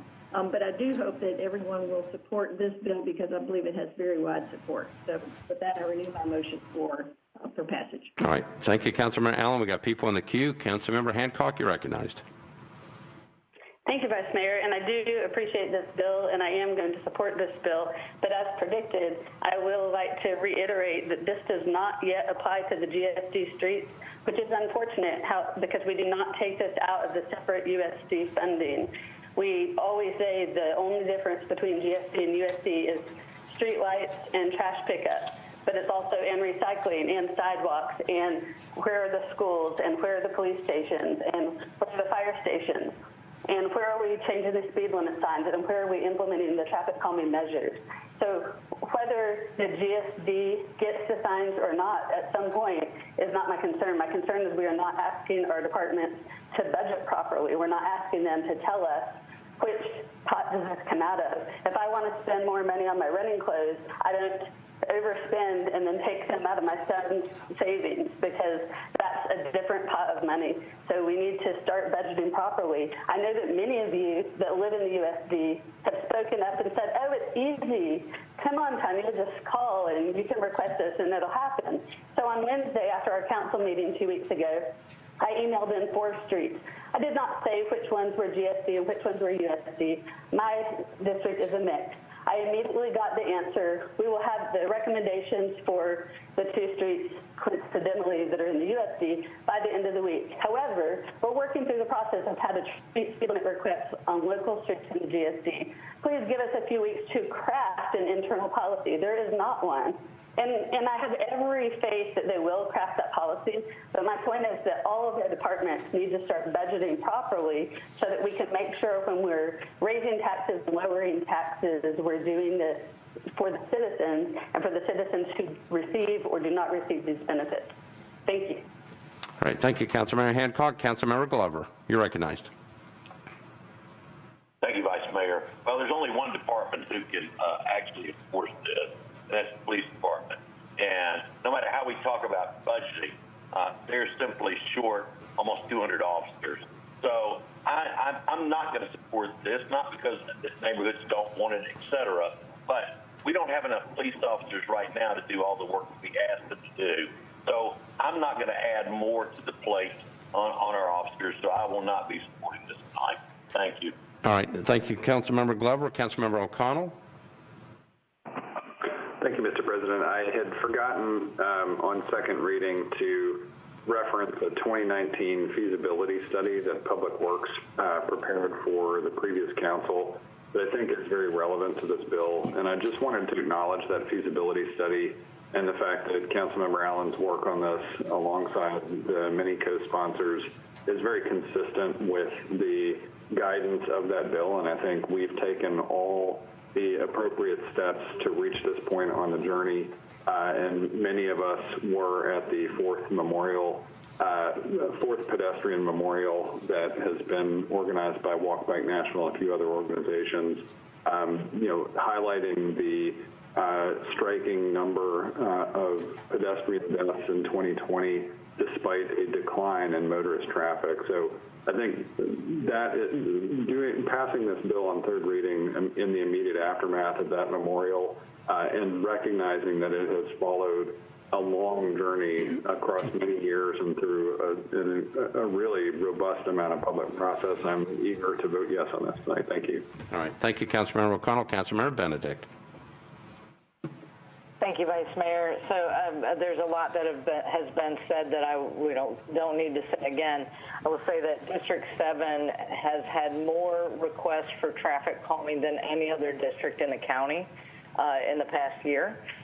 We also are right this week now getting a traffic light at the corner of Stratford and Gallatin Pike, where there was a pedestrian death in June of 2019, and where there was a near fatality in December of 2019. We also had Walk Bike Nashville had a memorial at the corner of RD and Gallatin Pike, where we had a pedestrian death, the first one of 2020, over a year ago now. Councilmember Van Reese is across the street on the other side of Gallatin Pike, and she and I have worked closely to make sure that we're protecting pedestrians as best as possible. Within District 7, almost every street will be impacted by this. And as I said just a moment ago, we have had more traffic calming requests than any other district in the county. This is something that's going to improve the lives of Nashvillians, and especially those within my district. But I'm not the only one who this is going to impact in a major way. I completely support this bill. As it relates, I do want to address something that Councilman Glover said a moment ago, which is about the bandwidth of our police department. There's no doubt that they are stretched far too thin. Our officers are not given nearly the resources. We have far too few officers. However, they have a hard time enforcing the 30-mile-per-hour speed limit right now. So I don't know that it's going to make any difference. And in fact, I would challenge and say that it's not going to make any additional difference in their enforcement efforts from 25 to 30 miles per hour. I work closely with the East Precinct and with their new motorcycle units that they move throughout the city. They've focused on this in 30-mile-per-hour zones right now. So this is something that I believe will work well with the police department's efforts, and I think most importantly it's going to really make people safer, whether they're walking, whether they're riding their bike, walking their dog. No child and no senior and no Nashvillian should be put in harm's way by walking or by unsafe and unwalkable streets. So with that, I hope that my colleagues support this bill enthusiastically, as I do as well. Thank you, Vice Mayor. Thank you, Councilmember. Councilmember Murphy. Thank you, Vice Mayor. I just wanted to add that this is, I really appreciate Council Lady Allen, Council Lady Henderson, who has been working diligently on other streets to get them lowered. Freddie O'Connell being our traffic rep, because I know that is also a tedious task on that commission. What we are doing here is passing policies that may just be right now in a certain part of the county, but it's going to be saving lives. And my district constituents don't just stay in District 24. There are not walls around each of our districts that prevent people from traveling and walking in other people's districts. And so I think we need to stop attacking policies that are good for us as a city and countywide because of who is paying for it, who is not paying for it. I think the broader issue here is that the data shows this is going to save lives. The data shows that this is going to increase safety of pedestrians, and that's what we should be concerned about. And I didn't see an amendment in the amendment changing or dictating where the came for this policy. So we need to put those arguments aside. We can address those in budget committees. We can address those in budget hearings later this year. But I think at the end of the day, we need to focus on the topic before us, and that is increasing pedestrian safety. And so I applaud this project, and I'm glad that we are thinking as a county 35 district. All right. Thank you, Councilmember Murphy. Councilmember Parker. Thank you, Vice Mayor.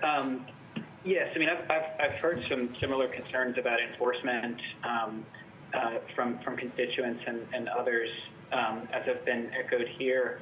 I want to remind everybody that the best, way that we can ensure safe streets is by building safe streets. I mean, building safe infrastructure, and the speed limits are a huge component of that.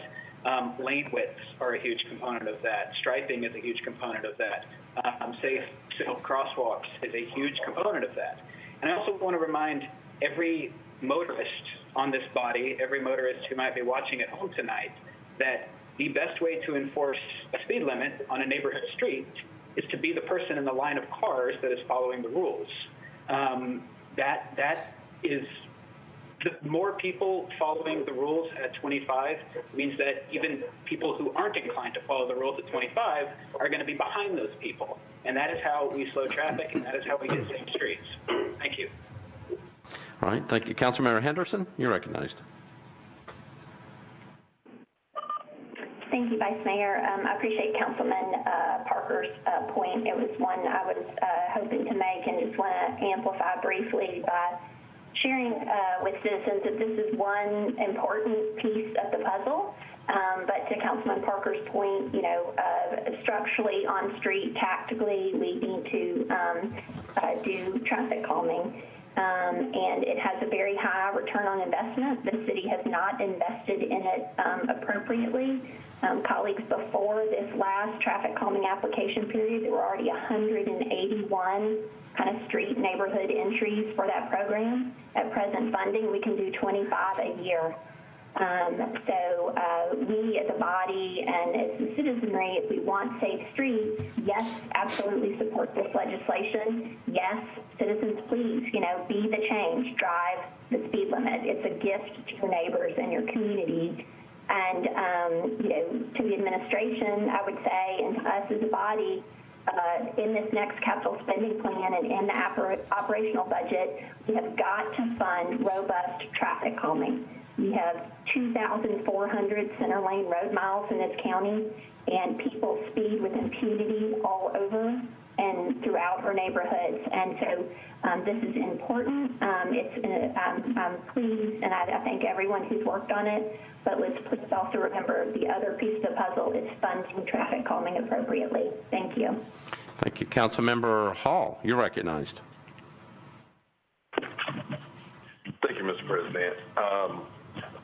And let me say, I think it's a great idea, but I can say I'm one who initially was conflicted, because I firmly believe that traffic calming is the key, and that we need to take a second look at our requirements on traffic calming.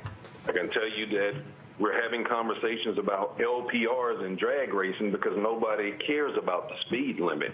You can lower the speed limit to 5 miles an hour, and people are still going to drive the speed they want to drive, and it'll only increase road rage. At the end of the day, rumble strips, speed bumps, crosswalks, sidewalks, traffic calming measures, I think work far better.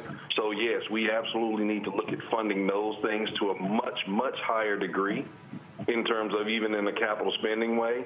And then we need to take a hard look at the criteria for those, because a lot of that, the conversations that have limited those communities, some of it is because of the limited funding. Other times it's because of how long some community's been asking for something in particular. But then you've got the whole conversation surrounding, well, there's not enough traffic in a neighborhood to warrant it. Well, that's not taking into account that neighborhood be surrounded by multiple major corridors. And so, to Councilman Murphy's point a moment ago, there are no walls.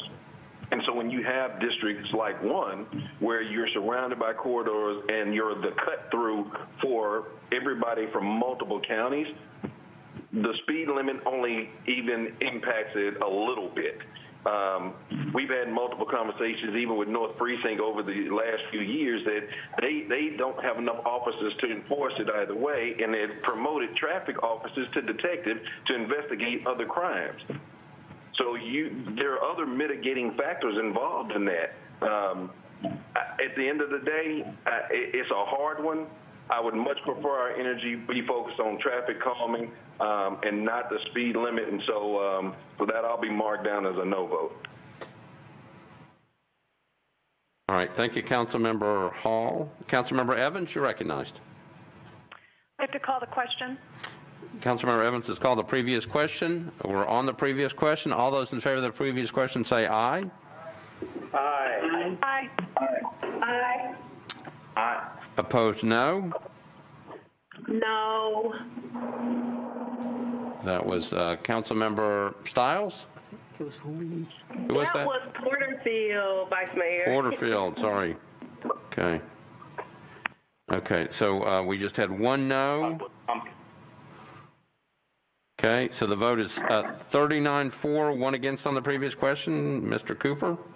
Voting aye, Mendez, Hurt, Allen, Glover, Suara, Hall, Toombs, Gamble, Swope, Parker, Withers, Benedict, Van Reese, Hancock, Young, Hager, Evans, Bradford, Roten, Syracuse, Welsh, Sledge, Cash, O'Connell, Roberts, Taylor, Hauser, Druffel, Murphy, Pulley, Johnston, Nash, Vercher, Sepulveda, Rutherford, Stiles, Lee, Henderson, and Rosenberg. All right, so it's 39-4 on the previous question, one against. Any changes on that? Previous question prevails. We are on BL 2021-594 for passage on third reading. We'll do it by voice vote. All those in favor say aye. Aye. Aye. Aye. Aye. Opposed, no. Glover, no. All right, so I think we've got at least two no votes. Can we just record it that way? Is that all right? We can, if we can get the right. So I heard. If we can get it right, so I've got Glover and Hall as no votes. Anybody else as a no vote? So it would be 38-4, 2 against, Glover and Hall against. Mr. Cooper? Voting aye, Mendez, Hurt, Allen, Suara, Toombs, Gamble, Swope, Parker, Withers, Benedict, Van Reese, Hancock, Young, Hager, Evans, Bradford, Roten, Syracuse, Welsh, Sledge, Cash, O'Connell, Roberts, Taylor, Hauser, Druffel, Murphy, Pulley, Johnston, Nash, Richard, Porterfield, Sepulveda, Rutherford, Stiles, Lee, Henderson, and Rosenberg. All right, so the vote is 38-4 passage, 2 against. Any corrections to that? BL 2021-594 passes on third reading.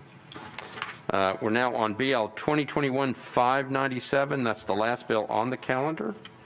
Parker, Toombs, Murphy, and others, an ordinance approving a participation agreement between the Metropolitan Government of Nashville and Davidson County, acting by and through the Department of Public Works and Monroe Infrastructure, LLC, for the construction of public infrastructure in Phase 1A of River North. Councilmember Parker, you're recognized. Thank you, Vice Mayor. I'd like to move the amendment with a brief comment. All right, we got to get the committee reports first. Budget and Finance, Councilmember Toombs, you're recognized.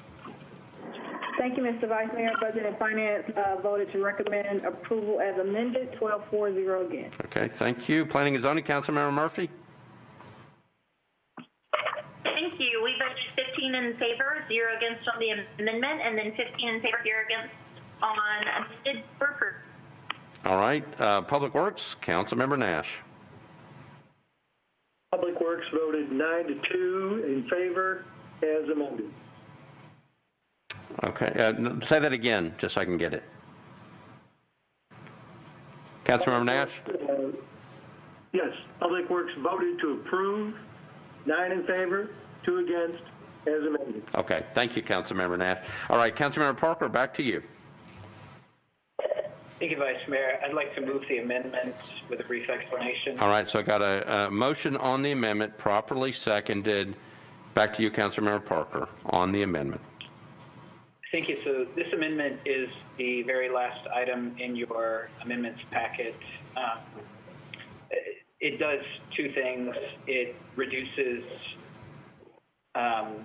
the 12-foot lane width that was slated for River North Boulevard down to 11-foot and 10-foot effective after striping.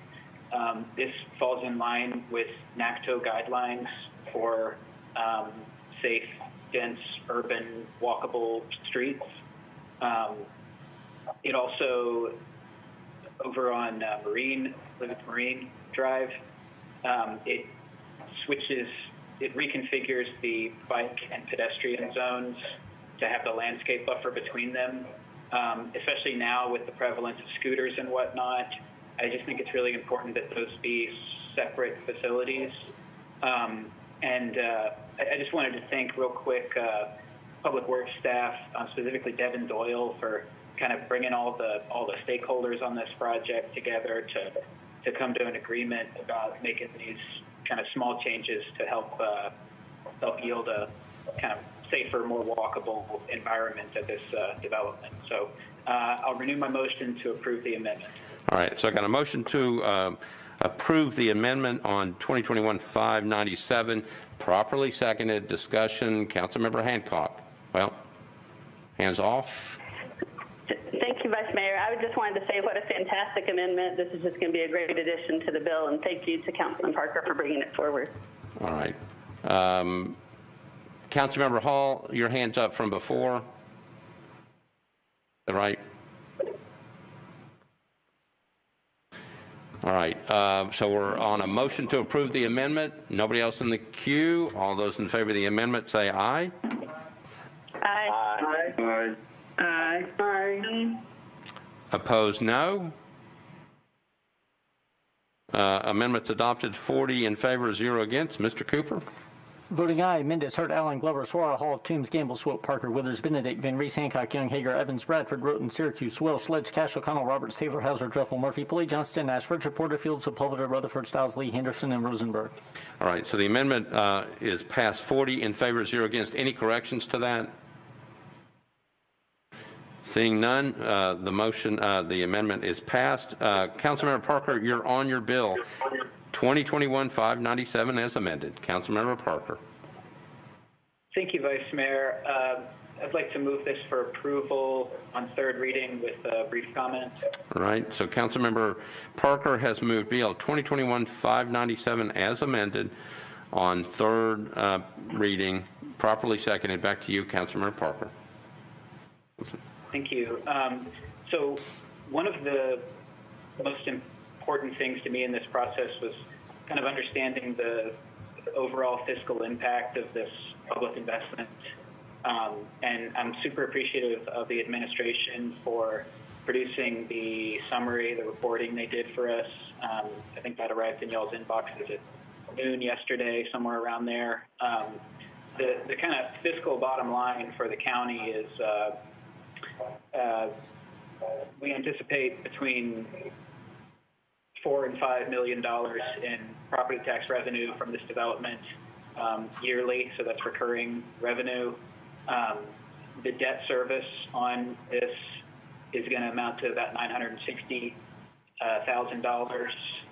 So that's a net of roughly $3 or $4 million a year for the city from this development. So I mean, I think that just the fiscal bottom line is good for this project. You know, this has spanned I think 3 administrations now. It's spanned 2 council members over here in District 5. My predecessor, Scott Davis, worked really hard on this. And so I've been, you know, the reservations and concerns that I have about this, you know, I'm trying to separate if those are with our process as a whole or if it's a result of the discontinuity in leadership over the course of this development taking place. But I'm still working through those, and I hope to have some stuff, some work to do with this body on the process moving forward. But I think in spite of that, we have a good product here, and with that, I would renew my motions to approve this on third reading. All right, so I have a motion to approve Bill 2021-597 as amended on third reading. Discussion on the bill. Councilmember Henderson, you're recognized. Thank you, Vice Mayor. I want to thank Councilman Parker for all the good work that he did on this, really being detail-oriented about the physical space and the streetscape. I do also want to thank the administration for engaging in this. For, as Councilman Parker said, something that was kind of stretched across multiple administrations, kind of piece by piece by piece. But I do want to make the body aware that this is fairly new as far as infrastructure participation agreements, and to Councilman Parker's concern about process, it's not yet clear to me how we go about doing this. I don't think it's particularly transparent or fair. Which developers and property owners get a seat at the table to negotiate themselves an infrastructure participation agreement. We've done this at 80-20, with 20 from the city, 80 Nashville yards. We've done it at 50-50 for Century Farms. This is 66% of the city, 33 from the developer. And so, I'm not in principle opposed to infrastructure participation agreements, but, our participation on any infrastructure is that we adopt it, we accept it, and we maintain it in perpetuity. And so, you can kind of look at the math and say, okay, well, we're going to improve all this area, and, we're going to garner $4 to $5 million. Debt service on all this is only $1 million, so that's $3 million to the good. But the question we should ask ourselves is, if we did not participate in this infrastructure, like in other places throughout the city where folks come in and redevelop and build all the infrastructure themselves per our requirements, would this not have been built? If we didn't participate in this infrastructure, would this not have happened? So it's just, I think we need to look at this process. I think this administration is committed to doing that.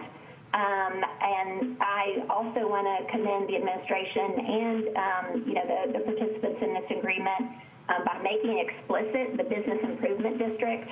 That will, kind of fund and support these infrastructure extras and help retire this debt. I think a business improvement district is something that we need to replicate across this county. We are so far behind on infrastructure and investment, maintenance.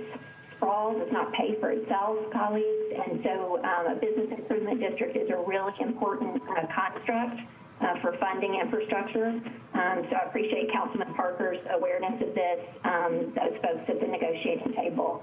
And so, while I really do appreciate that this was better than it started, I think, on principle, I'm going to vote no because I feel like we need to do a better job with how we do infrastructure participation. And, if we just keep going along, we're not going to kind of press the reset and set some new standards for this. So thank you. All right. Thank you, Councilmember Henderson. Councilmember Parker.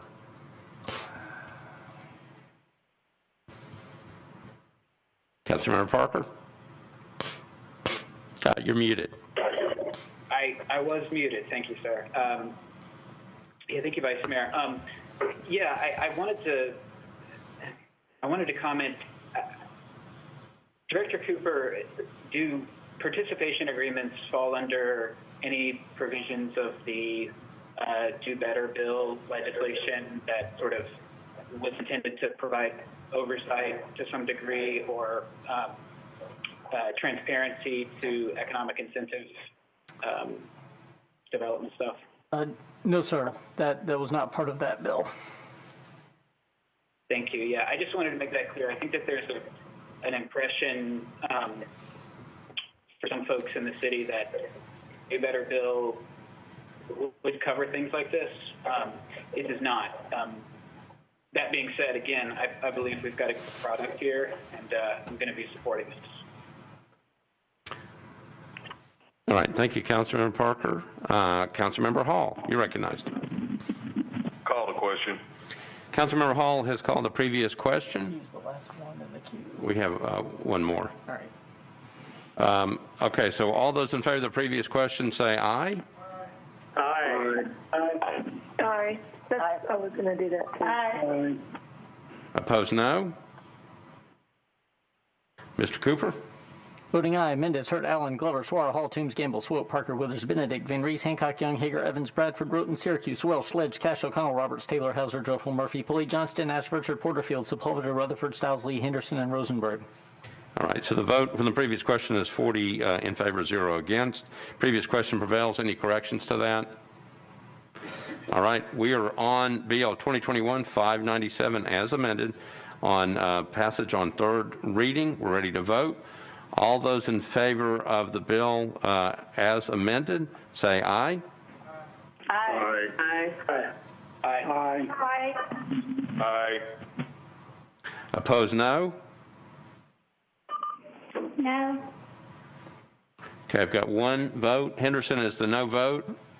Any correction to that? Okay, it's 39 for, 1 against. Mr. Cooper. Voting aye. Mendez, Hurt, Allen, Glover, Suara, Hall, Toombs, Gamble, Swope, Parker, Withers, Benedict, Van Rees, Hancock, Young, Hager, Evans, Bradford, Roten, Syracuse, Welsh, Sledge, Cash, O'Connell, Roberts, Taylor, Hauser, Druffel, Murphy, Pulley, Johnston, Nash, Richard, Porterfield, Sepulveda, Rutherford, Stiles, Lee, and Rosenberg. All right, so the vote is 39 for passage, 1 against on BL 2021-597 as amended. Any corrections to that? Bill passes.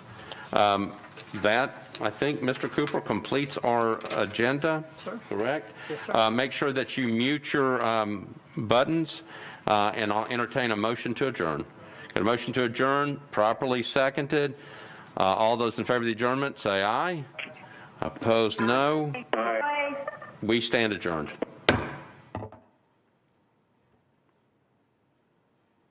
And so the council has concluded about a 4-hour and 15-minute meeting tonight. Here are some brief highlights. They approved several resolutions that would further the city's participation through the police department with the Internet Crimes Against Children Task Force.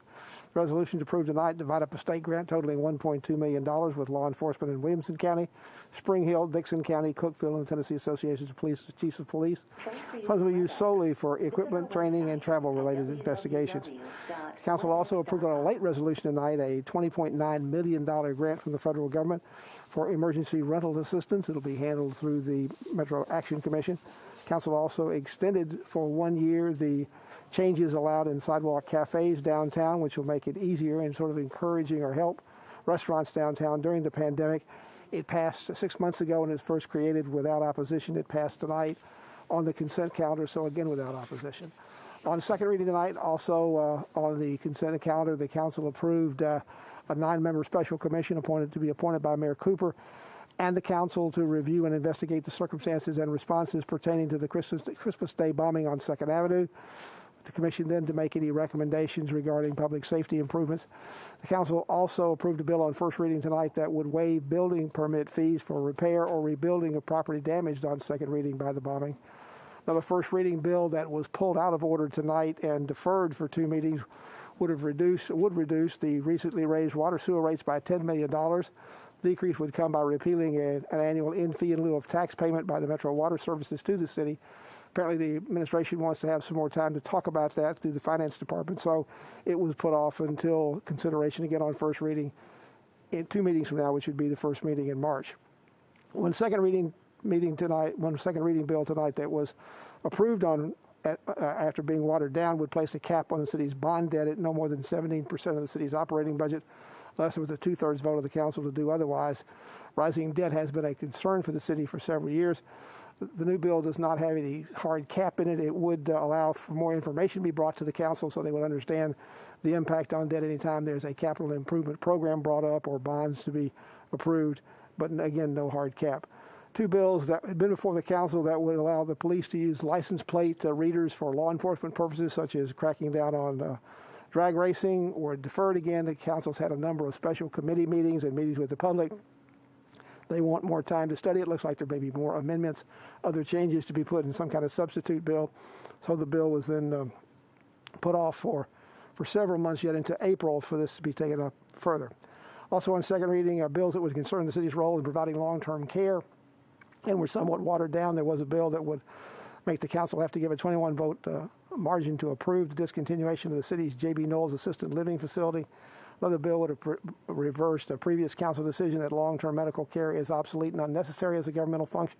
Now the bill merely requests more or less a long-term care plan for the Knowles Home facility in the future. All this comes after the city's Bordeaux facility was closed in recent week. Also on second reading, the bill also looked to the council to further restrict construction noise. They'd already done some of that earlier. Some council members want to give that some more time to work out. There was more tinkering with the times tonight in some of the substitute bill that was adopted, but the bill was then deferred 3 meetings, so it won't come up again until the first meeting in June. So you can see we did have some things tonight that happened that were a bit like Groundhog's Day, things that will be repeated, but were deferred tonight, won't be repeated. I mean, will be repeated again in meetings to come. Finally, on third and final reading tonight, the council voted 38-2 to approve a bill that would lower the speed limit from 30 miles an hour to 25 miles an hour on a number of roads in the Urban Services District that are designated on the city's major collector street plan. A number of council members again said they would like this to be extended out into the General Services District. Others are saying we need more police officers. It's not being fully enforced as it is right now. Others say we need to do more traffic calming. They debated a lot of that. You can see the vote was pretty overwhelming to go ahead and go with the bill anyway. The council is now in recess for 2 weeks until the 17th of February. We'll be here at that time to provide live coverage. Until then, I'm Pat Nolan, and good night from the council chambers. Tonight's meeting of the Metropolitan Nashville and Davidson County Council has been coming to you live from the council chamber and by live remote. It's been a public affairs presentation of the Metro Nashville Network.